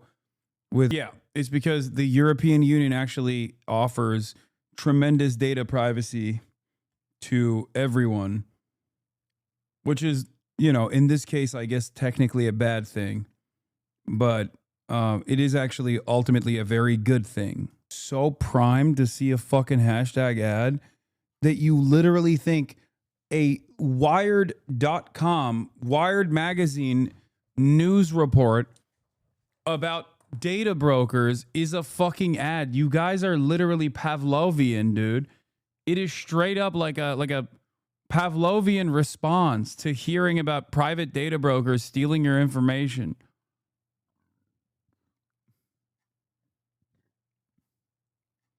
You're so mad that I was wrong? I don't know. I don't know why I have such a short fuse.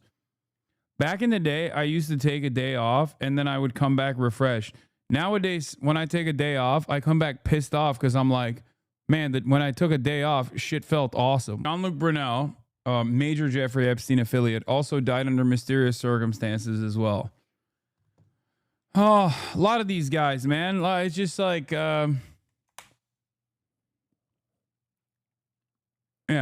February 19th, 2022, at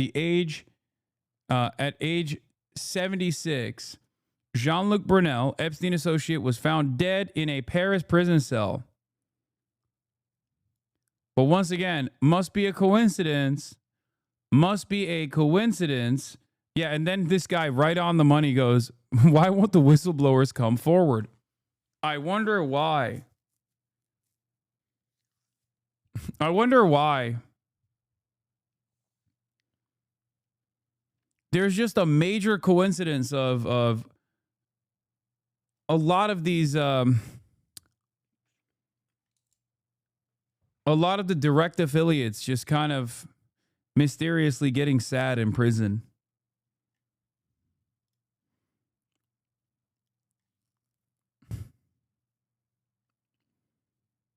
Brunel, co-founder of the French modeling agency Corinne Models and MC2 Model Management in the U.S. with funding from Epstein. He was detained at Paris' Charles de Gaulle airport in December 2020 as he was trying to board a flight to Senegal. His arrest was part of a French inquiry into sex trafficking and sexual assault allegations against Epstein, focusing on potential crimes committed against French victims and suspects who were French citizens. Prosecutors suspected Brunel of raping, sexually assaulting, and sexually harassing multiple minors and adults. They also suspected him of transporting and housing young girls or women for Jeffrey Epstein.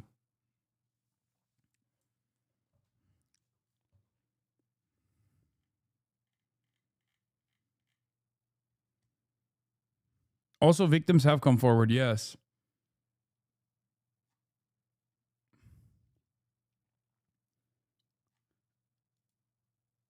Anyway, let's see what Alex Jones's new copium session looks like, because as you guys know, he's been actively trying to sweep for the Trump administration here.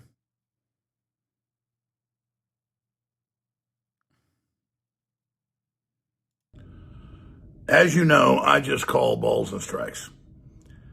Yeah, no, totally. Good start. Let's see. And after years of saying they will release the Epstein filer list, suddenly they're not going to, and we're told it doesn't exist. But then Trump comes out last night and says, well, it does exist, but the Democrats had control of it, manipulated it, which is actually true. They've had control, but they would destroy anything they didn't want in there and leave what they wanted in there that their investigators could plant. So people say, well, then whose side are you on? This is a giant fiasco. I'm trying to call balls and strikes. I'm trying to look at every angle of this and understand what's happening, understand why the Trump administration did a 180 the last few months, and particularly the last week, and did this, and then blames loyal supporters who support the overall agenda as being traitorous for doing this. Now, we all know what triggered this. It was Elon 2 months ago saying, look, Trump's in the list, and that big breakup there, and then Trump wants it closed. He wants it shut down, which looks extremely incriminating. But from all of my deep research, never saw Trump involved in any illegal activity with Jeffrey Epstein. So we are simply here tracking this case, not choosing a side, not wanting to make things be what we want them to be, but simply looking at the... I like that he starts off this by being like, well, all my research shows Trump is innocent 100%. So we're not here to pick a side. I'm here to call balls and strikes, which of course show me, and my deep research shows me that Trump is actually a white hat pedophile. That's right. Any kind of sex trafficking pedophilia that Donald Trump might have engaged in, he actually did to unearth Jeffrey Epstein's horrific crimes that mostly liberal Democrats were doing. Facts, but I dropped the ball. I didn't even think about the fact. I'm like, oh yeah, if they've had the list and they've had the files for years, the Democrats would take. Yeah, with all of his endless research, he didn't even think that that he couldn't come up with as stupid of an answer as Donald Trump just did. No one even believes this, by the way. Like, not even the fucking Alex Jones fans believe this. He is literally just doing propaganda in the same way that Dan Bongino was, and in the same way that fucking what's his face, Kash Patel was doing. He's like, big beautiful President Donald Trump. He would not be involved in this. I promise. It's just all the people around him that are, they're involved in it. But also, big beautiful President Donald Trump's statements about the list is actually correct. I didn't even think about that.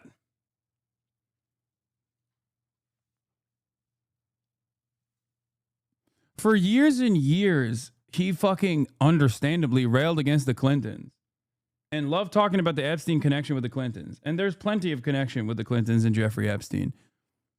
But if it wasn't Donald Trump who had actually gone on Alex Jones's podcast and had offered Alex Jones a platform and legitimacy, and any other Republican president who had also hung out with Jeffrey Epstein on numerous occasions, and Jeffrey Epstein frequented their golf course, for example, their golf club, and picked out victims from that person's golf club. If it wasn't Donald Trump and anybody else, do you think Alex Jones would not actually put the puzzle pieces together? I mean, the puzzle pieces are there. It's literally there. And he just actively avoids talking about those puzzle pieces, and instead will be like, no, that's right. That's right. Jeffrey Epstein was not involved at all with Donald Trump. He hated Donald Trump. All my research shows that Donald Trump is innocent. Stuff out, destroy it. Well, that's obvious. They would leave it.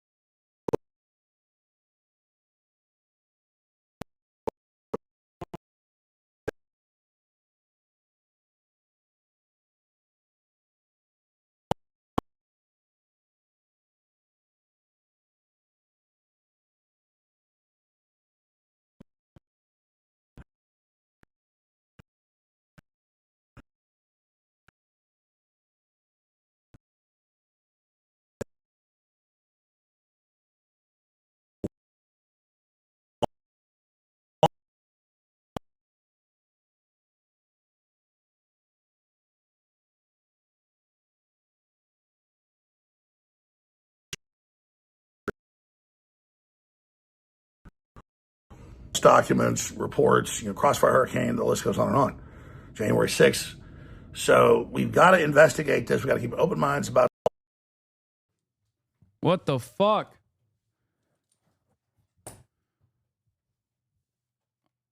Hold. It's going to fix itself. 1 second.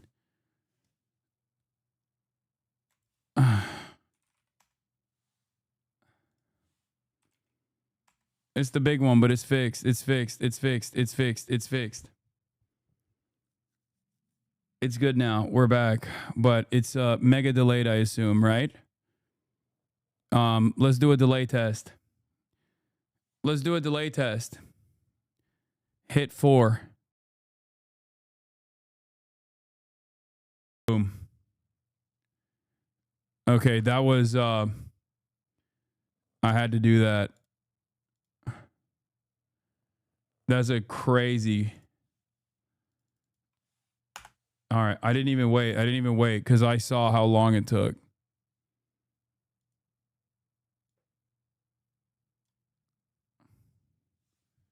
I didn't want to wait. Okay.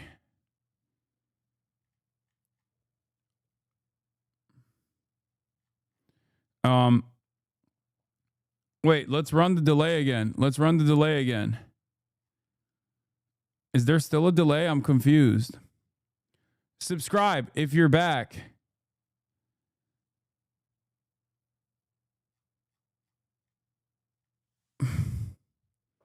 What the fuck is going on? Subscribe.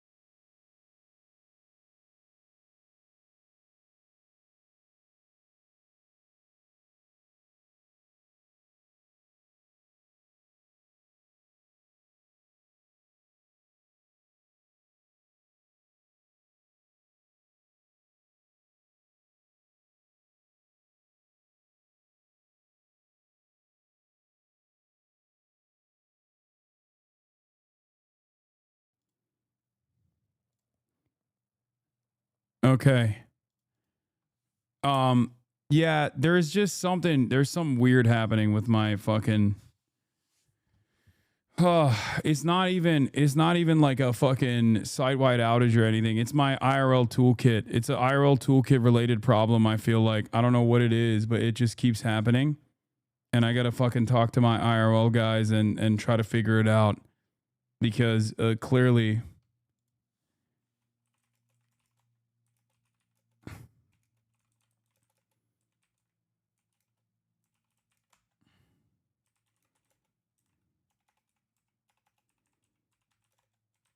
randomly.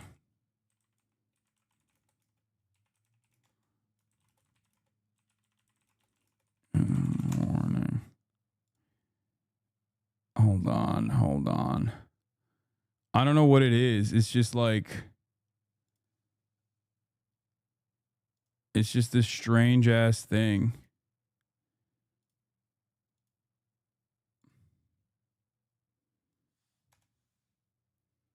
It was site-wide? I don't think it was.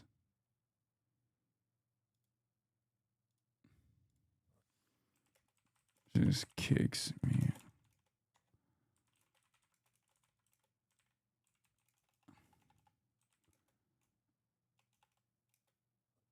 Copy, paste the...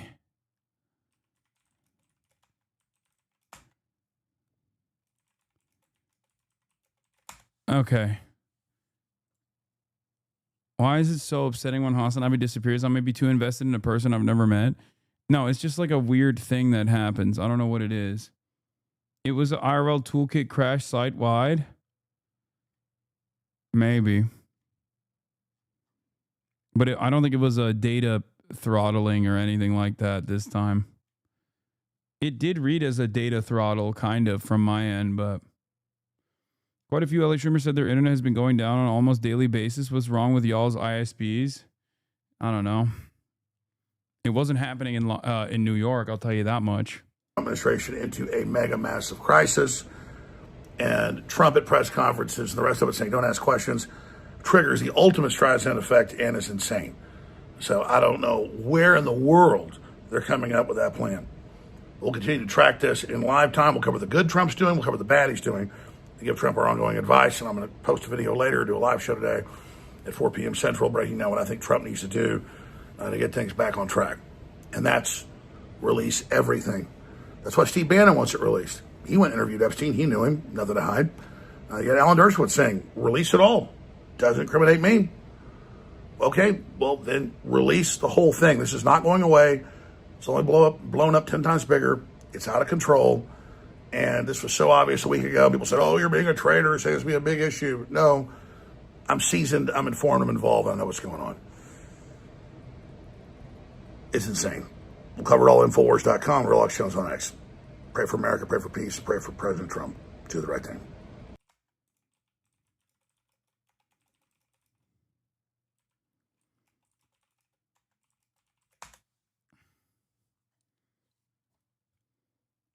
Why does Liver King look so weird? He's just a weird guy. Set of pictures. There were the Here's Michael Wolff repeating his claim that Jeffrey Epstein showed him a Polaroid photos of Donald Trump cavorting with topless girls by Epstein's pool. Wolff says he believes the FBI took those photos from Epstein's safe and still holds them. Snapshots, and among them there are at least 3 that I remember. 2 of topless girls sitting in Trump's lap around Epstein's swimming pool, and then one. Michael Wolff is a bit of a fabulist, I will admit.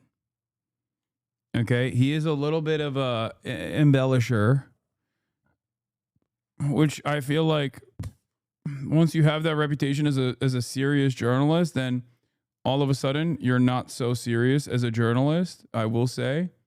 So who knows? But let's continue. A stain on the front of Trump's pants with 3 or 4 girls laughing and pointing at it. So I have seen those pictures. So what's your best guess as to where they are? Well, I'm my best guess is that Epstein kept them in the safe. A safe was emptied out by the FBI. Where are those pictures?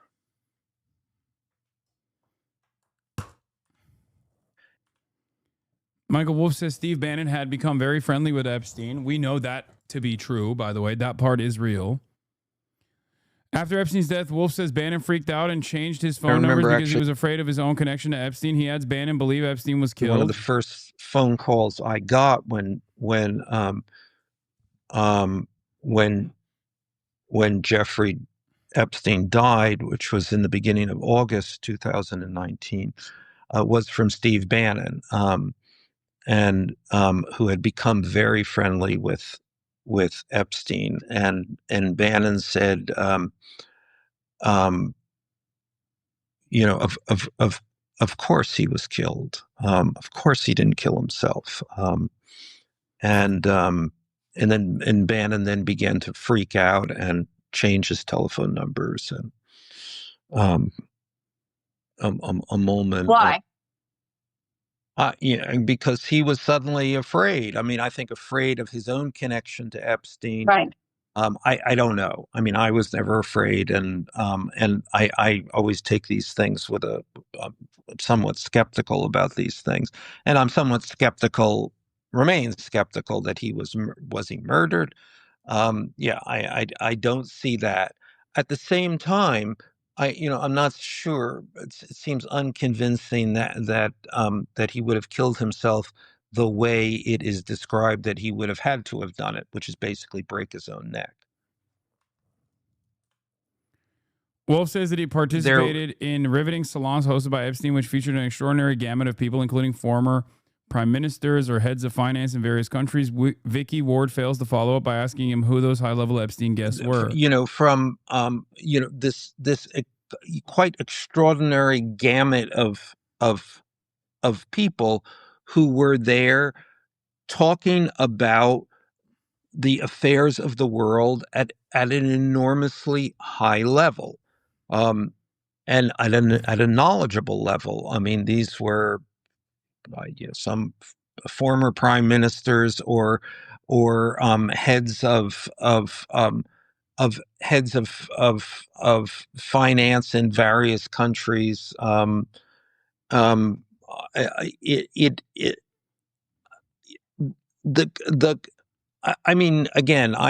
was there many times, and it was a kind of a riveting experience. That's crazy. Right. And of course, the mystery is, how did a guy who didn't have a college degree and had no real, formal training in anything, wasn't in the markets himself, Who are the people? No questions on who the heads of state were? The fuck?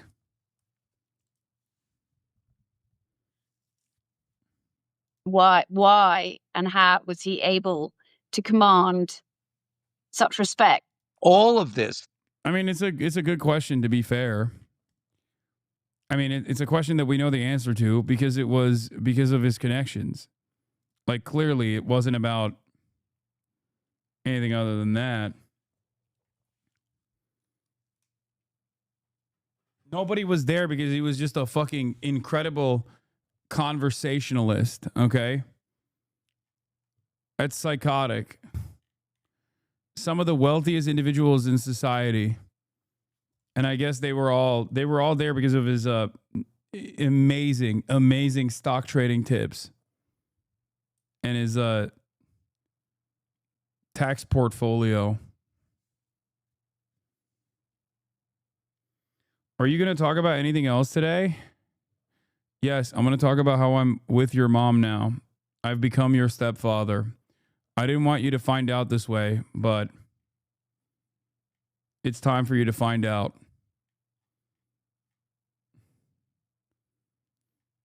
This is a profoundly important story. I don't understand. It's important for literally every facet of American politics. If you're a Republican, you're probably also questioning things right now. If you are a Democrat, you love this story because you don't give a fuck if other Democrats also get Democrat liberal politicians get outed here because you just want the truth.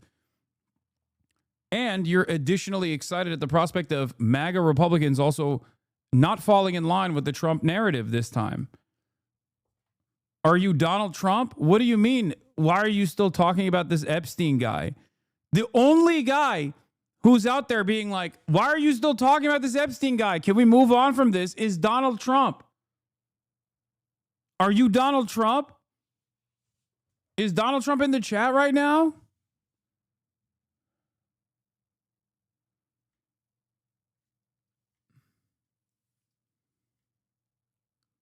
Wow, what are you doing? Still talking about this? I mean, come on, dude. Let go. Let it go, please. Let it go, please. Stop talking about this, please. The real answer is Jeffrey Epstein was working on behalf of Intel Services, probably not American. Yeah, that's bullshit. This probably not American side is bullshit. Yeah, totally, dude. Yeah, it was just Mossad. No, definitely. Nothing to see here. God, I hate this shit. Chuck Schumer official. I don't see why we need to keep talking about this nonsense. Okay, that's funny. This one's funny. Chuck's in the building. Everybody, we got a legendary politician here. Okay? We will win. We will win. Only if you stop talking about this Jeffrey Epstein nonsense.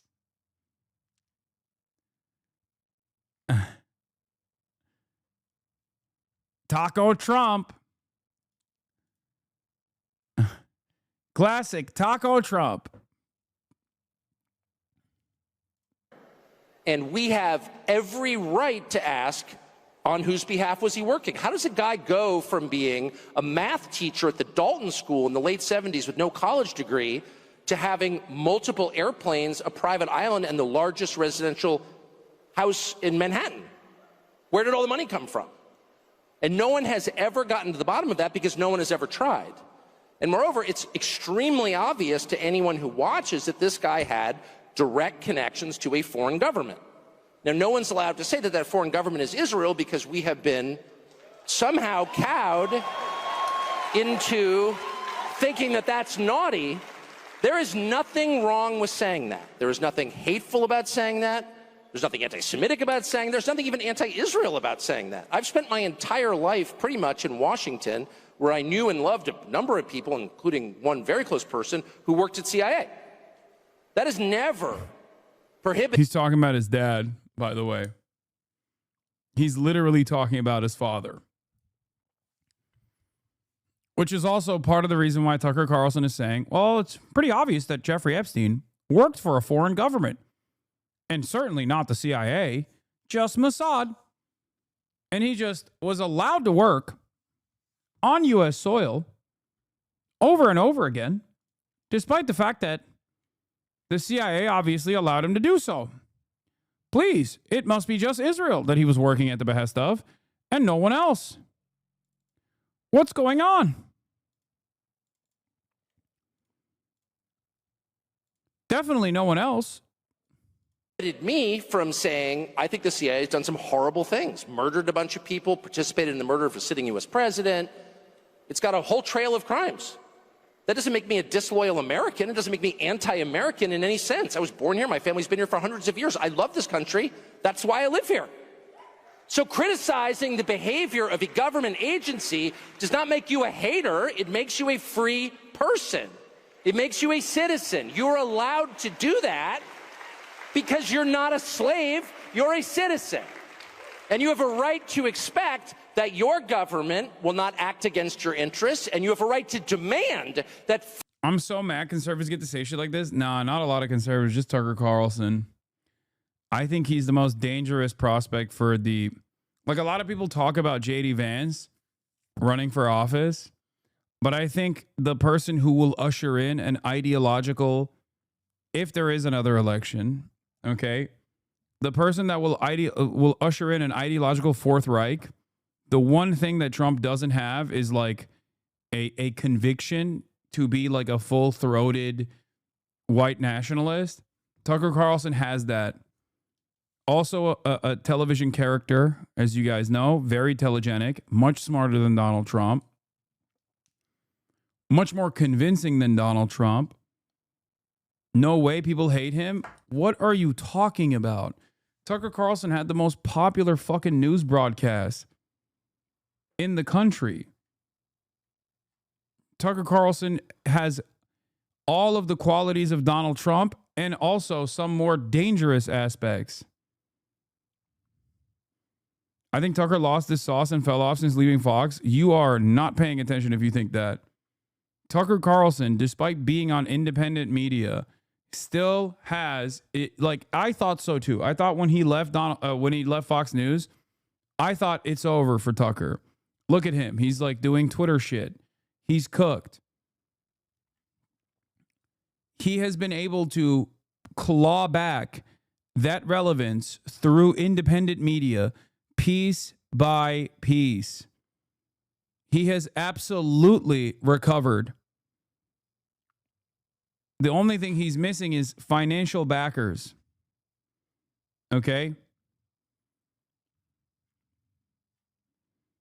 Part of the reason why he was fired from Fox News, if you read the tea leaves or if you read the reports on it, was because Rupert Murdoch himself was afraid of the influence that he retained there. Rupert Murdoch was terrified of what he was capable of doing. he has not actually recovered all of the clout that he had, but very clearly, he has piece by piece picked up a lot of the pieces, and he has been able to go above. He's been able to retain a big chunk of his influence. I am telling you right now, he is a terrifying figure because unlike Donald Trump, he will go the full way with white nationalism. And he has a much better way of delivering white nationalist rhetoric in a way that Americans find palatable. Okay? If you ever listen to this fucking guy, if you ever listen to this demon, maybe I'm wrong on this.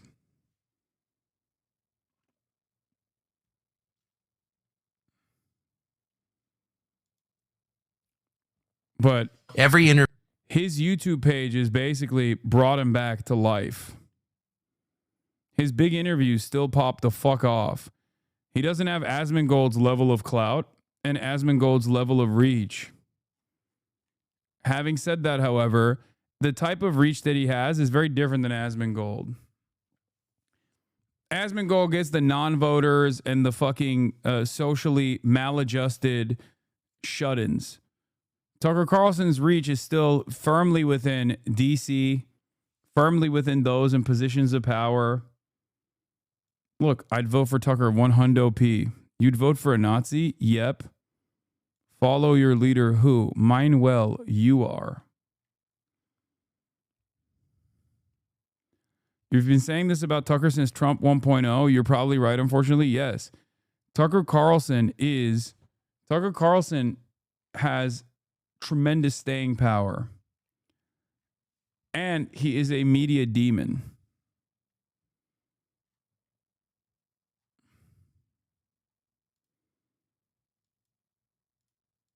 I don't think he could control the base as easily as Trump does, but he's definitely the top candidate to pick up the torch and do some fucked up shit with it.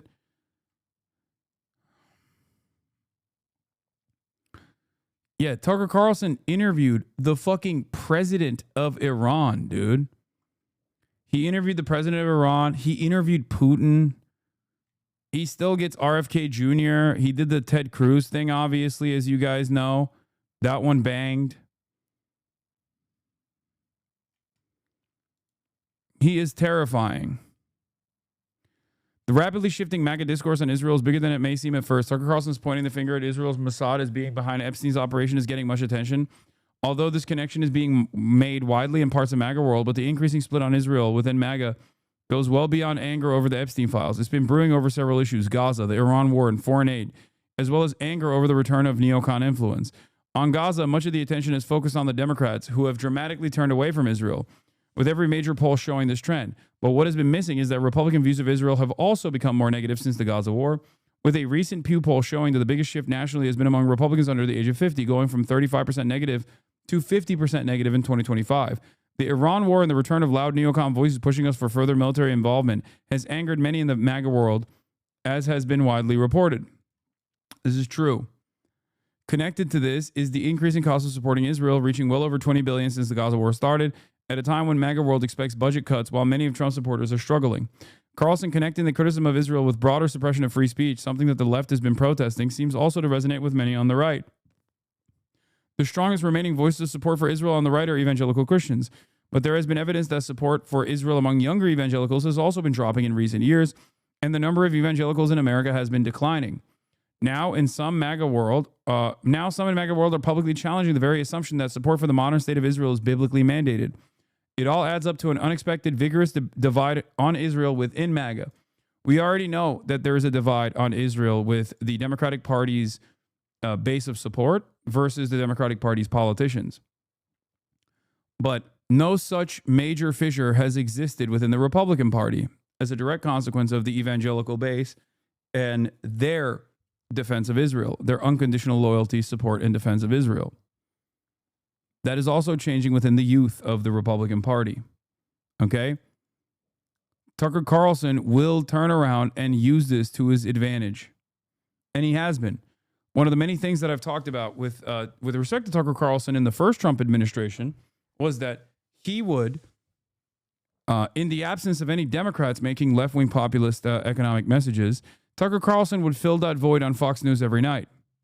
He was perhaps one of the most important voices on retaining social safety nets for whites and for legacy Americans, as he says, which is a substitute for whites.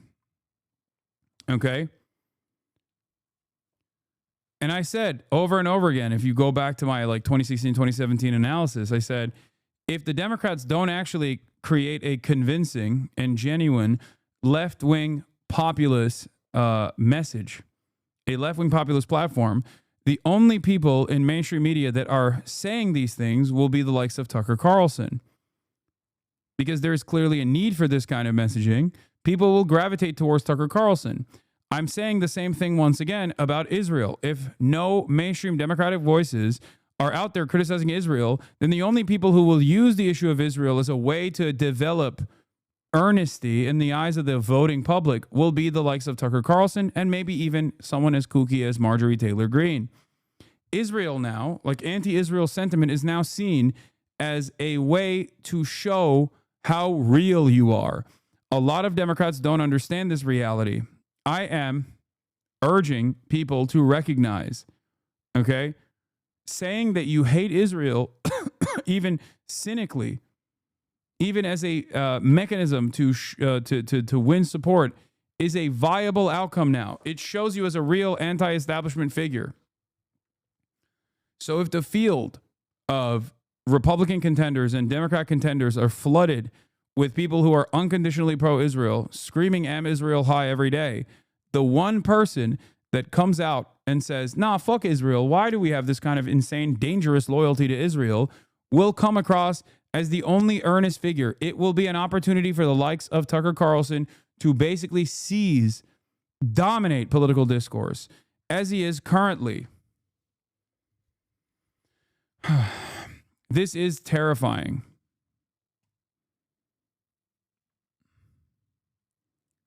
It is very frustrating.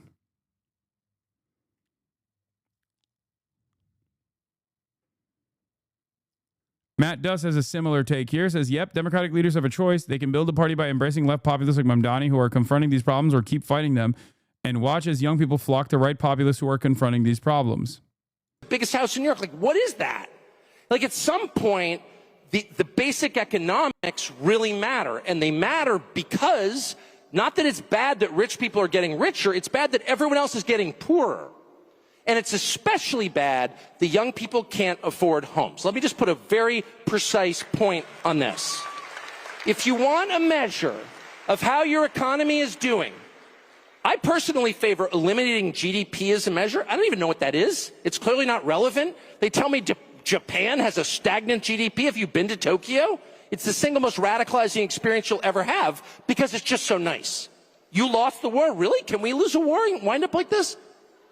GDP. No. I don't know what even that is. The total economic activity. Oh, no. My measure is really simple. I got a bunch of kids. Can they afford houses with full-time jobs at 27, 28? And the answer is no way. And the answer is that 35-year-olds with really good jobs can't afford a house unless they stretch and go deep into debt. Why is it populist when leftists use material announced to provide direct relief to voters' quality of life, but not populism when centrist liberals throw around platitudes and do nothing? I mean, centrist liberals use populism as a negative term. So much so that they've invented a new term that is basically populist, but David Shore has a new term for it. It's called popularism, as in abiding by popular sentiment that is focus grouped into oblivion. That's how much they hate the term populism. They use it as a pejorative. True populism is not supposed to be a pejorative, but this is the one thing that separates neoliberals from people like myself. When they say populist, they mean it as a negative. When I say populist, I mean real left-wing populist economic theory, okay? Concepts that are overwhelmingly popular, that uplift the working class, okay? Liberals point to that as, oh, you just want everyone to have health care, or you want everyone to have a unicorn. Okay? You want everyone to have a unicorn. You're over-promising and you're not going to be able to deliver. It's not like liberals actually end up delivering on their promises either. Ironically enough, liberals don't actually fucking end up delivering on their promises either. The problem is they also don't even fucking promise good things. They promise less and then don't even deliver on the little amount of promises that they made. So it's spectacularly bad policy and also bad politics as well.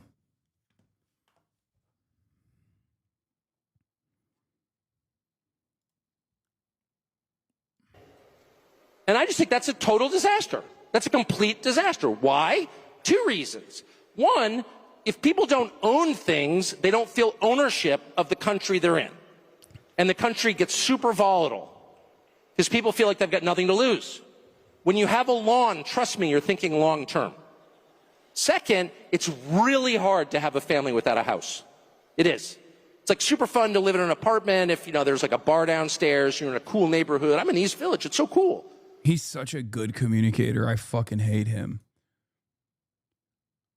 I despise him because everything he said up to this point, I almost 100% agree with.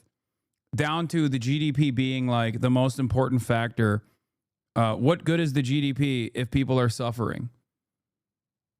I mean, he could have even made that point, not by looking at Japan, but he said Japan because he's a racist. Because the hidden agenda there is Japan is a ethno-nationalist, right? Japan is like an incredibly not diverse country. He could have said Europe as well. Europe is a even closer analog to use here. Look at European capitals. Am I to believe the notion that Paris is literally poorer than Missouri? Have you seen Paris? Look at Paris and the average middle-class Parisian and their lifestyles, and then look at the average middle-class Missourian. The reason why he used the example of Japan, on the other hand, and for the record, obviously, European capitals are experiencing the same kind of like diminished quality of life year over year due to, again, austerity economics and neoliberalism, unchecked neoliberalism.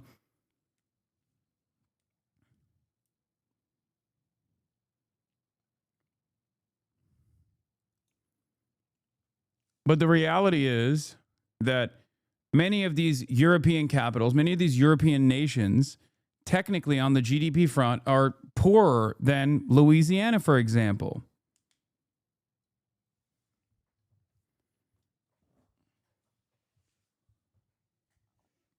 But you look at the quality of life in a European capital. If you look at the quality of life in a European capital and then compare it to the quality of life for the average person living in Louisiana, you realize that GDP doesn't matter at all. Okay? It's just numbers on a board that make you feel. Numbers on a board that make you feel like things are good. Why didn't he use Norway example? The reason why he doesn't use Norway either is because it's European and gay and woke. Japan is far away and not gay, nor is it woke. That's the reason why he's using Japan as an example. Especially on the notion of GDP. They say the Japanese GDP is stagnant. And, Japanese GDP is terrible. But you look at the living standards and the living conditions of like Japan, when you have all of these social safety nets, amenities, severe degrees of regulation, and the cost of living overall, in comparison to the United States of America, it looks fantastic. Japan's problems unironically stem from something that Tucker Carlson wants to do here in the United States of America.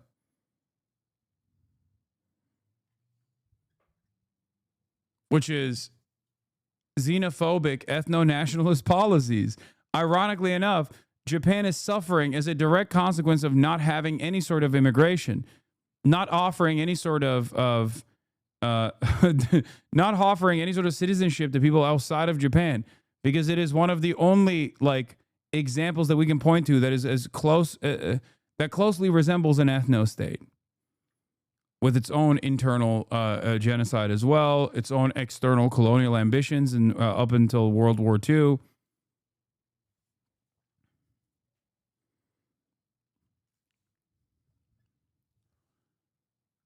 But anyway, up until this point, Tucker Carlson brings up incredible points. But you will see why he is an indecent, right-wing, nefarious propagandist. Let's take a look. Try to have 3 kids. You're not going to have 3 kids there. You can't. Nobody wants to raise their kids in that neighborhood. Nobody wants to raise their kids in an apartment. People do it because they have to. Nobody wants to. People want a little house, not some McMansion, just a little normal house. That is the actual American dream. And that is what is totally unattainable for young people. And so the only young people in general that you will ever meet who have houses are young people whose parents help them. And God bless their parents. That's a perfectly great thing to do for your kids. But most people's parents can't afford to do that because they're already in debt from their pointless college degree. So that is a national emergency. And I know that there are certain cable channels that are spending all this time talking about, oh, they're about to elect a socialist in New York City, which obviously I'm opposed to it. Yeah, here, look at what he's not doing. even a real socialist. He's like a trainee vax, rich kid liberal guy. Mom Donnie. He's a fake leftist, but whatever. Why do you think that's happening? One of the reasons Mom Donnie. It's happening is because normal people with normal. I like that he also hit him with a fake leftist, by the way. Like, who's the real leftist, Tucker? Are you a leftist then?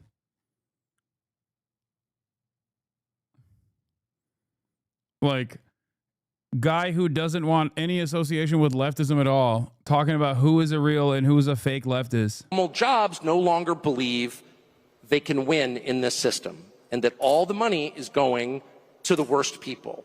And no one even stops to ask, what the hell is going on? How did Bill Ackman get so rich? I mean, he went on CNBC and talked down Herbalife. Bet against companies by driving down their stock prices. That's what he's been accused of. I'm not accused. Japan is not suffering due to a lack of immigration. The fuck? No, yes, it can be held with immigration, but the actual problem stems from it being a demoralizing capitalist hellscape. Oh my God. Every country is a demoralizing capitalist hellscape. Okay? Every single country is. And yes, that is a major problem, both in Japan, both in South Korea, both in many of the European capitals that we were talking about. But beyond that, there is no quote unquote solution to if you consider this a problem to begin with, the aging population. And which, by the way, it is a problem. Like, an aging population is a problem because our entire economy and our entire existence revolves around being productive. And after a certain age, you cannot be productive. You can't do labor. Okay? So yeah, it is a fucking problem. Developed nations end up falling into this same pit no matter what. The only developed nation that has not fallen into this issue is the United States of America. Do you want to know why the United States of America has not fallen into this issue? Because of endless migration. That's it. Undocumented immigrants come in and they have children on U.S. soil because we have birthright citizenship, and those children become full-fledged American citizens. That's it. That's literally it. Okay? It's not a fucking accident that America is one of the only countries on the planet that is a developed nation that does not have issues with population growth, with having an increasingly aging population. That's it.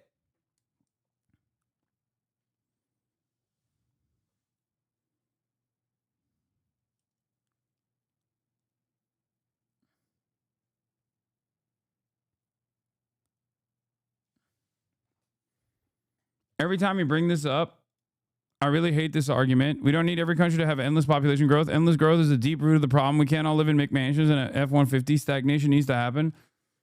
Oh my God, dude. Who is going to keep the engine going? Like, capitalism or socialism, doesn't matter. You need to have working hands that control the widgets, if not develop the widgets at the widget factory, okay? That's it. Like, what are we talking about? What are we going to do? So we're going to live, what, 100 years in the future if we make it that far, where all of the fucking developed nations are 65 years old and older, and then they're relying on labor in the global south? Is that what it is?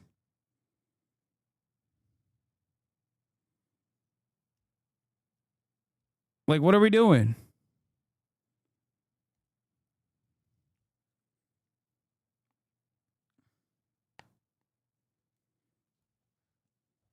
Yes, as a band-aid solution to the root cause of declining birth rates, the incredibly toxic work culture in Japan. It's not just the incredibly toxic work culture. Please stop.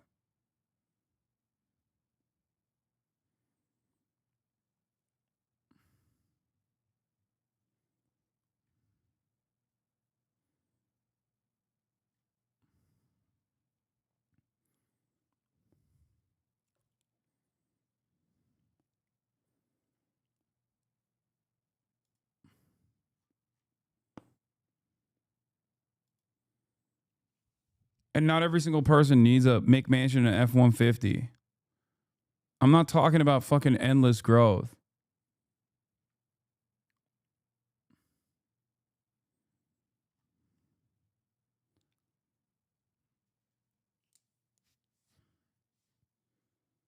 No, we need a world that is self-reliant and doesn't require endless growth. We can't keep growing and growing on a limited planet. We need to reach an equilibrium.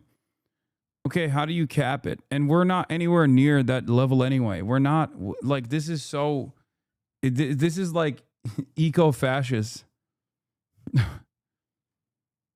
What do you mean? We need an equilibrium. What are you, fucking Thanos? What the fuck?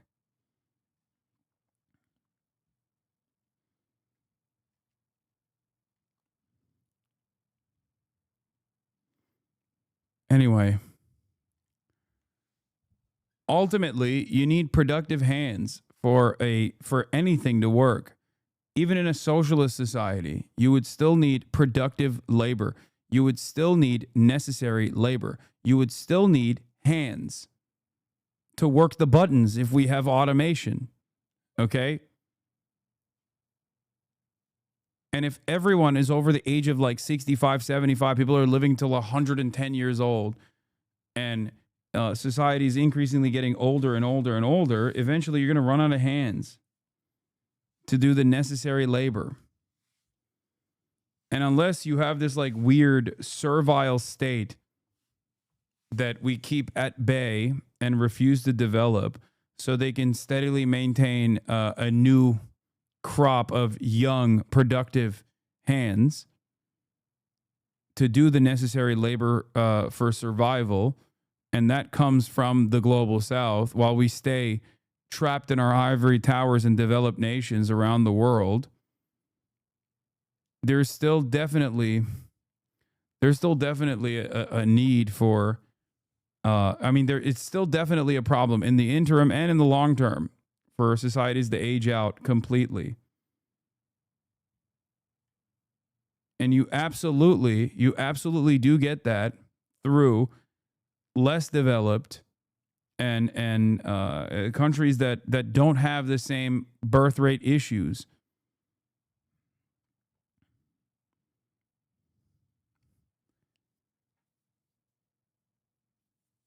Like, sure, you're not wrong, but we're quite obviously far beyond what the planet can sustain. I don't think so. That's not, wait, what? That's not true.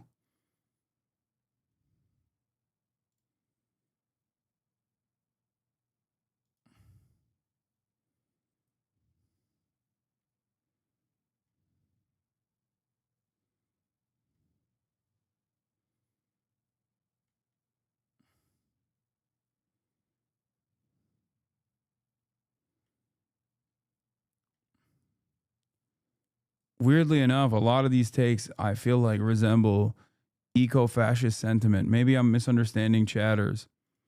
Anyway, let's Using him here, because sue me if I do. I'm just suggesting others believe that might have happened. He's already threatened to sue me for saying that. But there are plenty of people who do that. And I'm not saying even that it should be illegal. What I'm saying is that our leadership class should say something about it and should assign a moral value to it. And if you're getting rich by loaning money to people at incredibly high interest rates, that's something you're going to have to talk to God about. That is not good. That is not virtuous. That's disgusting. And the fact that nobody feels free to say that, nobody feels like you can just say like 30% on a credit card? Why is anybody paying a credit card bill? I said to somebody recently, I feel like I'm very moderate and sensible and... Yeah, so he had this take. There was also Epstein running for an intelligence operation, as we were talking about. And then here's the most insane line that he had about immigration. Tucker Carlson was asked if immigrant farm workers should get amnesty. He replied, "That's the most grotesque thing I've ever heard." Okay, your mom does too. Any questions? Yes, sir. What do I think about amnesty for farm workers? I think it's the most grotesque thing I've ever heard. Are you joking? Amnesty for farm workers? We have like 60 million illegal aliens in the country. 60 million. That's got to be just a number of like Hispanic people, I think. The Hispanic population is like what, 69 million? Give or take. That's what he means, right? 60 million, dude? Yeah. Or 65 million is the number of the Hispanic population on U.S. soil. Maybe he's just saying like 4 of those or 5 of those 65 million are like white Hispanics so they can stay, like from Spain. The country bears no resemblance to the country I grew up in, and it's not better, it's worse. Yell at Tucker. So I'm not going to sit for another lecture from anybody telling me we need to import more people to write code or pick grapes or any other task. Period. It hasn't worked. The country hasn't gotten richer. It hasn't become more unified. Those words should... I mean, this is the honest conclusion of Trump's anti-immigrant agenda. Because what's the difference between an undocumented non-citizen and a documented one? It's paperwork.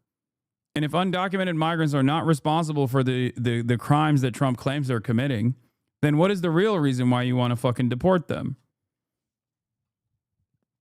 What is the real reason? If they're just contributors to the U.S. economy, just like you and me, if they're even more meaningful, in some instances, more meaningful contributors to the U.S. economy, to agricultural output, then what is the one thing that you are seeing that is different about them than someone like yourself, someone like Tucker Carlson? It is the color of their skin. Like, that is the major difference. They're black and brown. Tucker Carlson considers them to be inferior. Burn on the tongue of anyone who utters them. How dare you talk like that? Amnesty. How about deportation? What about that? I mean, look, and let me just say, people say all kinds of things. It doesn't mean it's happening. But I think it's worth being a little paranoid about it. I mean, I think everyone in this room is paranoid. It's important to make sure even the people you love are true to their word. Doesn't mean you hate them. Again, I don't take my kids I love my kids more than anything. I don't automatically believe everything they tell me because I'm not a moron. Because I understand that people don't always say the truth. So, but anyway, yeah, any kind of amnesty is not only a bad idea, it's like outrageous. Anyway, sorry, I've been told. I think about how angry he is at this. Like, we know he's racist, but why is he this racist is the question one must ask. Is he actually that racist? I think he doesn't give a shit one way or another.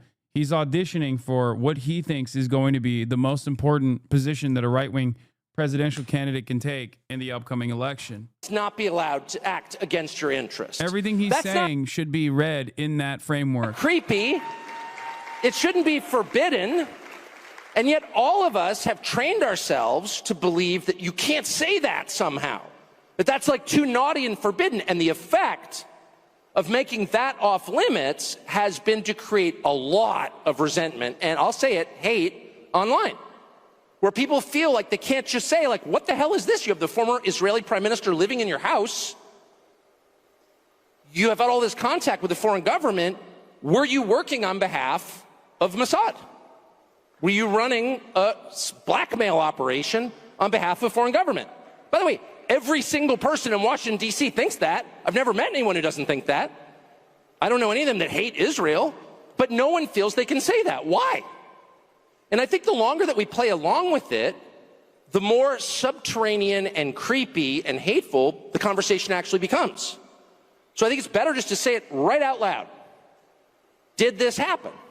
And of course, that question has been asked to the government of Israel, and their answer is, we're not going to tell you. And I think our answer should be, no. As long as we're sending you money, if you were committing crimes on our soil, we have an absolute right to know, did you do this or not? And yet everybody has been so brainwashed into thinking that's somehow an expression of hate or bigotry, when it's not. It's a baseline question that every U.S. citizen has a right to an answer on. What the hell was this?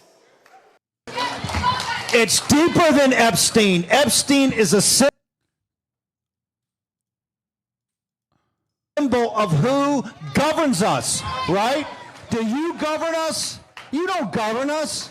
No chance the American people govern us. You just won. They tried to have the third coup. Kennedy first, Nixon second, Trump third. They stole the 2020 election after stopping it only because you guys said, go fuck yourself. We're going to bring him back.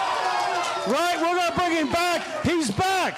But are we in control? We're not in control. Why are we not in control? Why are we not in control? Because the deep state runs the deal, and they're laughing at us right now. Yep. Look at young Americans. Remember what I told you about Americans and their association with Israel. Not every single one of these people arrived at this conclusion because they read the wrong fucking books and developed anti-Semitic opinions. You need to understand, it's because of Israel, and it's because of how Israel and Israel-backed candidates want to fucking want to suppress American speech. Okay?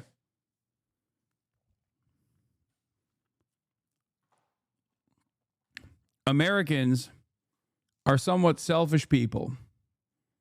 They are only invested in their own existence. When you're doing stuff over there, that's one thing. But when the stuff that you're doing over there requires an endless amount of money from us, and also on top of that, if you actually call into question this allegiance, you get branded a pariah, and on top of that, you lose your job, or you get hit with like the only real type of cancel culture. Americans are going to be like, what the fuck are we doing? And it's not just the Democrats who feel this way. It's young Republicans as well. It is all Americans that recognize this reality. Why can I burn an American flag in my country, but I get a mark by my name if I burn Israel's? Like, how? I think that's an entirely fair question. It's totally outrageous. You got 65 million people here illegally, according to the administration, and the only ones who are deported are ones who criticize a foreign country. I don't understand it. It's driving people insane, actually. And it's making people angry in a bad way. People are so mad. I mean, I've never seen... Tucker Carlson is so funny because his argument here literally is deport every single person that is an immigrant. Okay? Deport every single person that is an immigrant, documented and not undocumented alike, or every single Hispanic person, documented, undocumented, natural born, doesn't matter. Okay? The 65 million number It could be either. It could be he could be referring to both documented and undocumented Hispanic population numbers, or he could mean all immigrants, like documented non-citizens as well.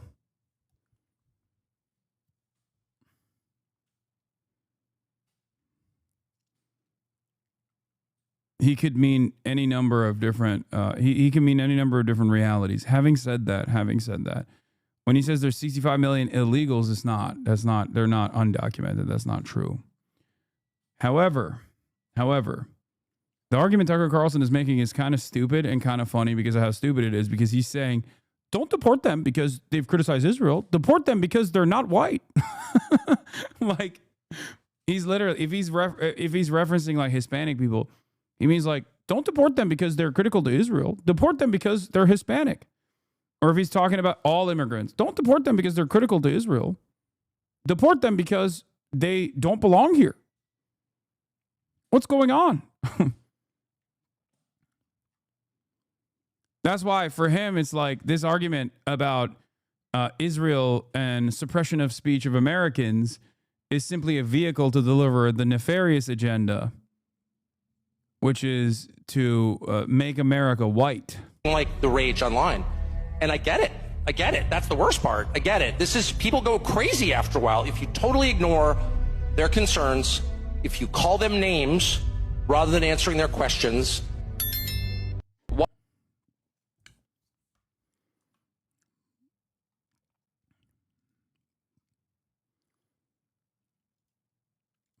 At that FBI file. Then she got caught by James O'Keefe on hidden. Like, this was the talk of the town at Turning Point USA. If I'm Charlie Kirk, I'm shitting my pants right now. Charlie Kirk is the administration's guy. Right? He's the inside guy, and he's holding these events. And his job here is to basically try and keep the Trump boat from sinking.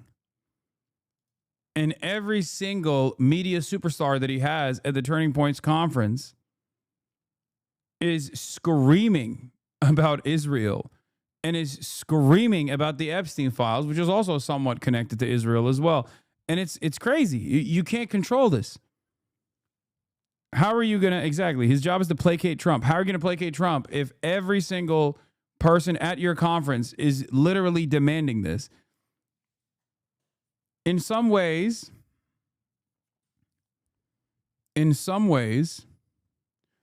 it feels like when Democrats run and claim that they're going to do health care, and then they never do health care. When Republicans run and they create unique problems that are not real problems at all, but at least like demand people's attention, shift their priorities away from their material circumstances over to like vulnerable populations that must be dominated, they actually follow through on those promises. You know, whether it be stopping trans athletes from participating in the NCAA or whatever, right?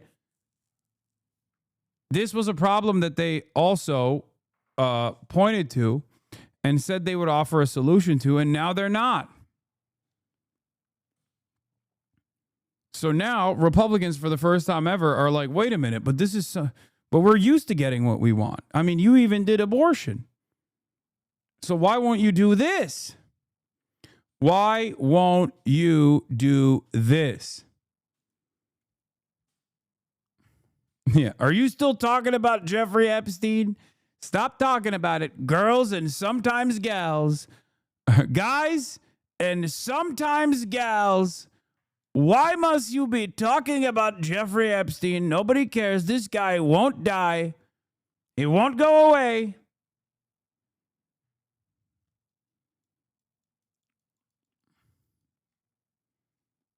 Do not talk about him.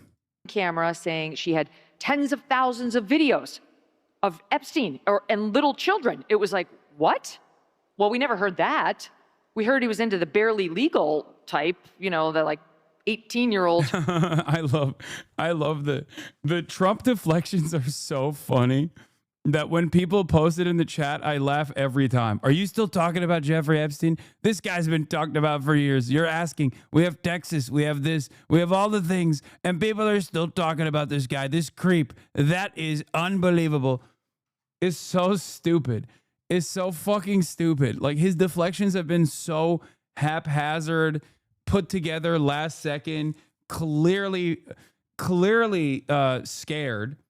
Like, you can see the fear in the way that in the tone that he takes when talking about Jeffrey Epstein, that you're laughing. Trump's begging you to stop talking about Epstein and you're laughing. I said this already.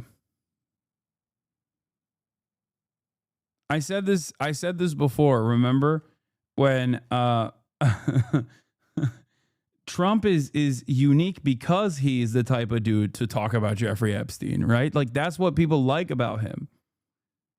That's what people like about Trump, is that he would just like put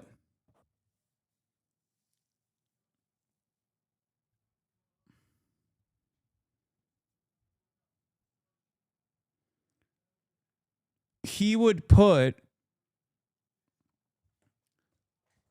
just like weave in random shit, sometimes conspiracy theories and whatnot, into places where it didn't belong. That's what people liked about him.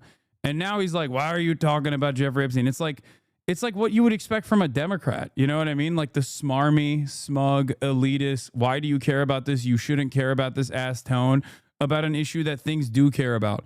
I could hear like Joe Biden saying that about healthcare. You know what I mean? Oh, come on, Jack, we're doing NATO. Why do you care about healthcare? You know what I mean? It's like that's not something you expect from Donald Trump. Donald Trump is the guy who is supposed to talk about Jeffrey Epstein. So now he's doing this.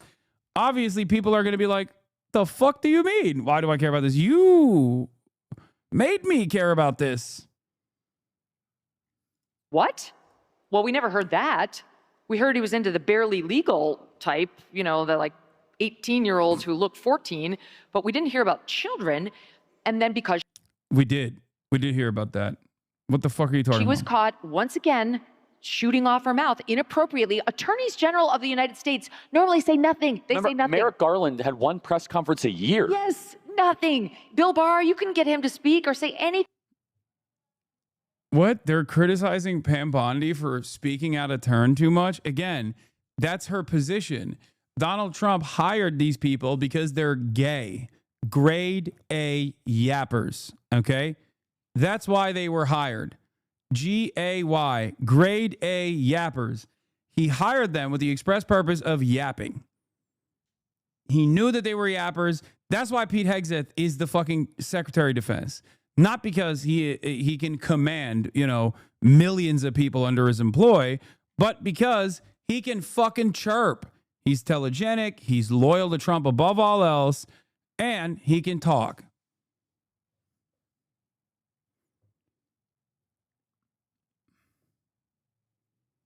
Even Eric Holder was less chatty than this. So she got caught on camera and she decided to cover up the James O'Keefe slip by then running to a real camera and being like, there are tens of thousands of videos of the children and I'm announcing it all. So once again, she didn't give that to the influencers. And then she slides it into this memo. So I have a dumb question. Maybe it's not dumb. So it's so she had doubled down on the videos. Is that correct, Megan? Yes, now she's tripled down. Epstein was not the perp in every one of those videos. I don't mean to say this like in a why are you talking about this way, but do you think like the 4 hours alone you've talked about this topic signals the Trump admin's goal of distracting from deportations has worked? I've talked about the deportations every single time and every single day, with the exception of today. Okay, if you think that this is the Epstein stuff is a distraction away from the deportations, you are out of your fucking mind. As a matter of fact, Trump would never want anyone to talk about Epstein, and Trump would want everyone to be constantly talking about the deportations because guess what? Deportations are for his base. The base seemingly, or at least to their calculation, loves the deportations. They don't, but that's a different point.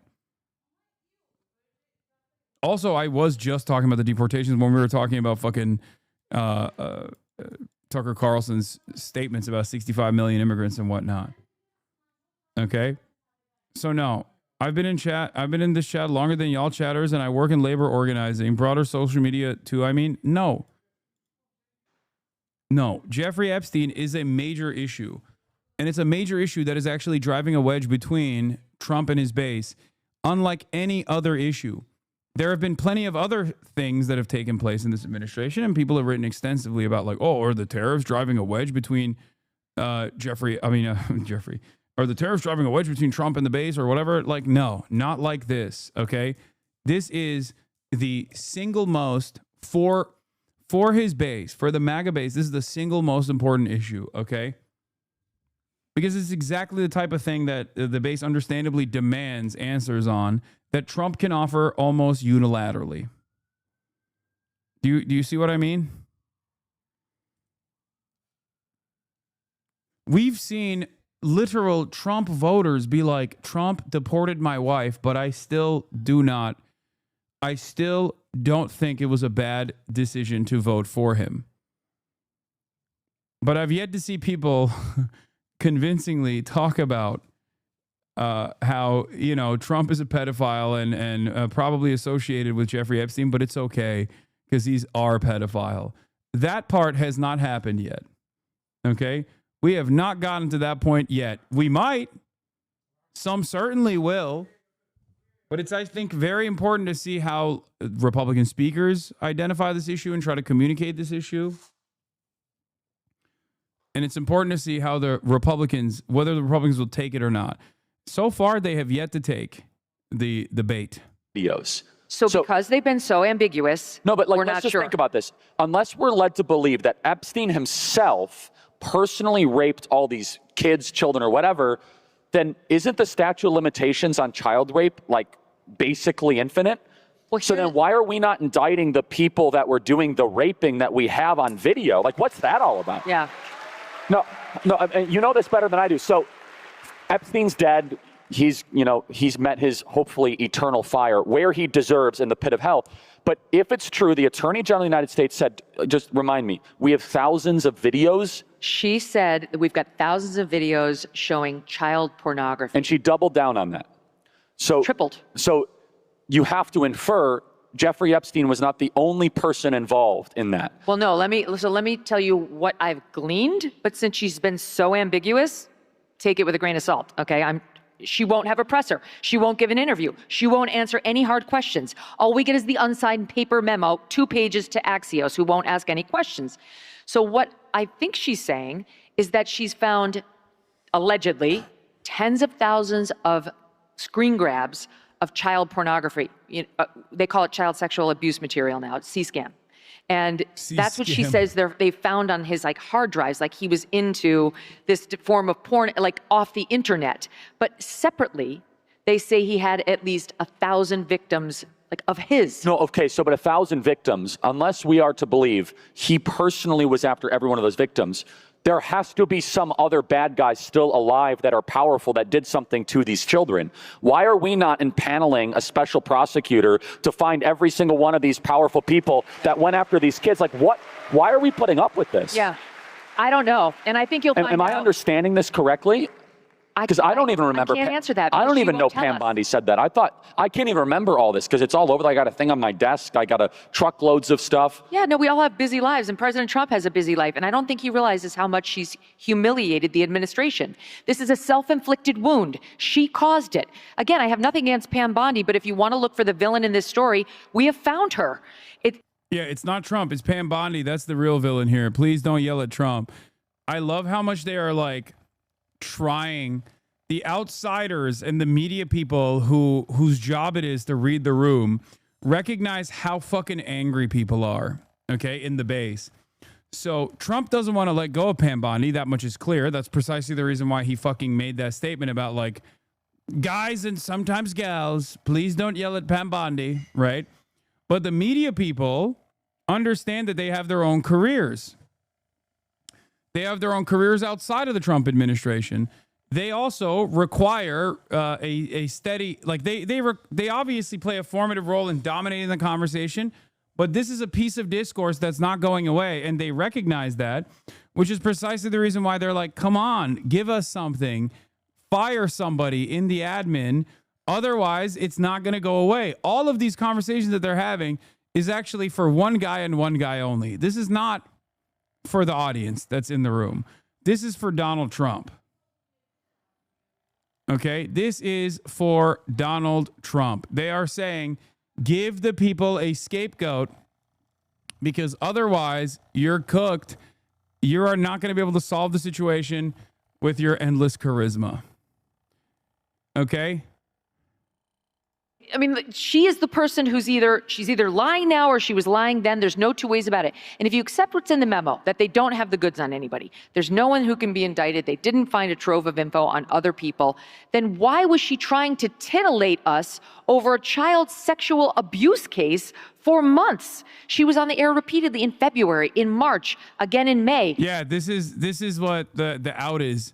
Pam Bondi lied. People died. Pam Bondi lied about like the list, which is not going to be a convincing enough argument. It's better than what Trump is trying to do. It's better than what Trump is trying to do, which is to say, no, Pam Bondi didn't lie. It's the Democrats that wrote the list. So please don't look at the list. We can't release it because some of our faves will be implicated. Okay. The reality is, these guys think that as long as Trump says like, oh, Pam Bondi actually lied about the contents of this Jeffrey Epstein list and it was a big nothing burger, he doesn't, like, they don't realize that that's not going to be enough for the base. The base is going to be like, okay, you fired Pam Bondi. We still want the list. What the fuck do you mean there is no list?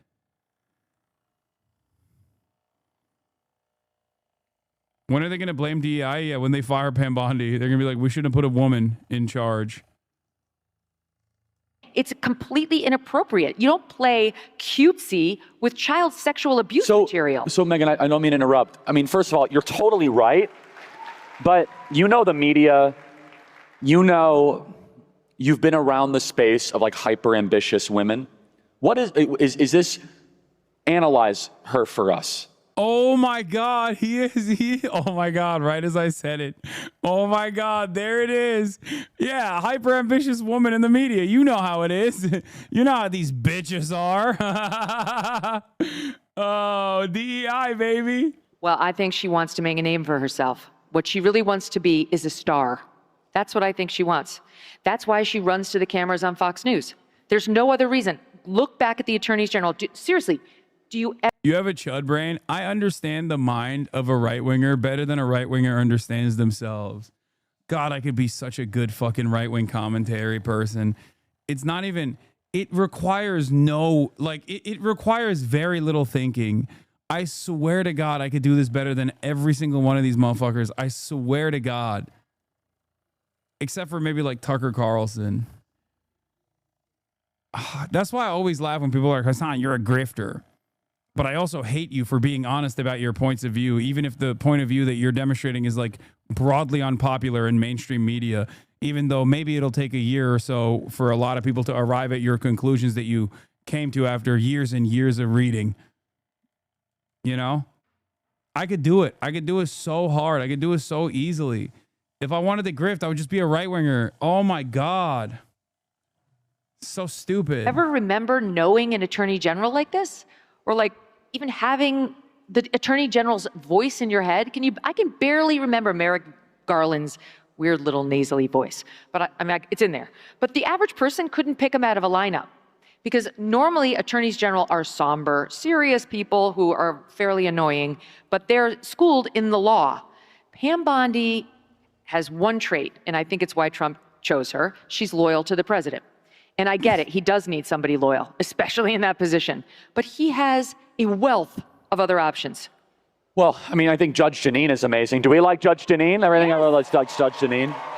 Judge Jeanine would be brilliant. Harmeet Dillon would be brilliant. So you're calling for... They're still going for fucking Fox News personalities to do the job of attorney general. That is crazy. For Pam Bondi to resign or to go.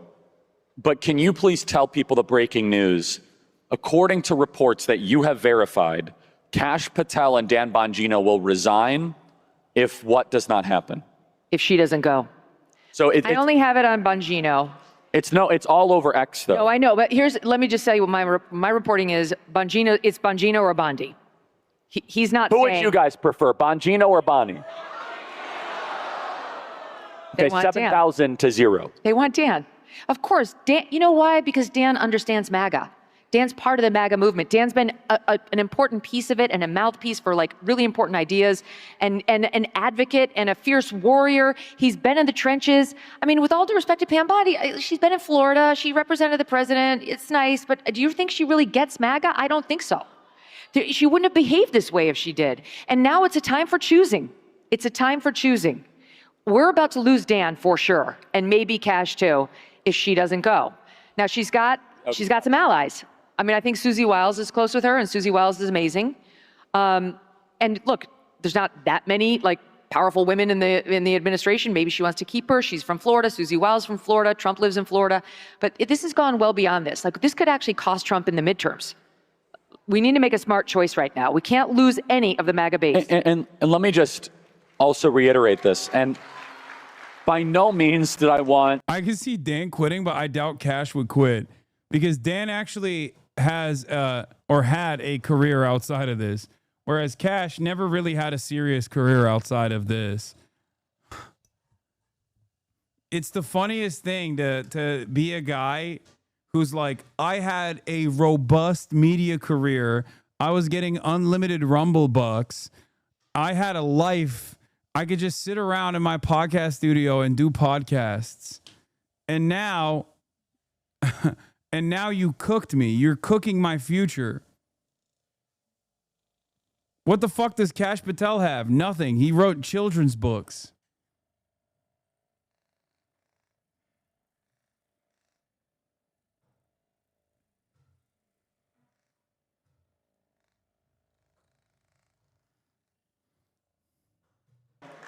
Our very big student action summit talk about Epstein, the entire, like, of all the things.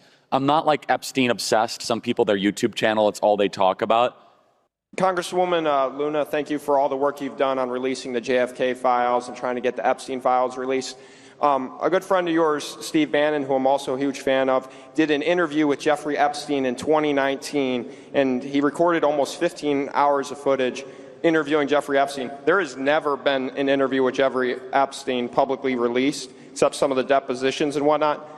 Would you ask Steve Bannon to release this footage now? Because I think it's very relevant and might give us some insight into... Oh my God, cook the fucking Bannonites too. Oh, this is...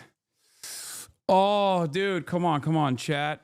Being like, why do you care about this? Are you kidding me? It's such a glaringly obvious contradiction that even the fucking dumbest hogs, even the goddamn dumbest hogs are aware of. They're not even oblivious to it. It's so perfect. It's so beautiful. It's so Kino. Oh my God, this is inject this directly into my veins. I am mainlining this. This is straight up pure black tar heroin. Oh. To what Jeffrey Epstein's motivations are and whatnot. Well, I think you just asked him for us, right? That's actually the first time I'm hearing of that, but yeah, I'd be very interested in seeing that footage, and I think the American people would too.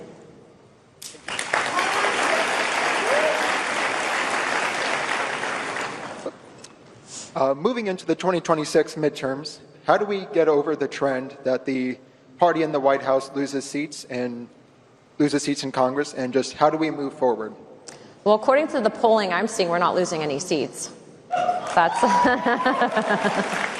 I think that's a historical record will reflect that. But again, you know, I feel like 10% of us in Congress do 90% of the work. And so it's our whole goal and objective to push the party into codifying and getting off our bums and actually doing the right thing by maybe doing our jobs in Washington. And so if you guys can continue to help with that message, that would be great.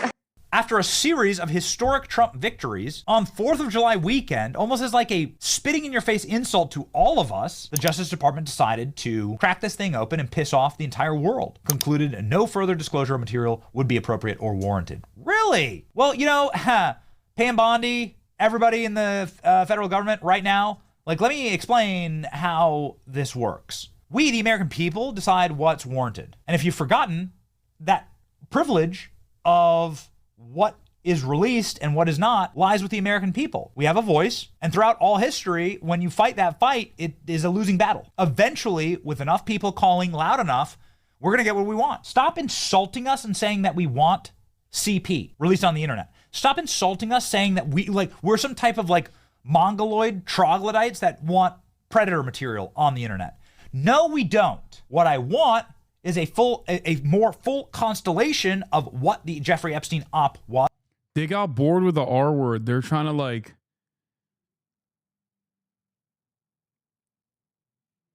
They're trying to hit different lines here.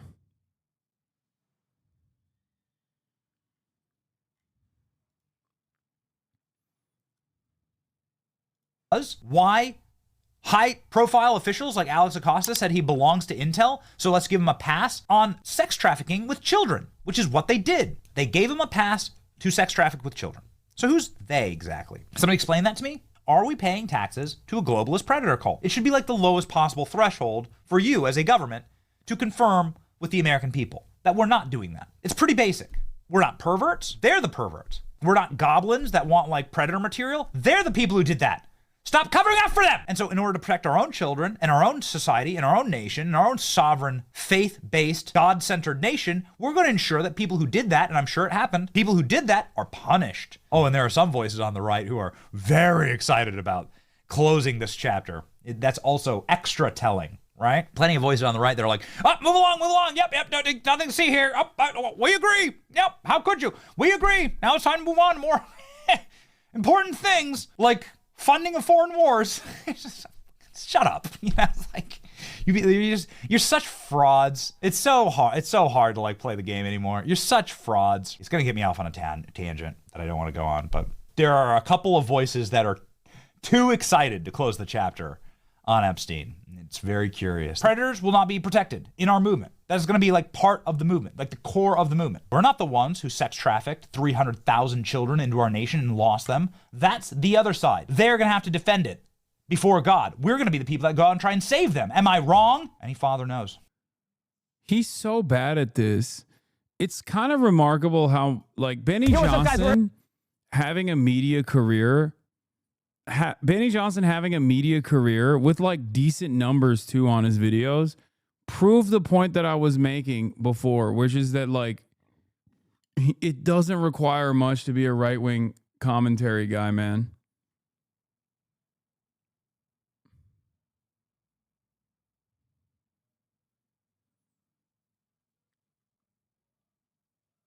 Like it does not make any fucking sense.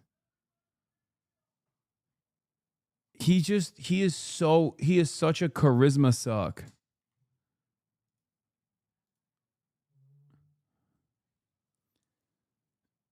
AI thumbnails are the new thing, I guess. Yeah. A lot of the right-wing Twitter, included fucking Asmongold, is using these AI generated thumbnails now. It's like a telltale marker. And they pop off on Twitter. Or not Twitter, sorry. They pop off on YouTube.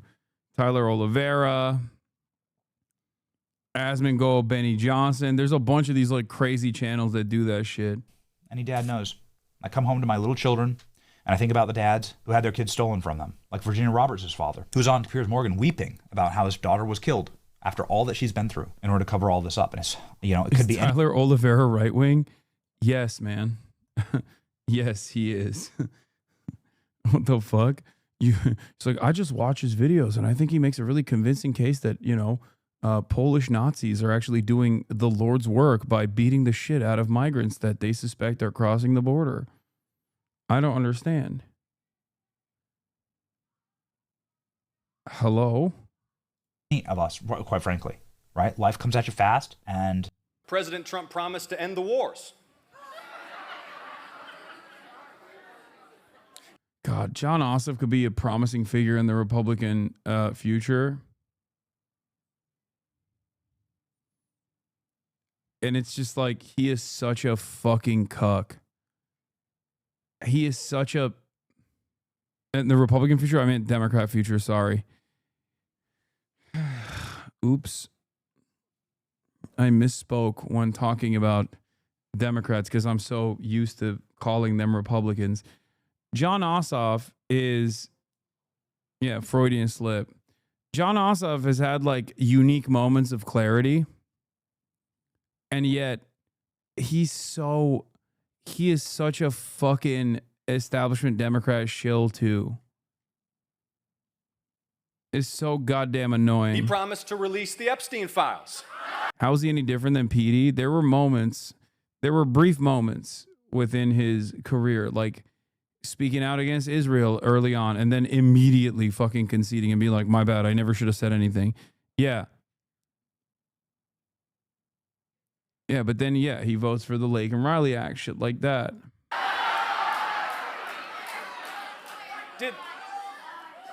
Did anyone really think the sexual predator president who used to party with Jeffrey Epstein was going to release the Epstein files?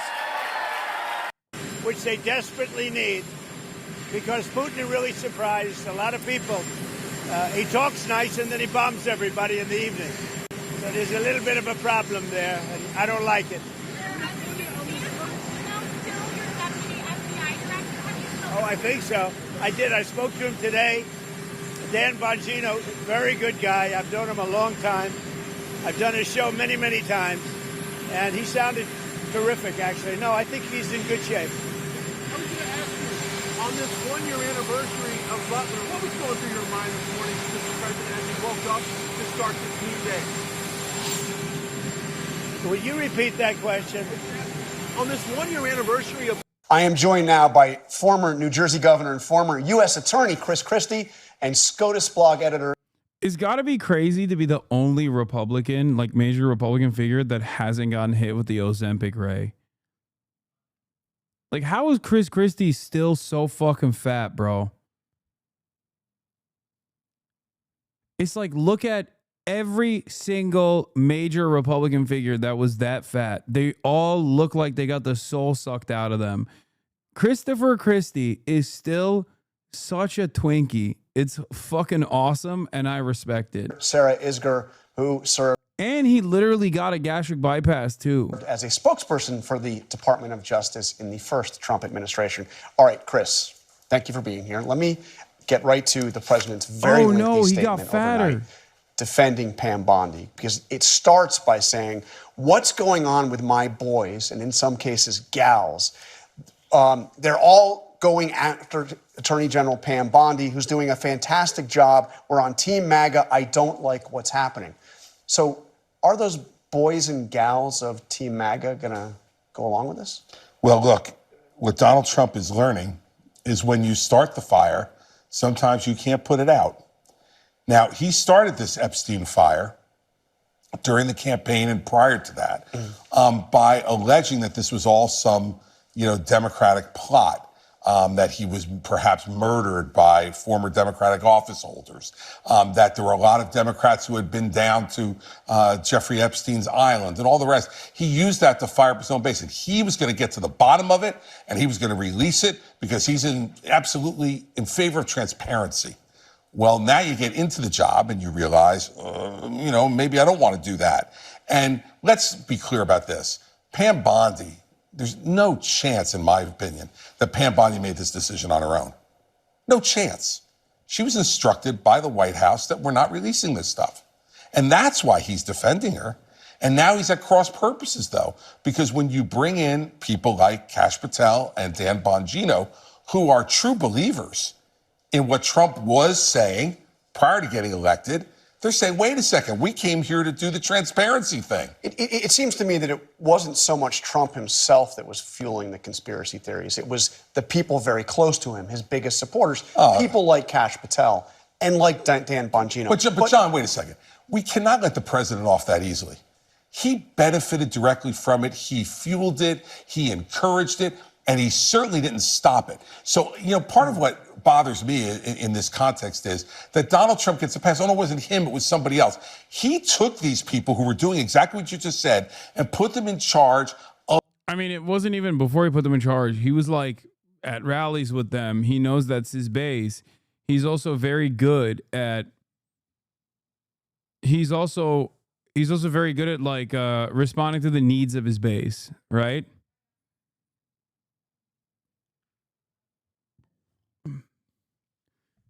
He did it with like all of the other edge issues. Having said that, Yeah, on Epstein directly, he very rarely ever talked about it. But there are instances where he has talked about it. Of the people on the front line of protecting the American people from crime and terrorism and counterintelligence operations. He encouraged this, and by putting them in those positions, he supported the work they were doing. Well, let me play what Trump said Tuesday at his cabinet meeting. When he's there at the cabinet meeting, Pam Bondi is just a couple seats away from him, and a reporter tries to ask Bondi about all of this, and Trump intervenes and says this. Are you still talking about Jeffrey Epstein? This guy's been talked about for years. You're asking, we have Texas, we have this, we have all of the things. And are people still talking about this guy, this creep? That is unbelievable. Okay, so Sarah, he said it's unbelievable and people shouldn't be talking about this. That was Tuesday. Yet all week, his people have been talking about it. People like Steve Bannon, Megyn Kelly, Charlie Kirk. These are prominent figures in his movement who have been talking relentlessly about this. We've heard plenty of times with folks trying to determine whether this is where the MAGA base abandons Trump and things like that. And I think those have all been pretty big misunderstandings of how that hard candy coating around Donald Trump works. For instance, we saw that conversation happen around the pro-life movement, that Donald Trump was abandoning pro-life principles and that maybe this would break up the MAGA movement. But that hard candy coating, the people who really go out there day to day to defend whatever Donald Trump says, they're not policy people. They're not pro-life. They actually aren't even that big on immigration. They're really big on this stuff, though. JFK, Epstein, the moon landing, chemtrails. So this actually does have a real potential to influence whether Donald Trump has that protection between him and his base, those translators. And that's what you're seeing this week, is those translators are taking a really long time to come back to Donald Trump, longer than I think we've seen to date. I mean, I'll tell you this, if you look at his Truth Social post, again, this very long Truth Social post, the responses, and who knows, there could be trolls, whatever, but are almost universally negative. People saying that they're not buying it. They're not ready to move on. Well, John, you have Santa's elves telling kids that Santa doesn't exist, and they're having a really hard time with that. So let me then play a little bit more from Kash Patel. We heard in the open that this was Kash Patel. He went on Joe Rogan's podcast in June and was asked about all of this, and here's what he had to say. The problem is there's been like 15 years of... My favorite. They're calling him the least believable man on the internet. The least trustworthy individual that you could ever bring to the table to convince a large amount of people that the administration is not hiding this incredibly high-profile sex trafficking case.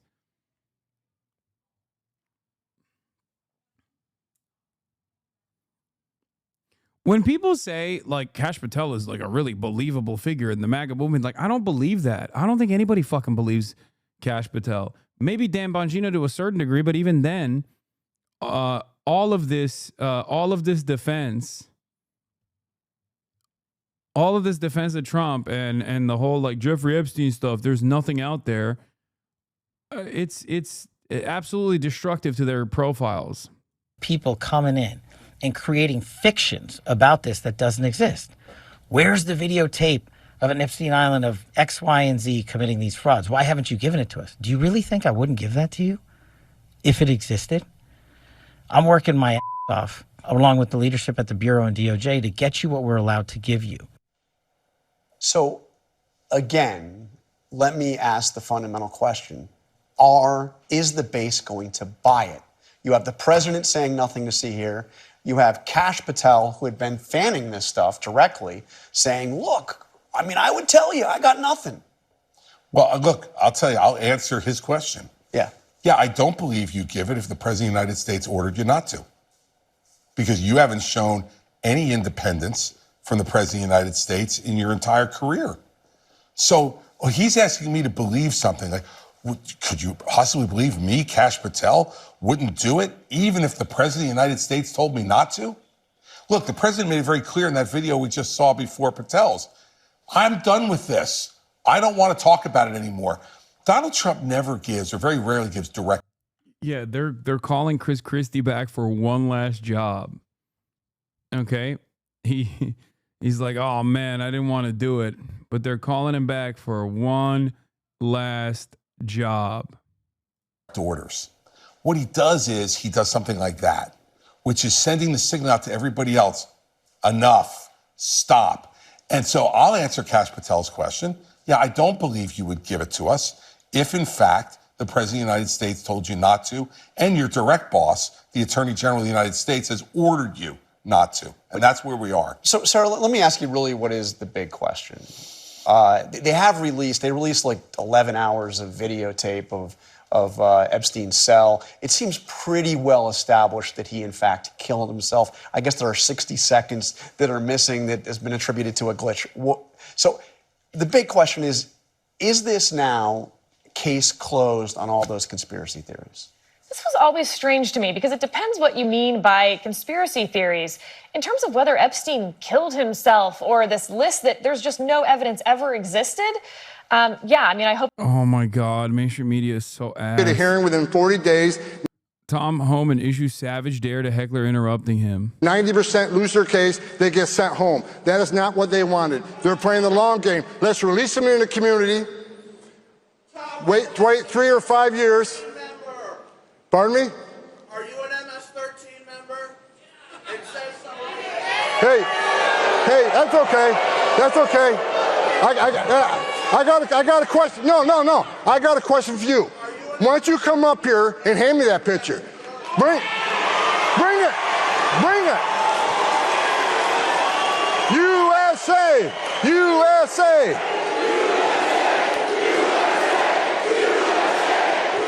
Don't do it, kid. He's gonna arrest you.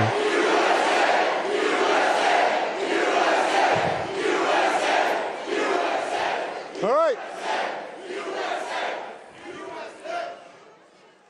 You got morons like this all over the country. This guy wouldn't like the surface nation.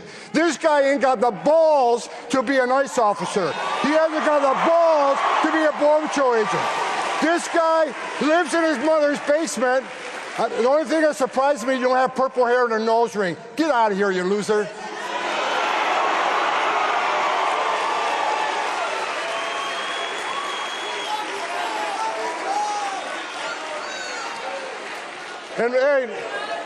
And you're such a badass, meet me off stage in 13 minutes and 50 seconds.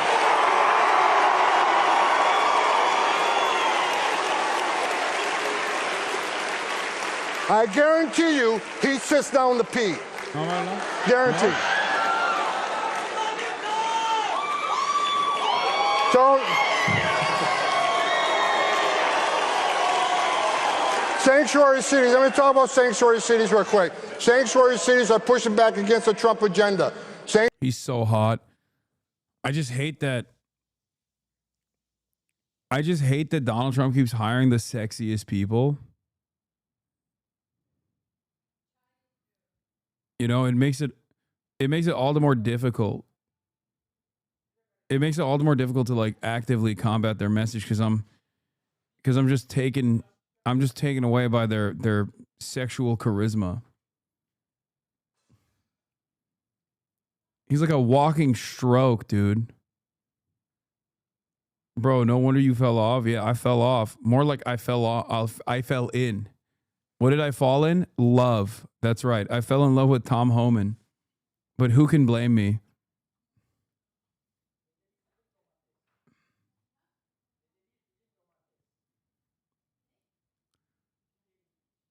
He's so good.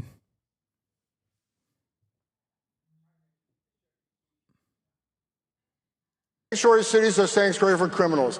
So sanctuary cities from day one, Chicago says Tom Homan is not welcome to Chicago. I was in Chicago within 24 hours. I've been to New York City. I've been to Denver. And for those folks from Seattle and Portland, I'm on my way to Seattle and Portland.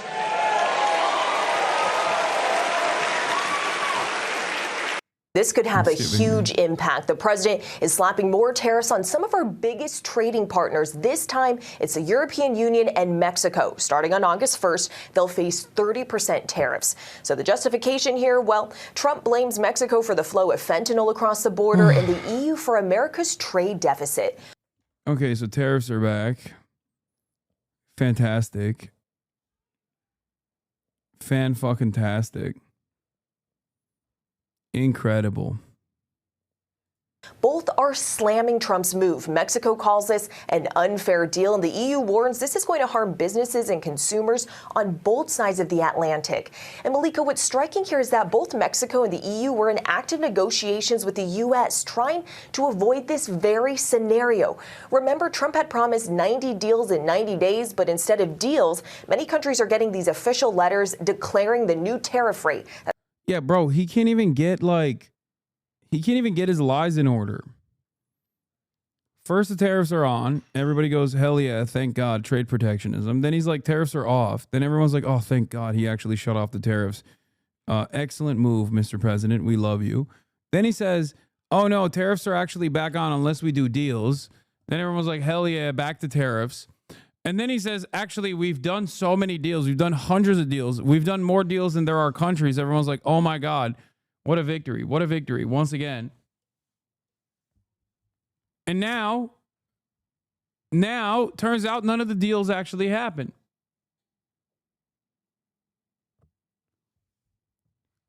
At a certain point, you got to realize, like, there's just nothing there. People are just holding on to whatever he decides.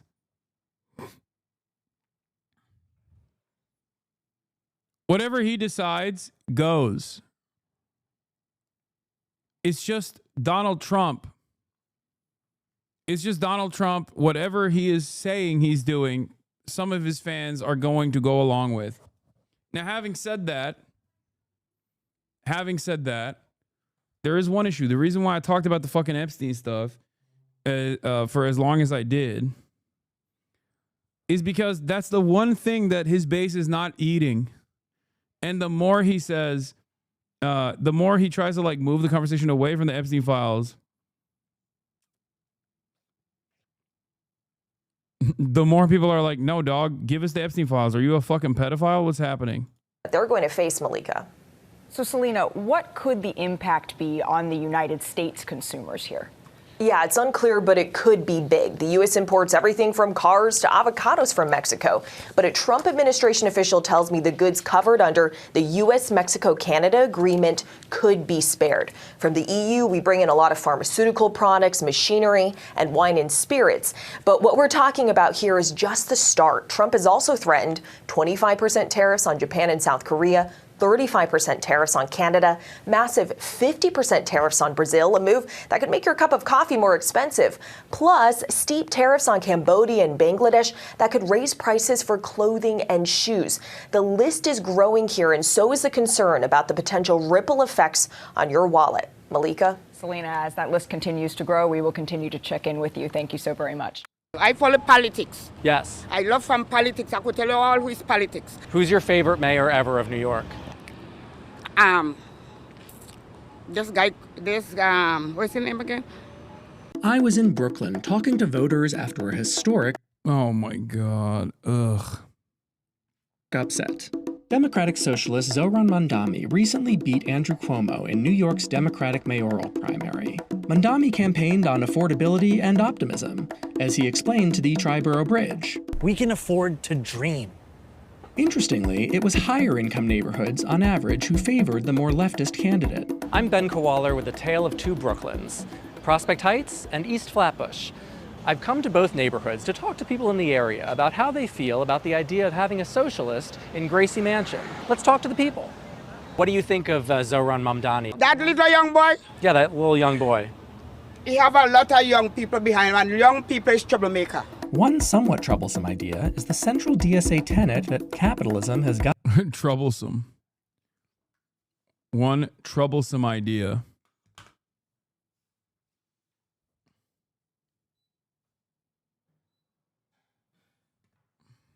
...got to go.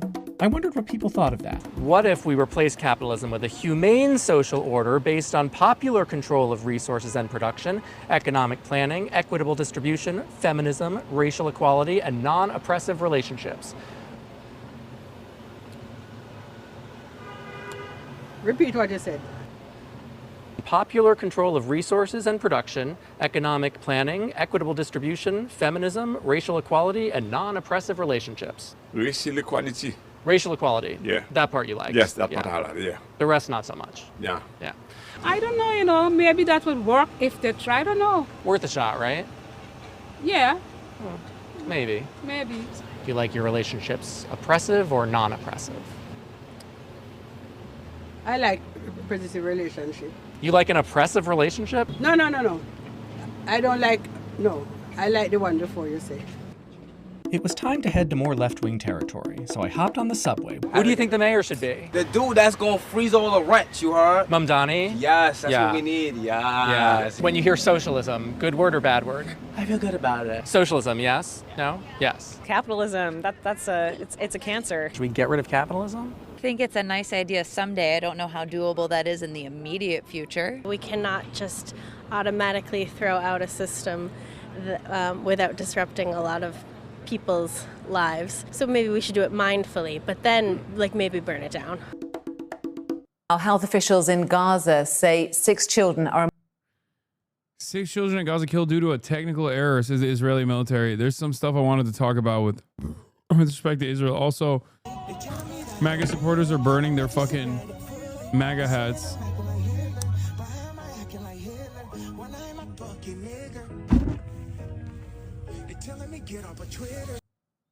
Why the fuck would you go to that island? So that's beautiful. There was also, we talked about Olivia Rodrigo. Hold on. There was some stuff that I wanted to get to. Oh, hold on. I think I found it. 1 second.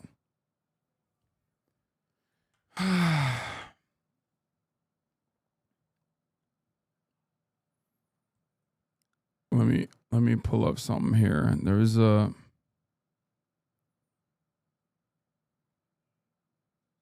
where is it?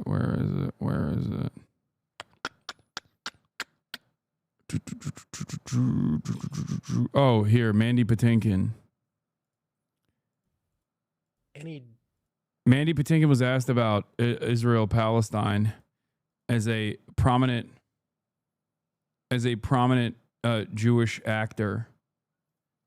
Okay, and this is on the New York Times, the interview, and he had a plea to Jews. He's as the article is titled. Are you thinking or feeling any differently about what it means for you to be Jewish in this moment? Yes, I am. I'll let them go first. I hate the way some people are using anti-Semitism as a claim for anybody that is critical about a certain policy. You know, as far as I am concerned, compassion for every person in Gaza, you know, is very Jewish. And the fact that I abhor the policies of the leader of that country does not mean I'm a self-hating Jew or I'm anti-Semitic. You mean Netanyahu when you say the leader of that country? Yeah. Benjamin Netanyahu. Yes. I feel this is the behavior, the politics of what he's doing is the worst thing for Jewish people. It's like lighting a candle for anybody that has any anti-Semitic feelings. It's creating a generation of wounded and hurt kids who will understandably be very angry. So that is how I feel, and I feel, I really feel deeply troubled and horrified by what is happening in my name. 10, 15 years ago, I was in Philadelphia, and then I go up to the hotel room. Catherine was in the hotel room, and the movie was on. She was watching The Princess Bride. And just as I walked in the room is that final scene in the movie where Inigo is sitting by the window with the man in black. And the man in black asks Inigo, would he like to be the next Dread Pirate Roberts? And the Inigo Montoya actor, who was me, said these words, which I did not really know what they meant, that William Goldman wrote, which I think are the singular greatest words I've ever read. You know, I have been in the revenge business so long. Now that it's over, I do not know what to do with the rest of my life. And I ask Jews all over the world to consider what this man, Benjamin Netanyahu, and his right-wing government is doing to the Jewish people all over the world. They are endangering not only the state of Israel, which I care deeply about and want to exist, but they are endangering the Jewish population all over the world. He is the most dangerous thing, not just since October 7th. It has been a deeply troubled situation. And endangering the Jews by endangering those in Gaza. And to watch what is happening for the Jewish people, to allow this to happen to children and civilians of all ages in Gaza, for whatever reason, is unconscionable and unthinkable.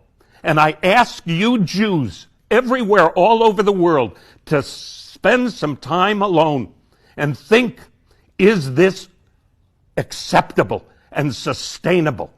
How could it be done to you and your ancestors, and you turn around and you do it to someone else?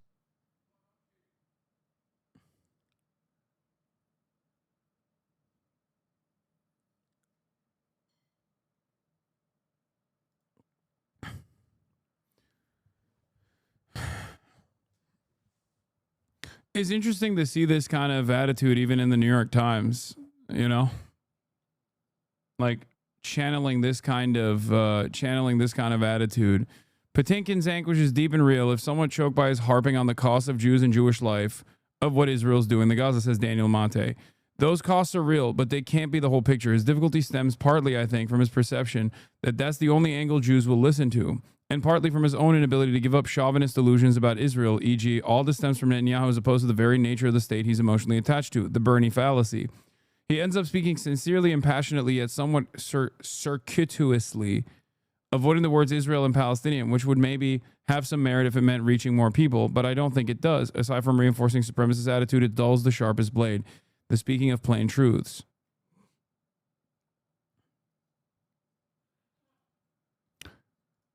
But the reality of the matter is, I mean, this is not centering the feelings of Jews in the way that some people will look at this perspective and think. I think he very deeply cares about the victims of this genocide.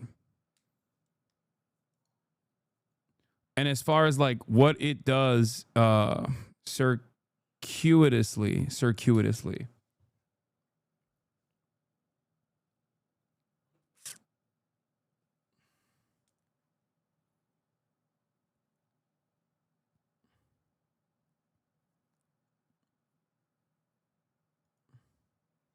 Yeah, the technical error is as they kill kids at a water collecting point, disgusting. Even though obviously fucking Piers Morgan is a charlatan. When someone like him says he believes in Israel as a state, I don't know if he means the classic as a Jewish state thing where a demographic majority is maintained. It's hard to tell sometimes if they actually don't care about that part or not. Yeah, I don't think Mandy cares necessarily about the demographic desires of a supremacist state like Israel. I don't even know if Bernie cares about that necessarily. But I will say that it is simply like, it's a move in the right direction.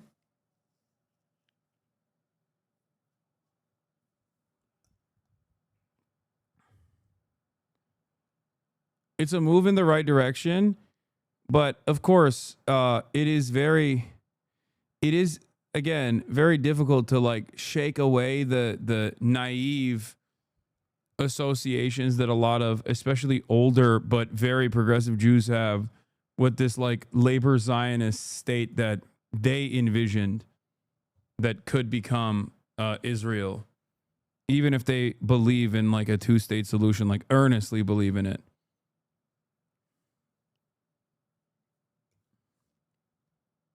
The reality of the matter is those in positions of power within Israel have never actually cared about that concept and have simply used it as a jump off point. And our goal should be not to yell at these people and shut them out of the conversation, but to try to convince them, try to show them the reality that like the peaceful two-state solution that they envision, or Israel as a non-supremacist society, as long as it still is a Zionist one, will never be able to, will never allow breathing room to the Palestinians. Because the ultimate goal in Zionism is the complete eradication of Palestinians, the complete eradication of all non-Jews in particular.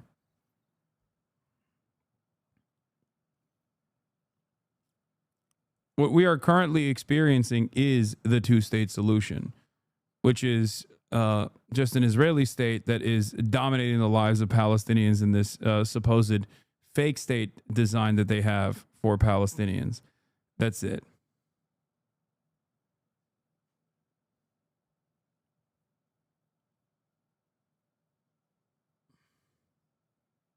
Please quantify that it's the eradication of all non-Jews in the land. No, that's what I'm saying. Yeah. Zionism being the fundamental ideology that developed the Israeli state revolves around the eradication of all non-Jews in that area, in Greater Israel.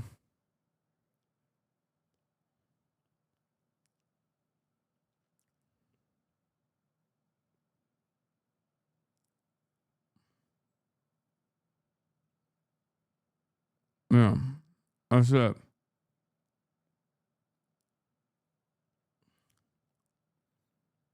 And when I say Greater Israel, I don't simply mean like the Palestinian territories that Israel currently occupies. I mean like southern Lebanon, parts of Syria, maybe even the Sinai Peninsula and parts of Egypt,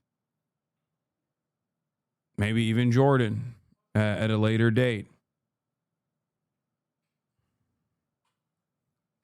I mean, it's entirely dependent on how much Israel can get away with, because it's inherently fascist.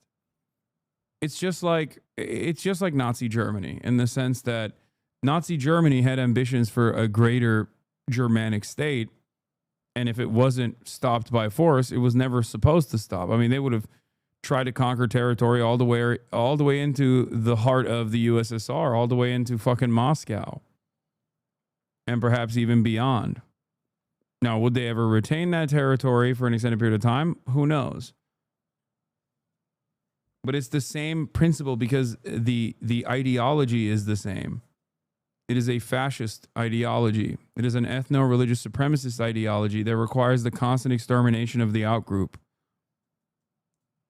Fascist ideology either will consistently expand, or if it's, as long as it's not forced to stop, once these expansion initiatives soften, or once it reaches like a territorial boundary that it can't expand beyond, then it will go into an internal cleansing. We never got to see this within Nazi Germany beyond like the eugenicist approach, the eradication of political dissidents, which would have created major roadblocks for the Nazi project. But we never actually got to see the full extent of like the Aryan race, for example, the Übermensch mentality, because that was inevitable. If Nazi Germany had like not invaded Russia, or had stopped at a certain point and just like went back into a defensive posture to create an internal structure of superiority, then they would have most likely focused on purging their own ranks of those who were not in the in-group, because the in-group was shrinking.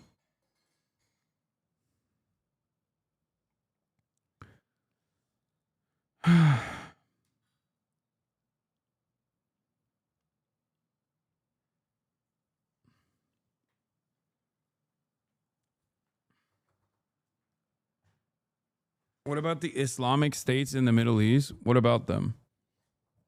Saying what about the Islamic states in the Middle East, depending on what you're talking about, is like saying what about the Christian states in Europe?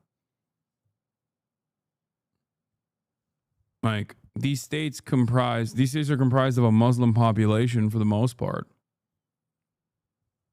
But they also happen to be aligned with America and America's interests, as well as Israel. But they're not ethno-states in the way that Israel is.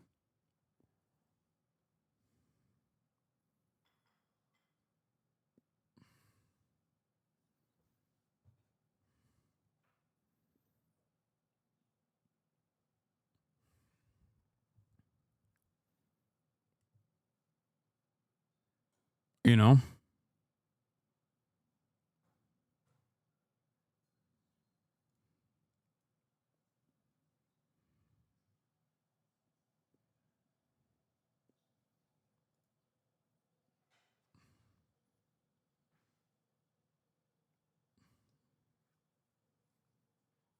Do you think Zoran will be the first figure that can meaningfully impact Israel's genocide? I don't think so.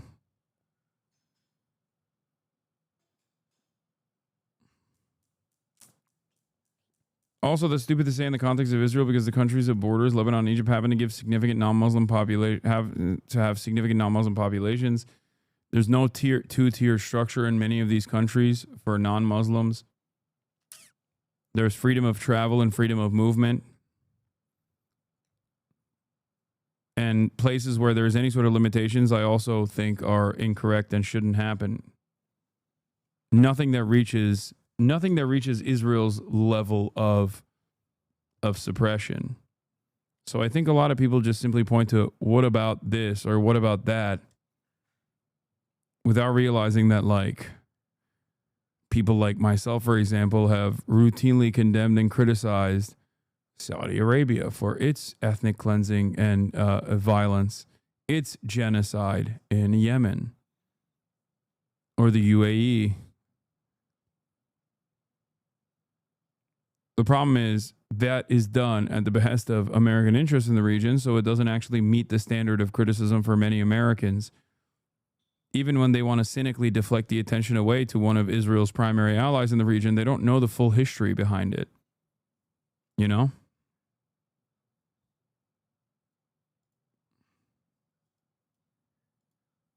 The only Arab states I can think of with some even small similarities to Israel in terms of being ethnostates is Sudan and Tunisia. Sudan is facing its own genocide of those considered non-Arab by the Arab supremacist militias. But just by looking at Sudan, you can tell the Arab identity is very broad.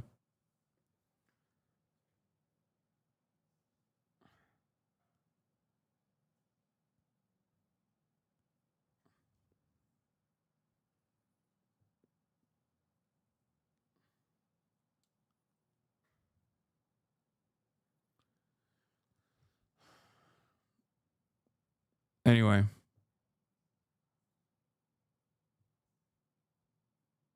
Yes, I have seen the hostage family send a cease and desist letter to the ADL. I just sent a cease and desist letter to Jonathan Greenblatt of the ADL. I'm also making this letter public. Yehuda Cohen.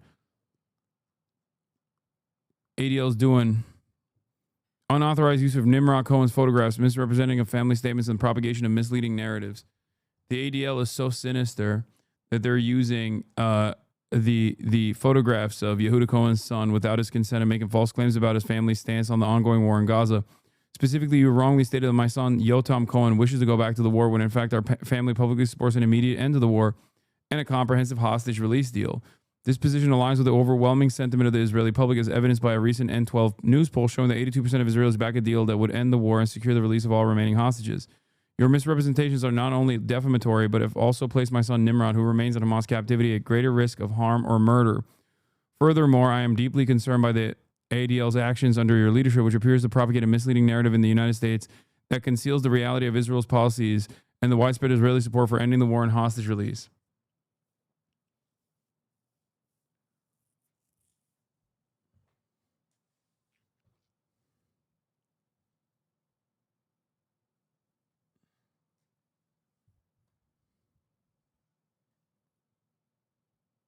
Yeah. Anyway, I'm tired. I got hit with a wave of tired. all of a sudden. So I'm going to end it here, chat. I haven't done a full strength stream in a minute because I've been doing too many half streams and then like walking around and stuff. So that's all I got for today. I love you all. Tomorrow is Monday, obviously, so we're going to be back. We're going to be back bigger, bolder than ever. You already know what it is, baby. Love you all. And I'll see you tomorrow for some more news. Peace.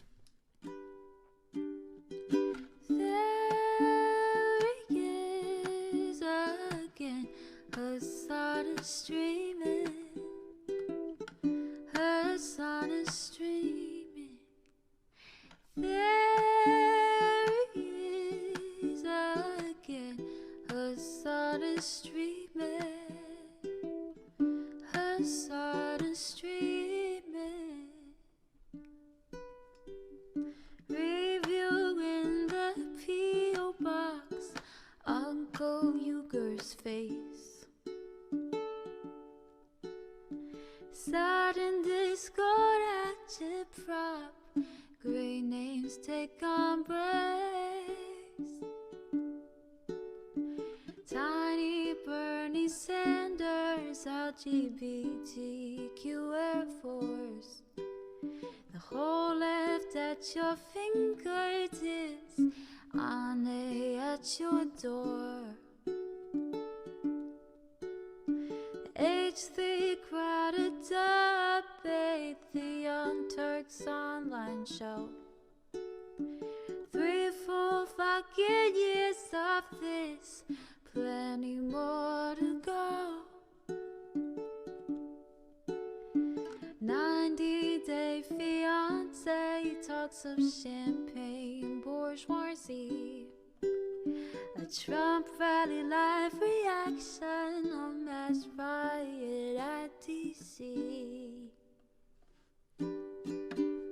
There he is again, Hasan is streaming. Hasan is streaming. There he is again, Hasan is streaming. Hasan is streaming. Reading live stream fair comments, Austin show chat advice. And all the ways the right-wing pipeline can suck you in online. JCS react, Lord frame gets broken, cover blown. A full-blown mass pandemic, monster streaming at your home. Total radicalization coming out to find. The system you were taught to trust in was broken the whole time. All these daily streams, whether big or whether small, have helped me and so many find the meaning through it all. There he is again, Hasan is streaming. Hasan is streaming. There he is again, Hasan is streaming.